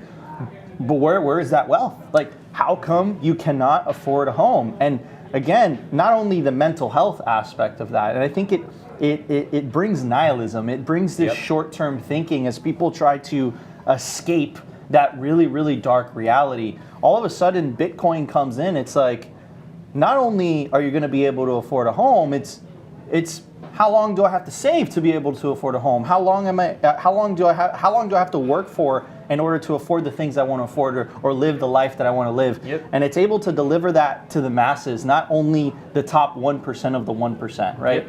And if you want to tie in health, there's this really famous website called What the F Happened in 1971, right? So I think in the health subject, I think it suffers from the food industry and the health industry. I wouldn't call it a health industry, but it kind of is, right? Sick care industry. It suffers from shrinkflation. It really does. Like, the products are getting progressively worse. The food is getting progressively cheaper because all these corporations are trying to deal with inflation, right? And they have to cut costs, right?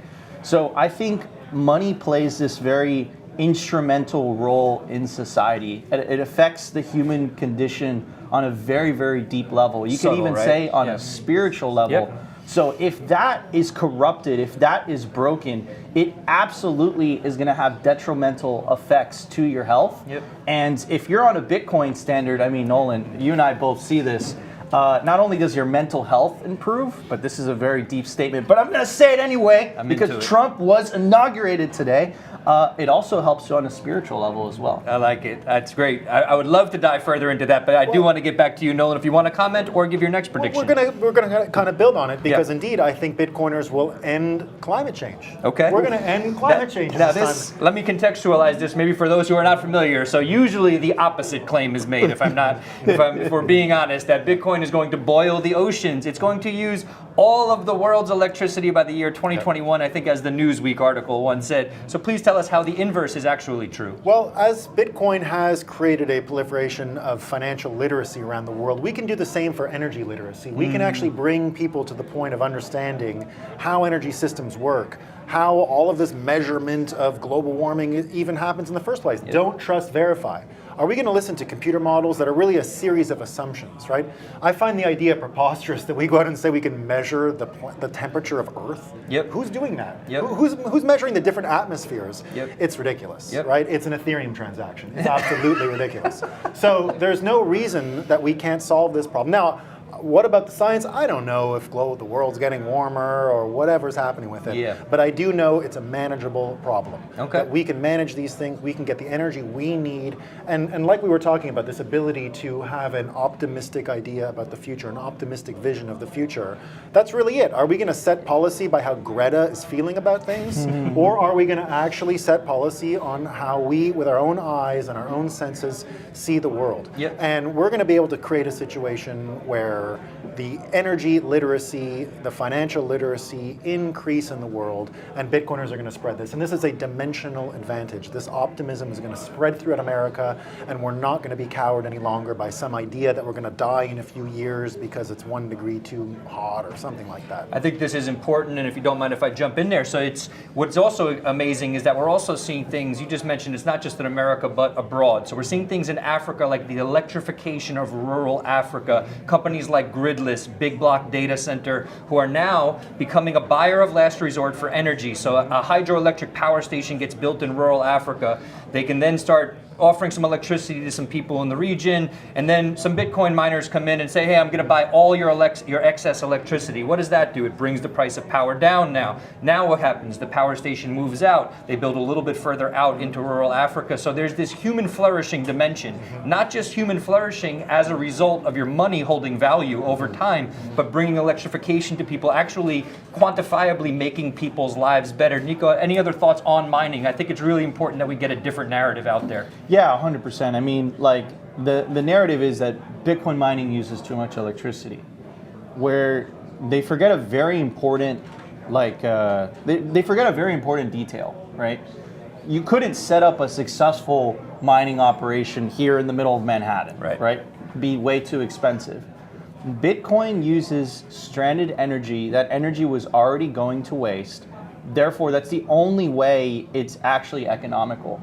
There's nothing on planet Earth that was going to use that otherwise stranded or wasted energy. That's it. If you have an isolated energy pocket in the middle of rural Africa or rural anywhere, Bitcoin miners could move there and turn that stranded energy into sweet, sweet Satoshis, therefore bringing economic opportunity to that area, right? And I've heard many cases where mining executives are talking about how they're building out the infrastructure in these very poor villages or isolated energies, and the local government can't do it. They can't afford it. They don't have the money to do it. So the mining companies are like, let's go.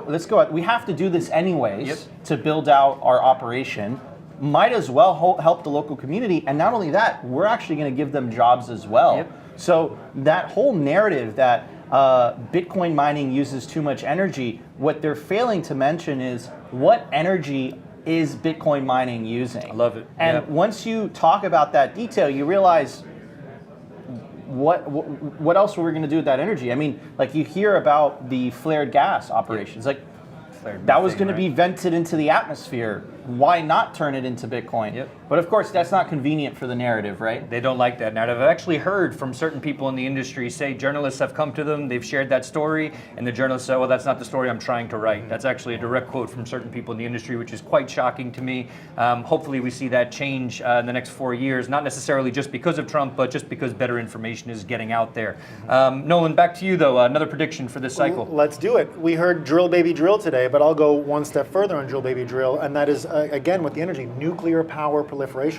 We've seen nuclear reactors in state-sponsored things like submarines, right? Well, why don't we have these in little towns? Why can't we have a small modular nuclear reactor? Well, it could be state they're not smart enough to buy it. They don't know how to get around at a municipal level. Innovator's dilemma, oil was good enough. Now we have this new incentive.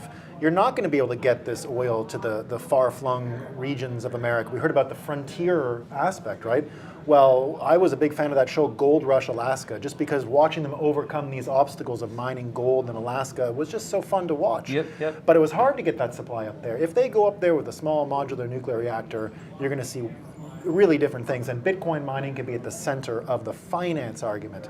It's really the anchor tenant argument. We see strip malls, and a strip mall can be financed. It makes sense when a grocery store moves in. Okay. Suddenly everyone else, a barbershop will move in because the Central grocery store's there, and then maybe a Pokemon card guy moves in next door, and then suddenly the whole strip mall's full, but because there was a anchor tenant there. The innovator's dilemma has been in energy forever. Oil was sort of good enough. Yeah. And it was the only place the private sector was really willing to exploit because they got the model. There was a gas station around. There was always going to be demand for oil.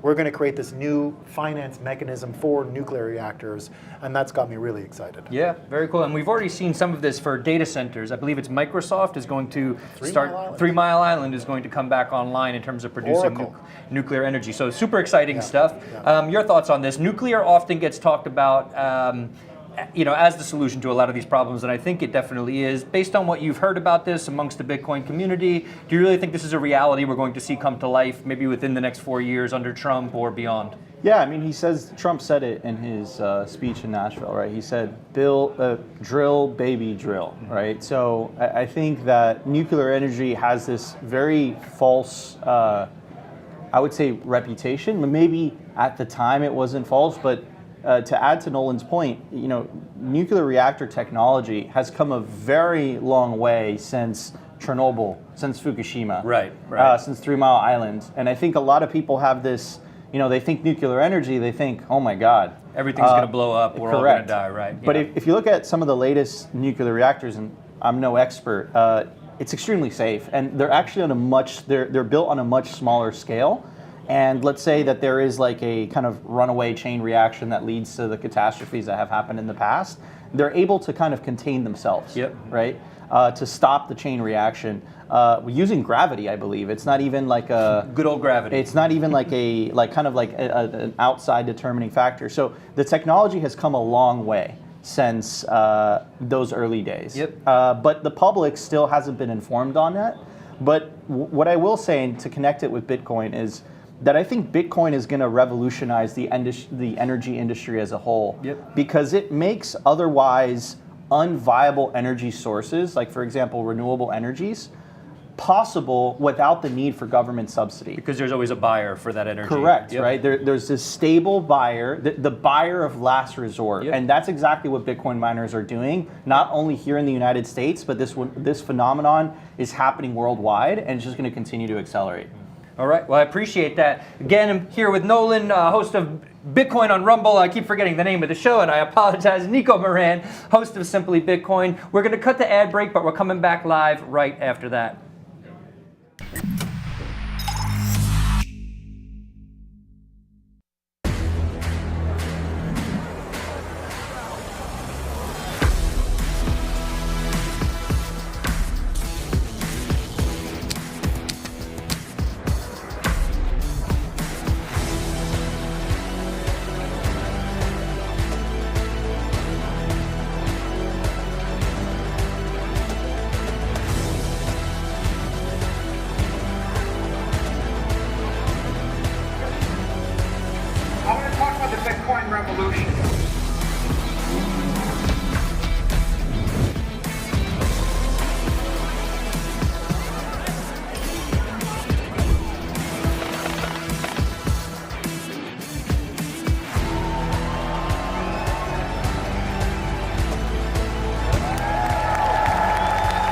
Never sell your Bitcoin.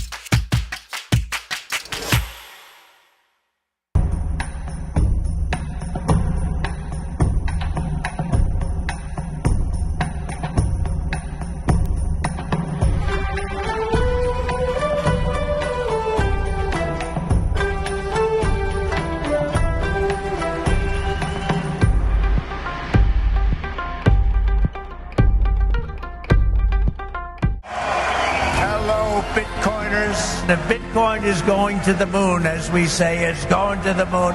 I want America to be the nation that leads the way. Kamala Harris is being briefed by her closest advisors, being told that it's mathematically impossible for her to win. Make no mistake about it, guys. We as a family, and my father in office, we're going to lead the charge doing this. You know, we're going to be on the forefront of this innovation. We're going to be on the forefront, and we'll continue to champion Bitcoin. Have a good time with your Bitcoin and your crypto and everything else that you're playing with.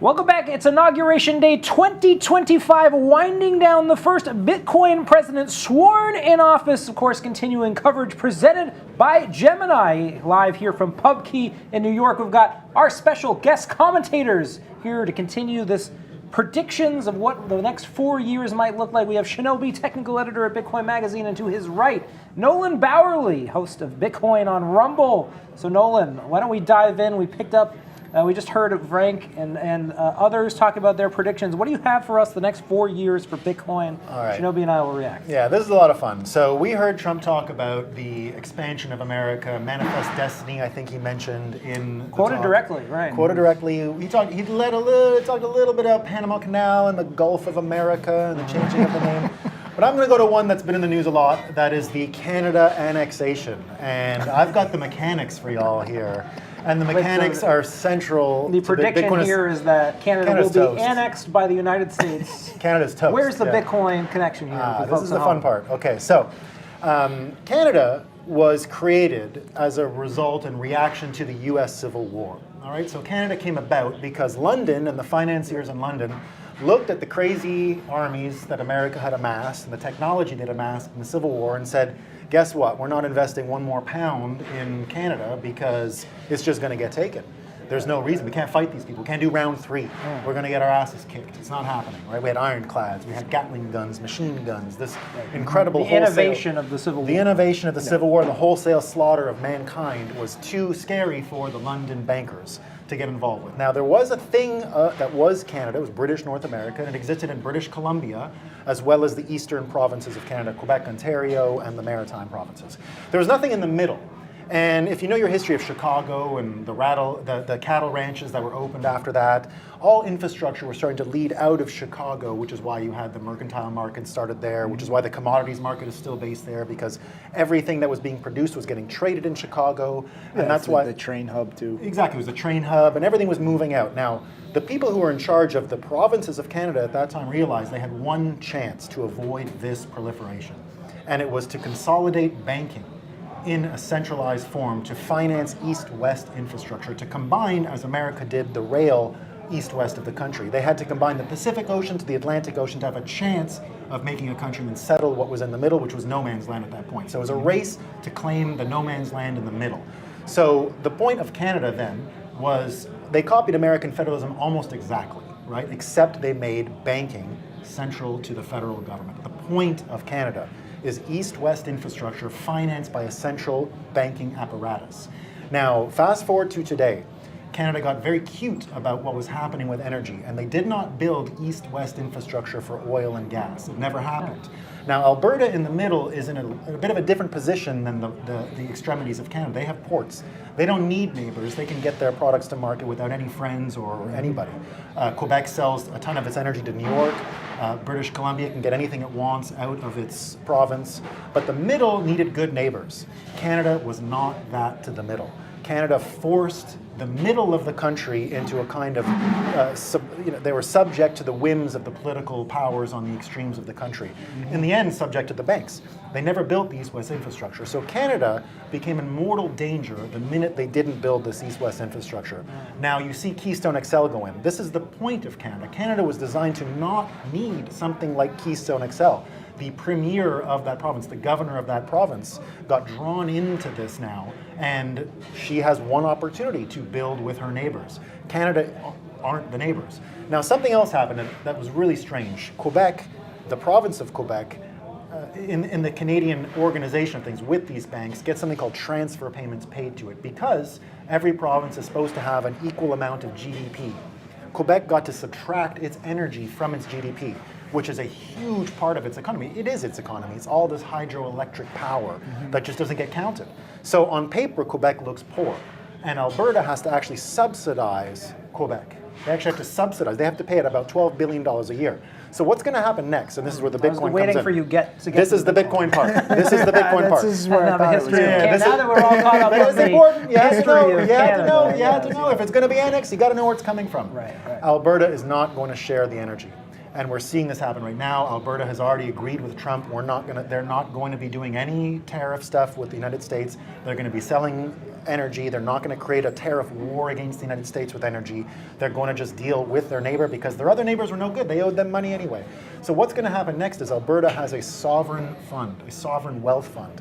They're going to stick that thing full of Bitcoin so that they don't have to sell it they don't have to share it with their neighbors. They're going to put its revenue into the sovereign fund, which is exempt from this transfer payment thing. This will create a national unity crisis in Canada. It's going to create a situation where every province is fighting amongst itself, and then different provinces might be able to survive on their own. I don't know if America gets the whole thing. British Columbia can easily survive on its So own. the prediction here is that because of Bitcoin, Alberta will secede from Canada. Can they secede? Is that Yes, how they can. So one of the interesting things, unlike America, which is indivisible, apparently after the Civil War, that was decided, Quebec had a referendum in 1995, and it resulted in something called the Clarity Act, which is basically divorce papers. And the divorce papers of Canada are written up. We already know how to break it apart. It's not that complicated. Alberta will invoke the Clarity Act the minute they do not want to share their Bitcoin sovereign wealth fund with the rest of the country.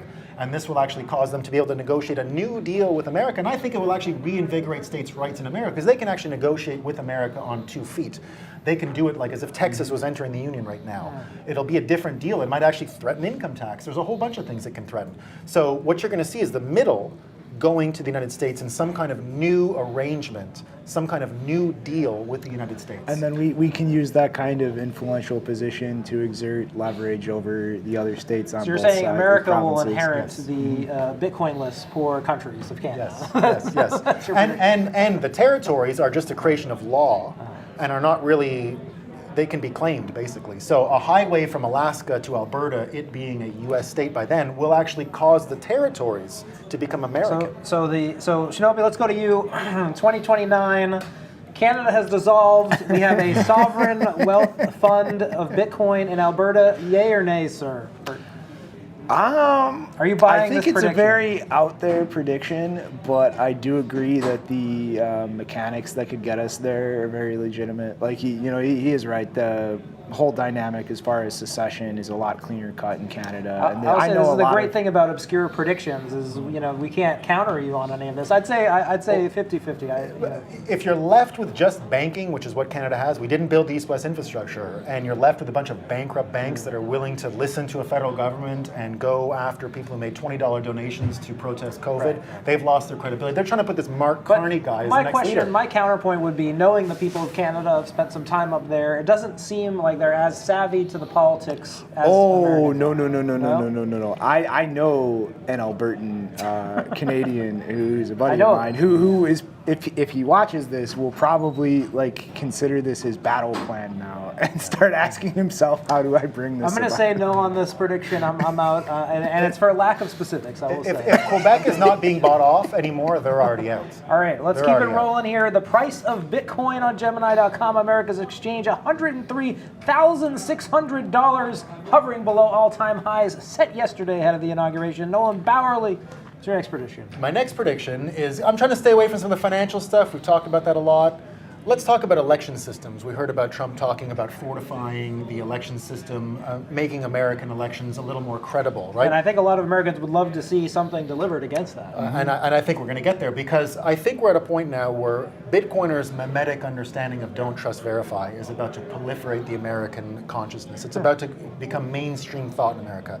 Because indeed, you've got to just believe these people, right? If you can't audit a system, is it real? Bitcoiners understand no, right? Bitcoiners know doesn't even matter which election we're talking about. We think we have a winner. We can judge it with our eyes and our ears. I think Trump won this one. Just like I think there might have been enough hatred towards Trump in 2020 that I said, well, maybe about Joe Biden won, but we don't know. We don't know. And if you're going to have a system that doesn't... in the case of Kamala Harris, we know that she conceded, so... Sure. She did lose. Sure. But what we're going to see is this idea imprinted widely in America. And Bitcoin will help us get there, right? Bitcoiners are going to be able to go hand-to-hand combat. So are you thinking election verification on the blockchain for the next not election? Necessarily. No, I don't think there's a technical so there's no technical Are you aware of Simple Proof in Guatemala? They use the open timestamps. That was the suggestion, right? So I'm asking, is this the technical Bitcoin actually verifying the election? I think Peter Todd brings a very credible case to it, but that's what we're talking about here. Election systems like Bitcoin are a trade-off between credibility and convenience. And that trade-off in an engineered system is just the reality of the system. You don't get to have both. You don't get to have a system that's so easy to participate in, but also credible. So the convenience, credibility trade-offs that Bitcoiners understand intimately, that's what we understand about crypto. So the prediction is just that people will think about the mantra, don't trust, verify. Yes. That will become a mainstream political idea in America. Yes. I mean, I think that's something that actually, like, I 100% agree with. Carlinho from Simple Proof was actually trying during this election to make some inroads in different states or counties to like kind of pilot Simple Proof up here. And you could go so much more autistic in terms of like actual cryptographic credential issuances, having like cryptographically vote results being verifiable by the public but still anonymized. But even just a very simple scheme like Simple Proof, where you just have the paper ballot, like that is scanned, that is time-stamped, and you can kind of see like when it gets time-stamped is a polling station like hitting the rhythm they usually would if they're doing it honestly. Even that would be a huge improvement. And simple is what we want, I think, right? We don't want these things to be overly complicated. That's why I don't want to say we need a blockchain or we need all this, because who's going to believe that, right? So, you look at Israel. Apparently the people of Guatemala. Yeah, well, I mean, you look at what Vivek always talked about and what they have in Israel, and it's day of ballots, day of voting. There is no advanced voting. There is none of that stuff. It's same day, simple system, and an auditable trail. We need the auditability, right? If you can't audit it, did it happen? Bitcoiners say no, right? We say no. If you can't audit a transaction, there is no transaction. If you can't audit an election, there is no election. Let me break this prediction. I'll say, if it's going to be elections verified on the blockchain, I'd say I would like to see that happen. I don't think that happens in America. No. Hopefully we see more of that in Guatemala and other places. To your larger political awakening, about don't trust, verify, I think certainly there's a lot of people on the left who could adopt that mentality. So it'll be interesting. Shinobi, your final thoughts on this? Are you buying this, selling it? Yeah, I think this has a very serious chance of happening. It just needs people to actually, get behind it and really push and advocate for it. The myth of the informed voter here, alive and well. We'll be sending it right back to the studio after this break. Stay with us. We're still executive orders to be signed as President Trump the first Bitcoin president takes office in Washington, D.C. We'll be right back after these messages.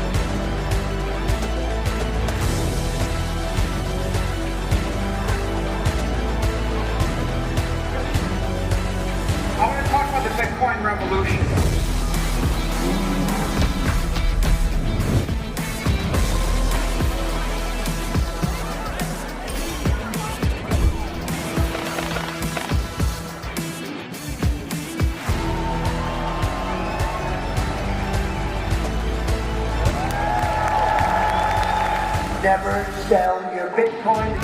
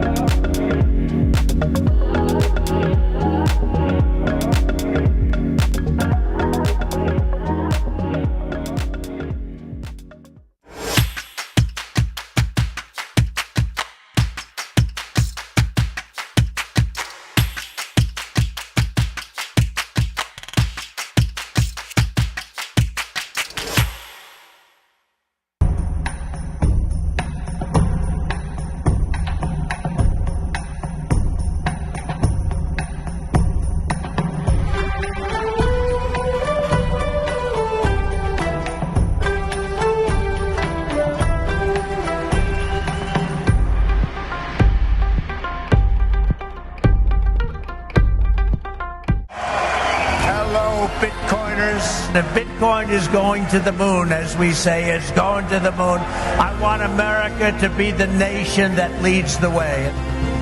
Kamala Harris is being briefed by her closest advisors, being told that it's mathematically impossible for her to win. Make no mistake about it, guys. We as a family, and my father in office, we're going to lead the charge doing this. We're going to be on the forefront of this innovation. We're going to be on the forefront, and we'll continue to champion Bitcoin. Have a good time with your Bitcoin and your crypto and everything else that you're playing with.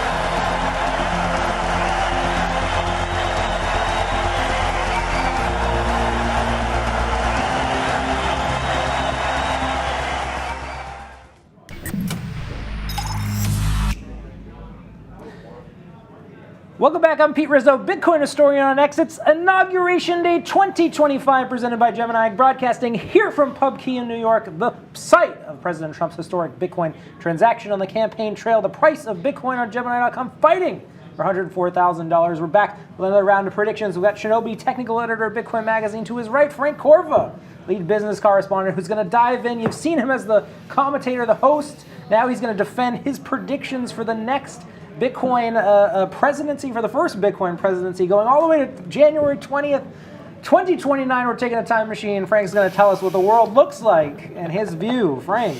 I think before that time, Bitcoin faces what I would consider to be a bit of an existential crisis, and I'd like to have Shinobi weigh in on this. But as I've mentioned a few times today, we had a debate here the other night with David Zell, the head of the Bitcoin Policy Institute, and Shinobi, talking about whether or not a strategic Bitcoin reserve is a good thing or not, and what the potential negative repercussions of that could be. So if we do get a strategic Bitcoin reserve, and if that leads to the ossification of the base layer, this means that from now until the heat death of the universe, a lot more people are not going to be able to have UTXOs, that is, use the base layer. So when we talk about an existential crisis, it's not that Bitcoin will disappear or that its price won't continue to go up, but usability, especially given that it is a currency, it seems to be a legitimate threat. So Shinobi. Well, it sounds like your prediction is that there will be some sort of large cultural schism in Bitcoin, maybe a fork. This could happen. Use your words. Well, so I want to pin down your prediction, though. What, in fact, are you predicting? Because I would argue we're already having a cultural schism. Okay, that's fair enough. So I would say yes. I would say we get to a point where the fork happens and we activate something like Covenants, CTV, or we don't. So Bitcoin soft fork by the end of the first Trump presidency. Correct. Frank Corva, Shinobi, technical editor. Is yes or no? I'm really torn on that one. I think there is still a possibility that we pull something off, but I think it's less likely than no. Why do you give your appeal? You're all out there on the front lines. You're fighting for this. Why do you want a Bitcoin to still be able to change, for the users to still change the features of the Bitcoin blockchain? Why is that something that you're passionate about? Well, people have this idea that Bitcoin failing is inherently tied to price. Like if Bitcoin fails, then the price goes down to nothing, and that's just not the reality of the situation. Bitcoin was created to be a distributed system, like something people can interact with directly, with nobody controlling their ability to do that. But the harsh reality of how this technology works is blockchains don't scale. It's not inherently possible to have something that's cost effective and affordable for most people to use, but also verifiable so that people can maintain the integrity of the system. And what we have kind of historically chosen with Bitcoin is to maintain that verifiability above all else, because if we can't ensure that the integrity of that system is maintained, then ultimately what's the point of it? And that's kind of left us between a rock and a hard place. We need to find very inventive ways to kind of indirectly hook how people interact with Bitcoin into that blockchain, but not directly use it for everything, so that people can still make use of those properties of censorship resistance, of direct access, but not have to bear the absurdly high cost of directly doing everything on the blockchain. And you know, a lot of those inventive solutions at the end of the day require creating changes and upgrades to the protocol to expand the functionality beyond what it can do now. But haven't you seen, and haven't we seen through the course of Bitcoin history, that you get enough smart minds in the room, they'll find some solution to make Bitcoin a little bit better, and they will figure out a way to unite the community behind that. We saw that in 2021 with Taproot. We saw that in 2017 with SegWit. Bitcoin, the natural progression seems to be that developers do find ways to improve it. You're saying you don't think that's going to happen? No, I mean, historically, like, these things have been done under the leadership, essentially, of a specific group of developers, or like subset of developers that have been here for a very long time and become deeply familiar with We're this talking protocol. about Greg Maxwell, Yes, Peter like Peter Woolley, Woolley, winners like- of the HRF Finney Freedom Yes. Prize recently. Exactly those two people.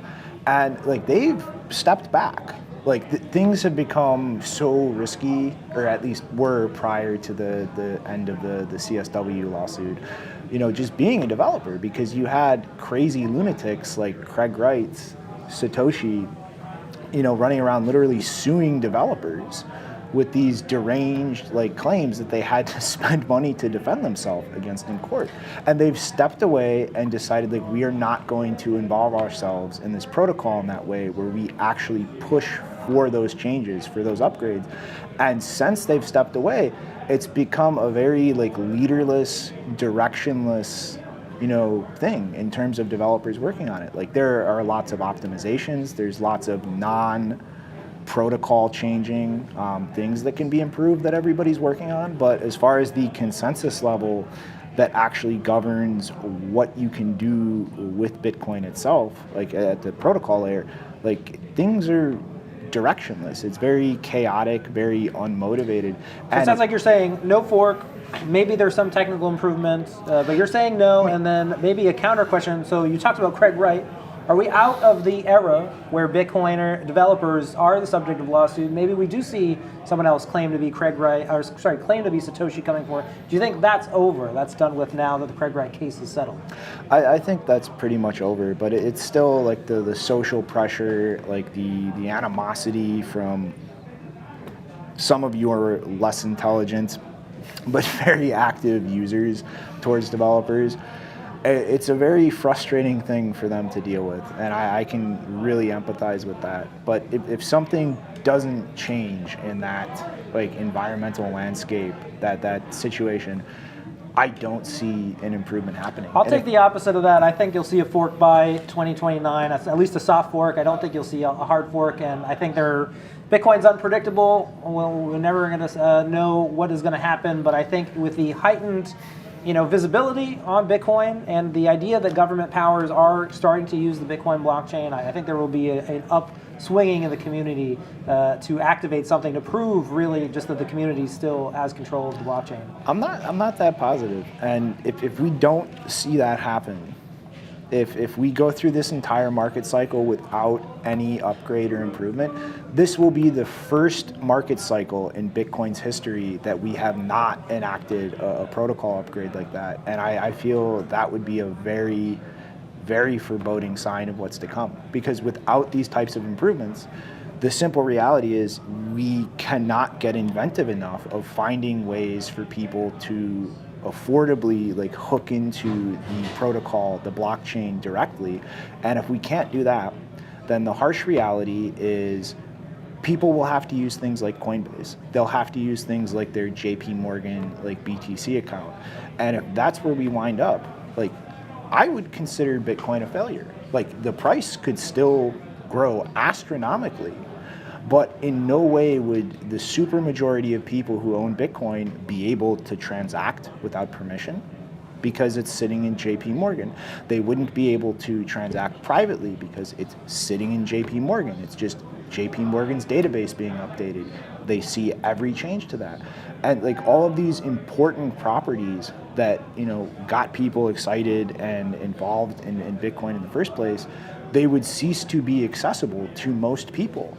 And I think it is very possible that happens and the price continues to grow astronomically. So like this is a potential scenario where everybody who is invested in this could still become fabulously wealthy, but I would call that a failure because it does nothing to actually bring real financial freedom to people because no one can actually directly interact with the network itself. They're just stuck using whatever custodian. A grim future reality, January 2029.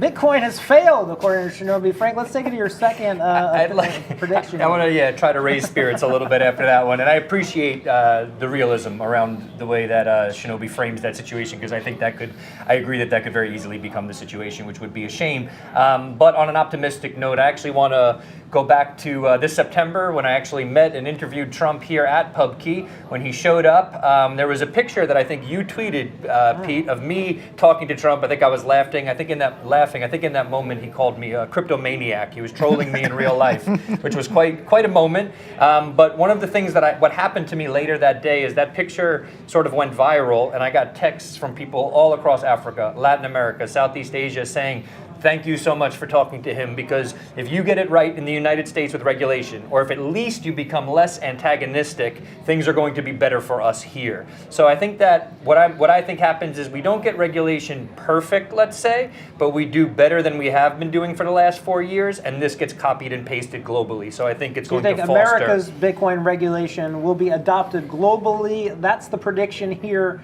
Shinobi, are you buying this, selling this? You like this prediction? I completely agree, and this is kind of what worries me about the existential crisis, because that's just a fact of reality. Like outside of other superpowers like China or Russia, when we do something legally, regulatorily, like half of the world just follows our lead. Well, you could argue that that's happened already, right? Aren't current global regulations in some ways representative of the United States? You're saying that continues? Yes. I mean, like the Department of Justice, like in some countries in like Africa, literally have like a franchise operation essentially, where they have DOJ officials and a presence in the country, and they directly interface with that local jurisdiction to form and shape like regulations and laws, and like how things are prosecuted. Like that's just the reality of our presence as frankly an imperial power in the world.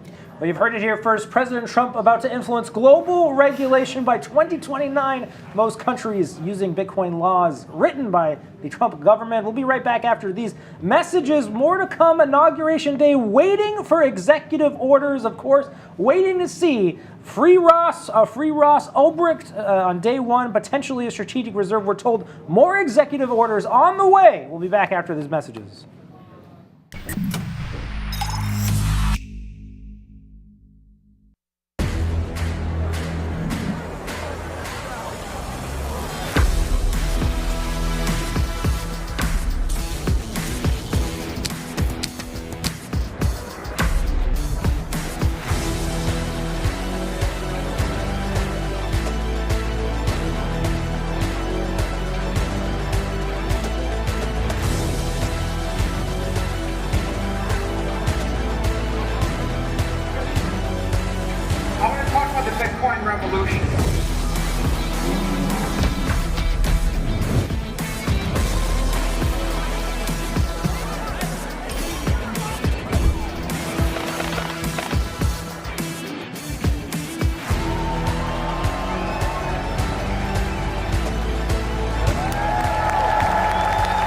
Never sell your Bitcoin.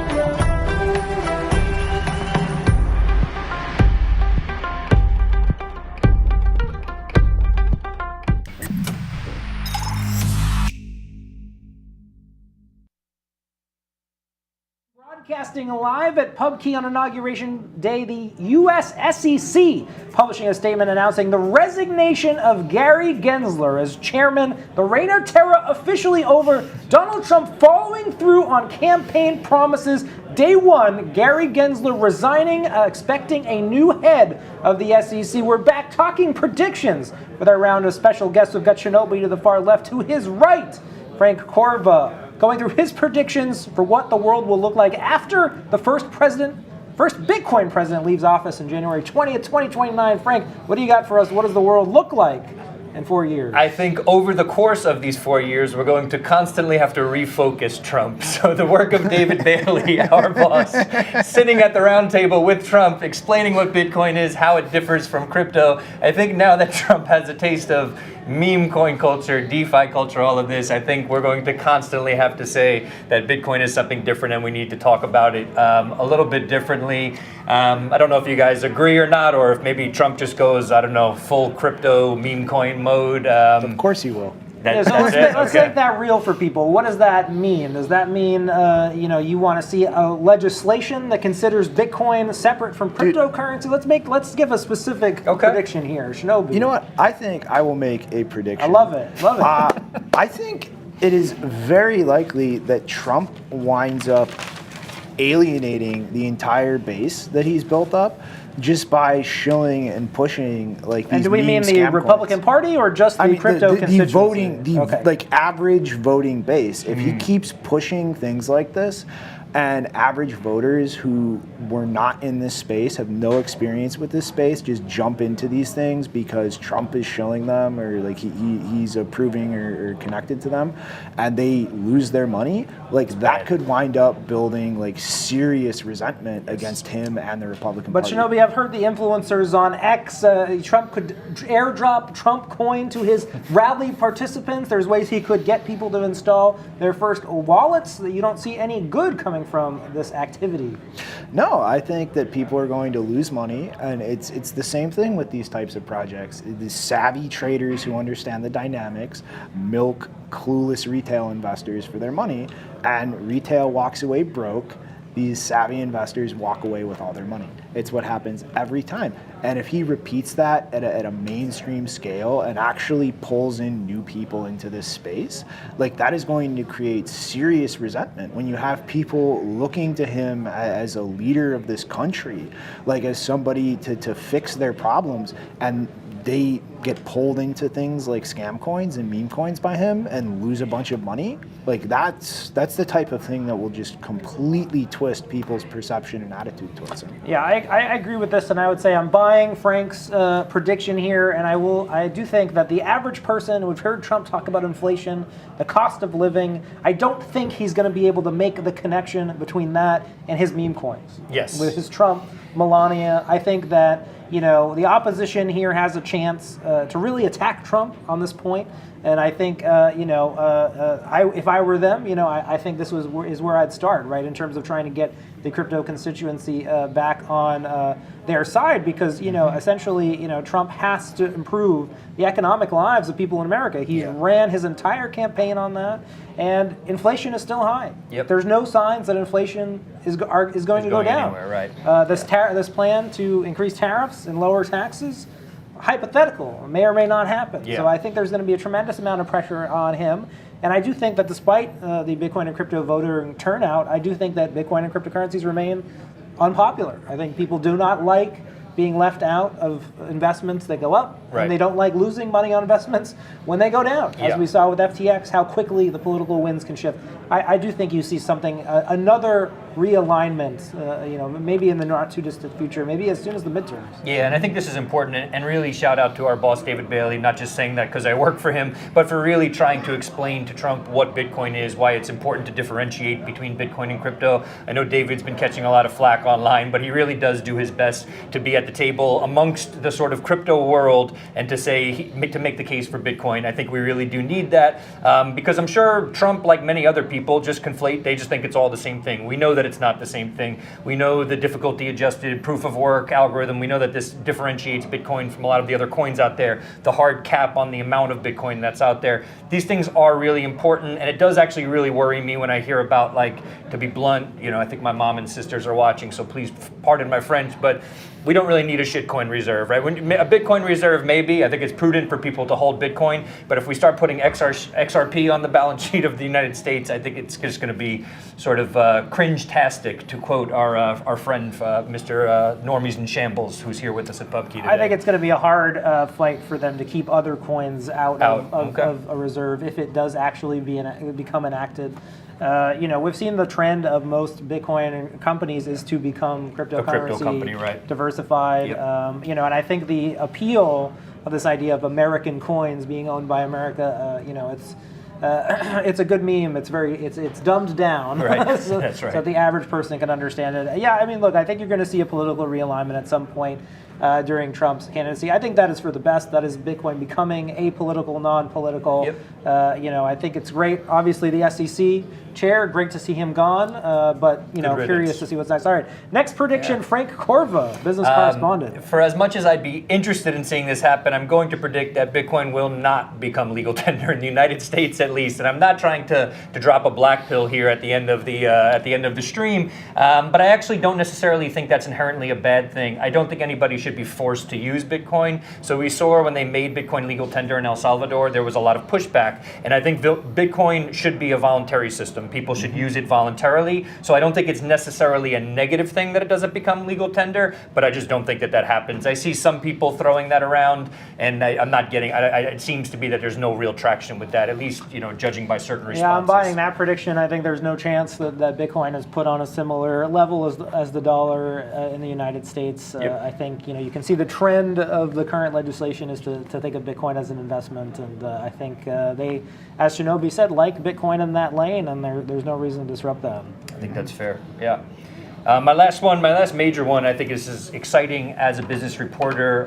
Just the shift in the attitude amongst some of the entrepreneurs, some of the business people we've seen sitting here. Nick Newman from Casa, Shazan Meridia from Lava, and some of the other business people, even based here in New York, that I speak with frequently. Alex Leishman from River.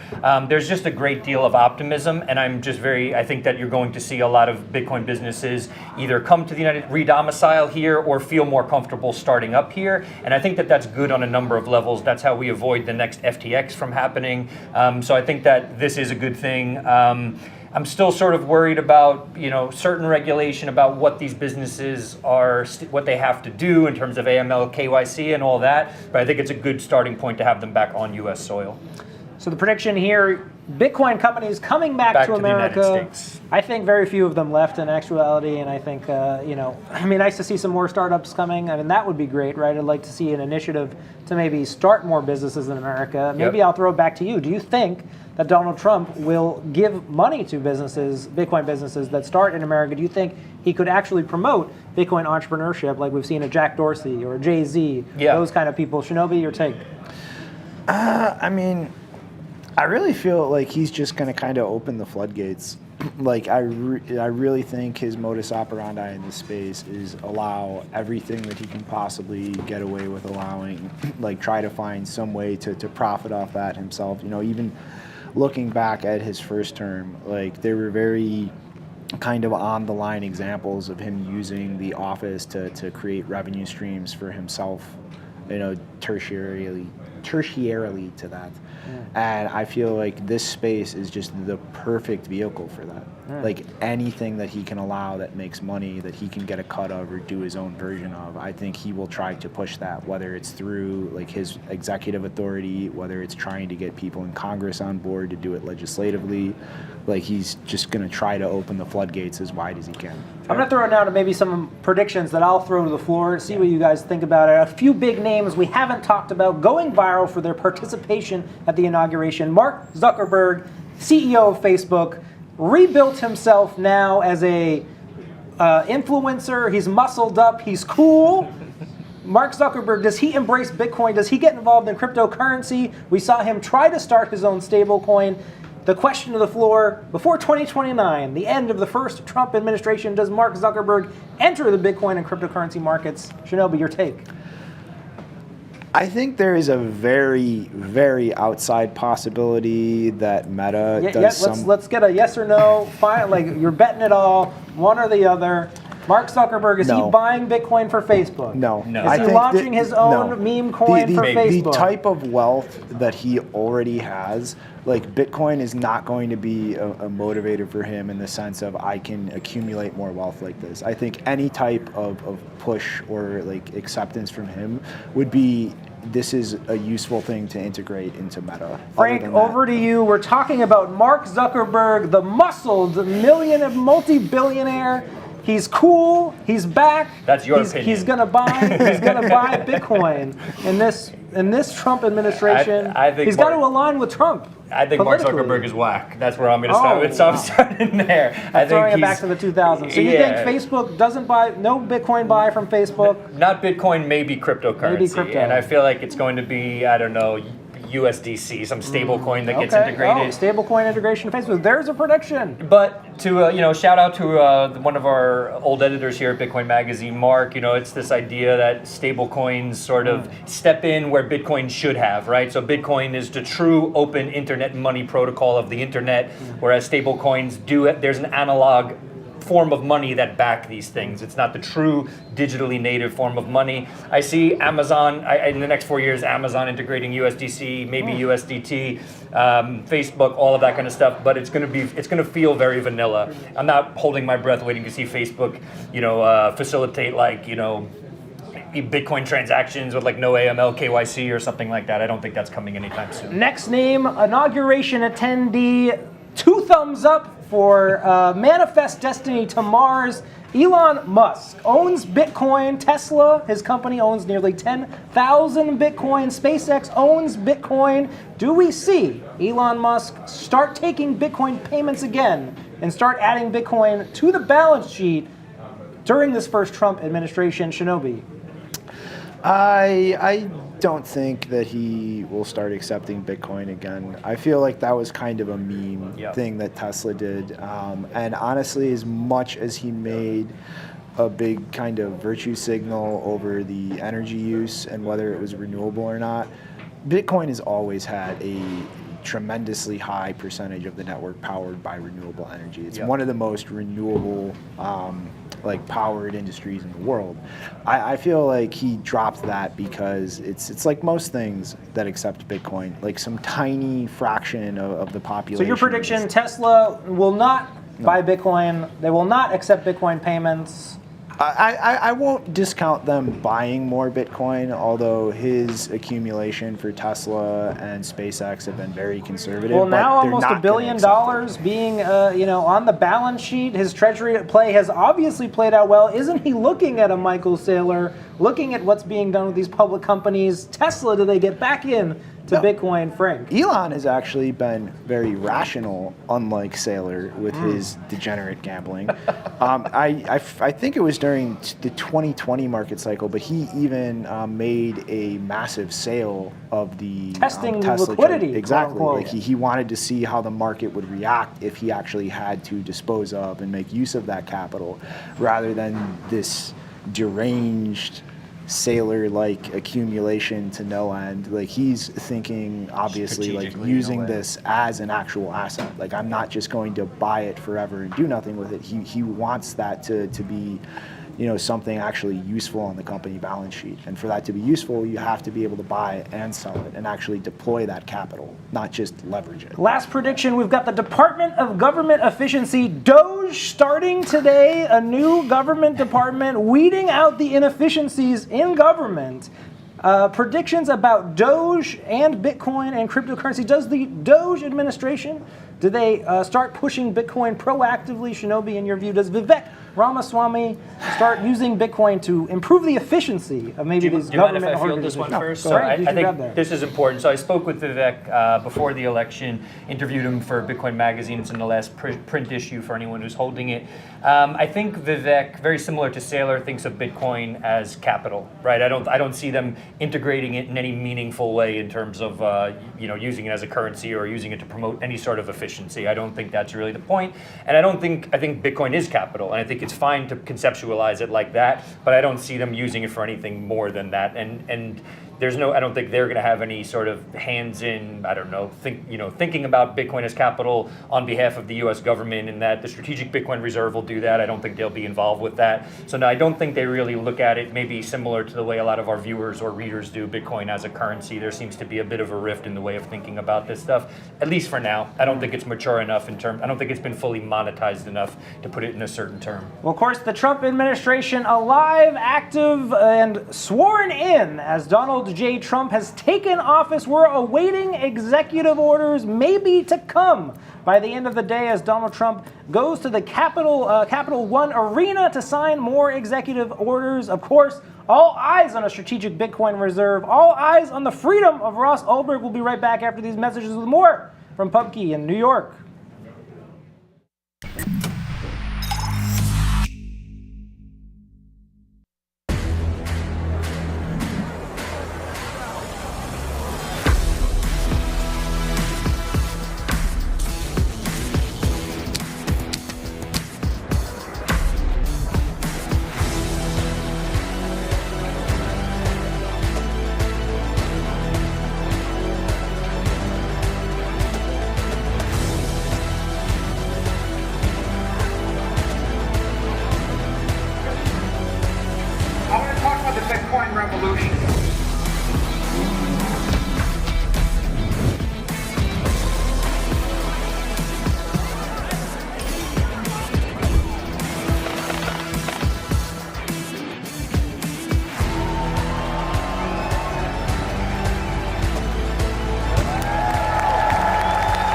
Never sell your Bitcoin.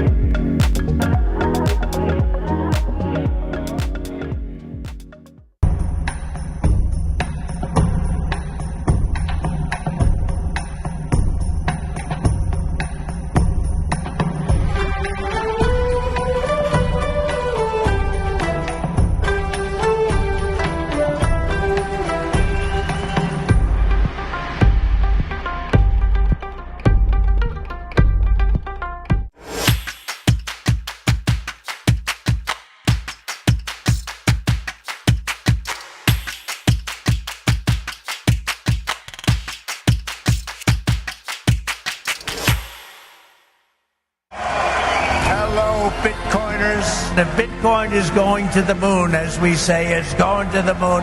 I want America to be the nation that leads the way. Kamala Harris is being briefed by her closest advisors, being told that it's mathematically impossible for her to win. Make no mistake about it, guys. We as a family, and my father in office, we're going to lead the charge doing this. We're going to be on the forefront of this innovation. We're going to be on the forefront. And we'll continue to champion Bitcoin. Have a good time with your Bitcoin and your crypto and everything else that you're playing with.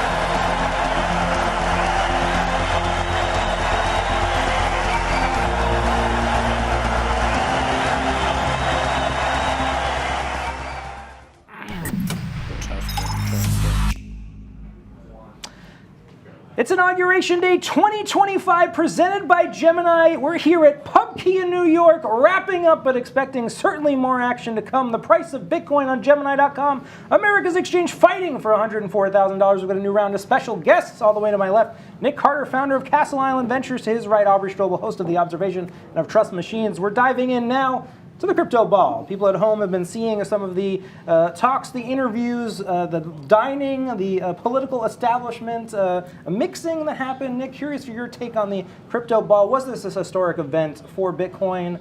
in the cryptocurrency world. What was your thoughts? Yeah, the ball didn't disappoint. You know, it was an interesting mix of crypto people. You know, I don't know. I feel like it was half of the C-level executives of all the major U.S. crypto firms, political critters, you know, personalities, and then tech people as well. So it was an interesting melange.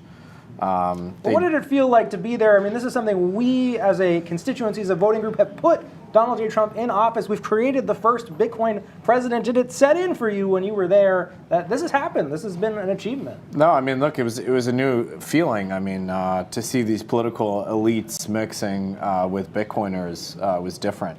It was a sign that we'd arrived. You know, one of the better crypto events I've ever been to, frankly. So, what you know. Props to BDC Inc. and David Bailey for putting that on.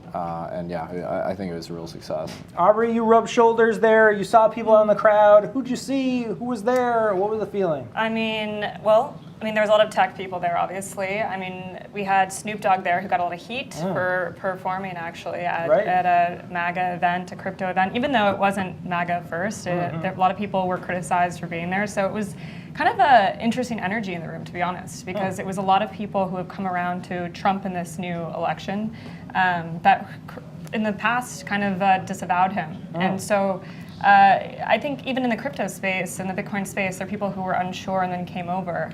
And we saw that for the first time. And maybe people who wouldn't have voted that way in the past who have now come over. So yeah, it was interesting energy in the room, I would say. Well, that's been an undercurrent of the talks today, the strength of the Bitcoin constituency voter coalition. Of course, Trump over the weekend coming out, doing some stirring of feathers with his Trump coin, Melania coin.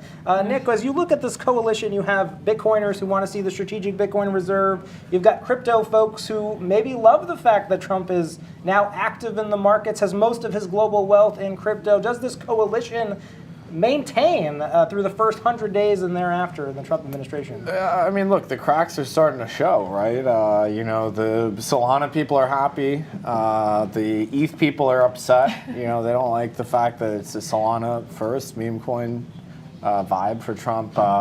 The Bitcoiners seem upset so far. I mean, we've yet to see what the EOs are going to do. Where's the executive Well, let's order? pretend you're advising. This is Donald Trump right here. We've got the incoming president of the United States. So what's your advice on keeping the crypto coalition together, in your words? Keep the trading to a minimum, man. You know, stop with the meme coins. That's not helping anyone. It's causing a lot of chaos.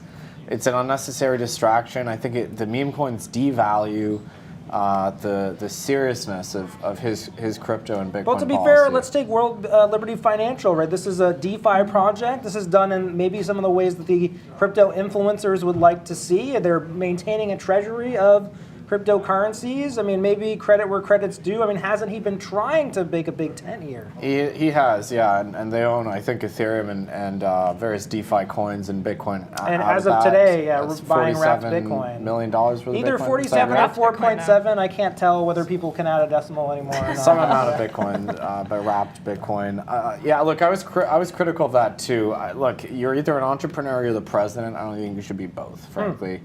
I think you should just focus on governing, focus on making the right appointments, getting the policy right. We don't need the president himself or his inner circle to be trading around. I think that undermines the seriousness of the crypto policy here, and it creates conflicts of interest. You know, it's not needed. Aubrey, we've got the president right here. We've got his audience, his constituency. How do you keep everyone together in the tent supporting President Trump going forward? Your take. First of all, I think we need to take a step back. This is, Trump has been very pro-Bitcoin, and I think we need to be happy about that. Yeah, the meme coins in the past few days have been really bad.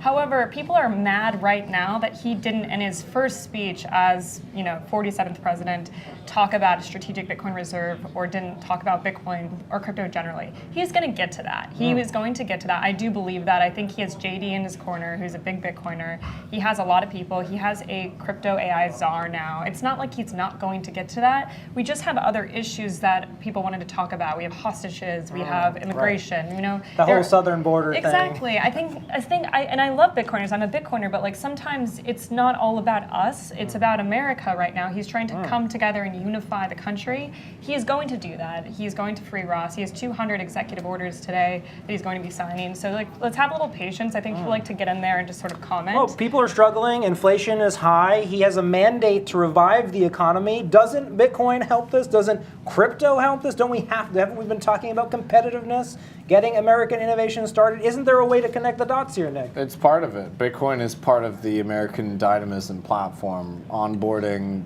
re-onshoring the tech industry and the manufacturing sector. AI and Bitcoin are very closely linked. That they're linked to energy policy in this country. It's certainly part of it. I agree with Aubrey. He doesn't need to mention Bitcoin in his very first speech. It'll happen. The big question, I think he's going to do a great job with the appointments.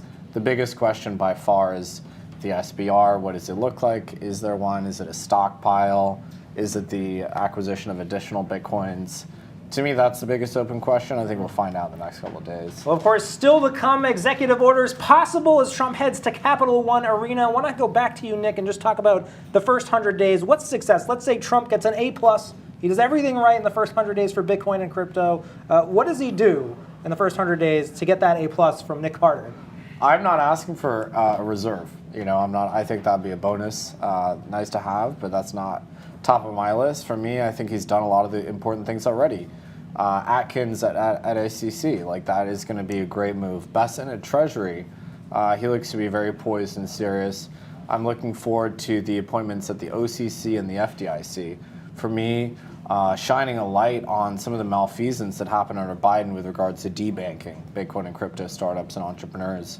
That's what I'd like to see, getting to the bottom of that, what we call choke point 2.0, and installing a financial regulatory regime that just lets entrepreneurs do business in this country. You don't get frozen out of the banking sector because you're active in crypto. For me, that's the most important thing. I think freeing Ross. What about SAB 121, some of these banks being able to hold Bitcoin? Do you want to see that in the first 100 days? That should be gone day one. Trump can probably do that by executive order. Atkins could probably do that. It was an SEC rule, easy come, easy go. That wasn't legislation, that was just rulemaking. So that can go easily. Let the banks get involved in Bitcoin, crypto, custody, stable coins. They want to be involved. They were told not to. The FDIC went to all these banks, they sent all these letters saying, don't touch this stuff. It's time for that to change. Aubrey, we're talking about the perfect 100 days. Trump nails it. He does the double, triple somersault. He keeps the crypto constituency together. What does he do to keep you in this boat? I think I have 3 things. Stop launching meme coins. Number 1, just stop. Number 2, free Ross day 1. And number 3, work towards a congressional hearing on choke point 2.0. And I think having a hearing there, hopefully Nick can testify. That would TBD. That would be great. And just sort of work towards that. If I just had 3 things, that would be it. Yeah. Amazing. So obviously we've been talking a lot about predictions, talking about 4 years, right? A presidency, a long time. This will be the first Bitcoin crypto president. We had people on stage here talking about their predictions for January 20th, 2029. What does it look like? What has the first Bitcoin administration done? What progress has been made? I want to press you both as we're winding down here for some predictions. Take us to January 20th, 2029, Nick Carter. What would you like to see, or what do you think will happen? What is your likely scenario for what has been achieved, or maybe what's left unfinished? Yeah, fast forward 4 years. I think you see real clear guidelines around token issuance, what that means, what it means to compliantly issue a token. I believe the SEC will have clarified all of that. What's a commodity, what's a security? I think the banks will be very active players in the crypto market, both in terms of custodying Bitcoin and being active with stablecoins. I think the stablecoin sector will be fully entrenched as an alternative financial rails. You'll see the supply of stablecoins in the 500 billion to trillion range. I think it'll be very understood that that's good for American dynamism that's We heard a prediction on stage here, Facebook integrating USDC, Amazon. Do you think stablecoins are part of the payment rails for e-commerce in 2029? E-commerce, without a doubt, thoroughly entrenched in the fintech sector. Fintech and stablecoins will be married. I think the banks will be settling transactions in stablecoin format. So I think the banks will be very important. They've been walled out. And yeah, I just think overall America remains and is installed as the unquestioned center of Bitcoin and crypto dominance globally. One more before we go to Aubrey, maybe. Do you think there's a challenge that remains? Maybe there's one challenge after the Trump administration. He doesn't solve it. Like Bukele, we saw he wanted to build the Bitcoin city, the city of gold. He didn't get around to it. He couldn't get the miners to run on volcanoes. What does Trump leave unfinished in your view? I mean, look, Bitcoin has been around for 15 years. Its story is not up yet. It's going to be a multi-decades long thing. So, you know, I don't think anything can stop Bitcoin's success now. I don't know if we will see that full reserve. I do think you'll see many other nation states adopt it. But, you know, at this point, you know, Bitcoin's success is ordained, and Trump can hasten that to a certain degree, but he can't stop it. So as far as Bitcoin is concerned, I think it's smooth sailing. Aubrey, going over you, winding down here on Inauguration Day, looking ahead, it's Inauguration Day 2029. Trump is handing the keys over. What do you think, what were some predictions that you have for what Trump will accomplish or not accomplish in office? Well, I hope Bitcoin's price is around 750,000 to, you know, we love exact predictions. We love Good exact job, predictions here. We do. 750,000, up Play this back. a mere 7x for the Trump administration. Not a great result, but okay, we'll stick with it. So 750,000. You know, I think that we need to put less pressure on this administration to build Bitcoin. I think there's Bitcoin builders here that a lot of that weight lies on us, and to put so much on the U.S. government to keep it rallying. This is a global currency. I mean, obviously, there's going to be some great things here done in the United States, but you know, we're not the only country that owns Bitcoin, and you know, we should be innovators, and I think the Bitcoin builder community should continue to get Bitcoin going, and it should happen in the United States. I don't want it to go to Hong Kong and Singapore and offshores. And I also hope that the conference circuit comes back to New York. We've had so many conferences all over the world. Like Consensus used to be here, all these different things, and now they're all gone. The return of Wall Street conference again. We need it back here. We need it in New York. So I'm really excited about that. All right, one unfinished thing, maybe as a final thought here. What's one thing that Trump doesn't accomplish? Yes. Maybe that SVR. Maybe the SVR. It could be. You're leaving the chat's disappointed. And it's not that I don't want it, but I just don't know how the rest of the government's going to feel about that. So it's going to be difficult to get done. I think you need Congress to authorize and ratify it with any major expenditure. I think Congress should have a voice there. I think that's how the checks and balances. Well, this has been Inauguration Day 2025 presented by Bitcoin Magazine and Gemini.com. America's exchange Bitcoin fighting back to an all-time high at 104,000. Maybe more to come as Trump signs executive orders. We'll be signing off. You can catch all the replays on YouTube, X, and Rumble. Stay with us. We'll be reporting for the next 100 days and for the next 4 years as America's first Bitcoin president takes office and beyond. Thanks for watching. This has been Bitcoin Magazine.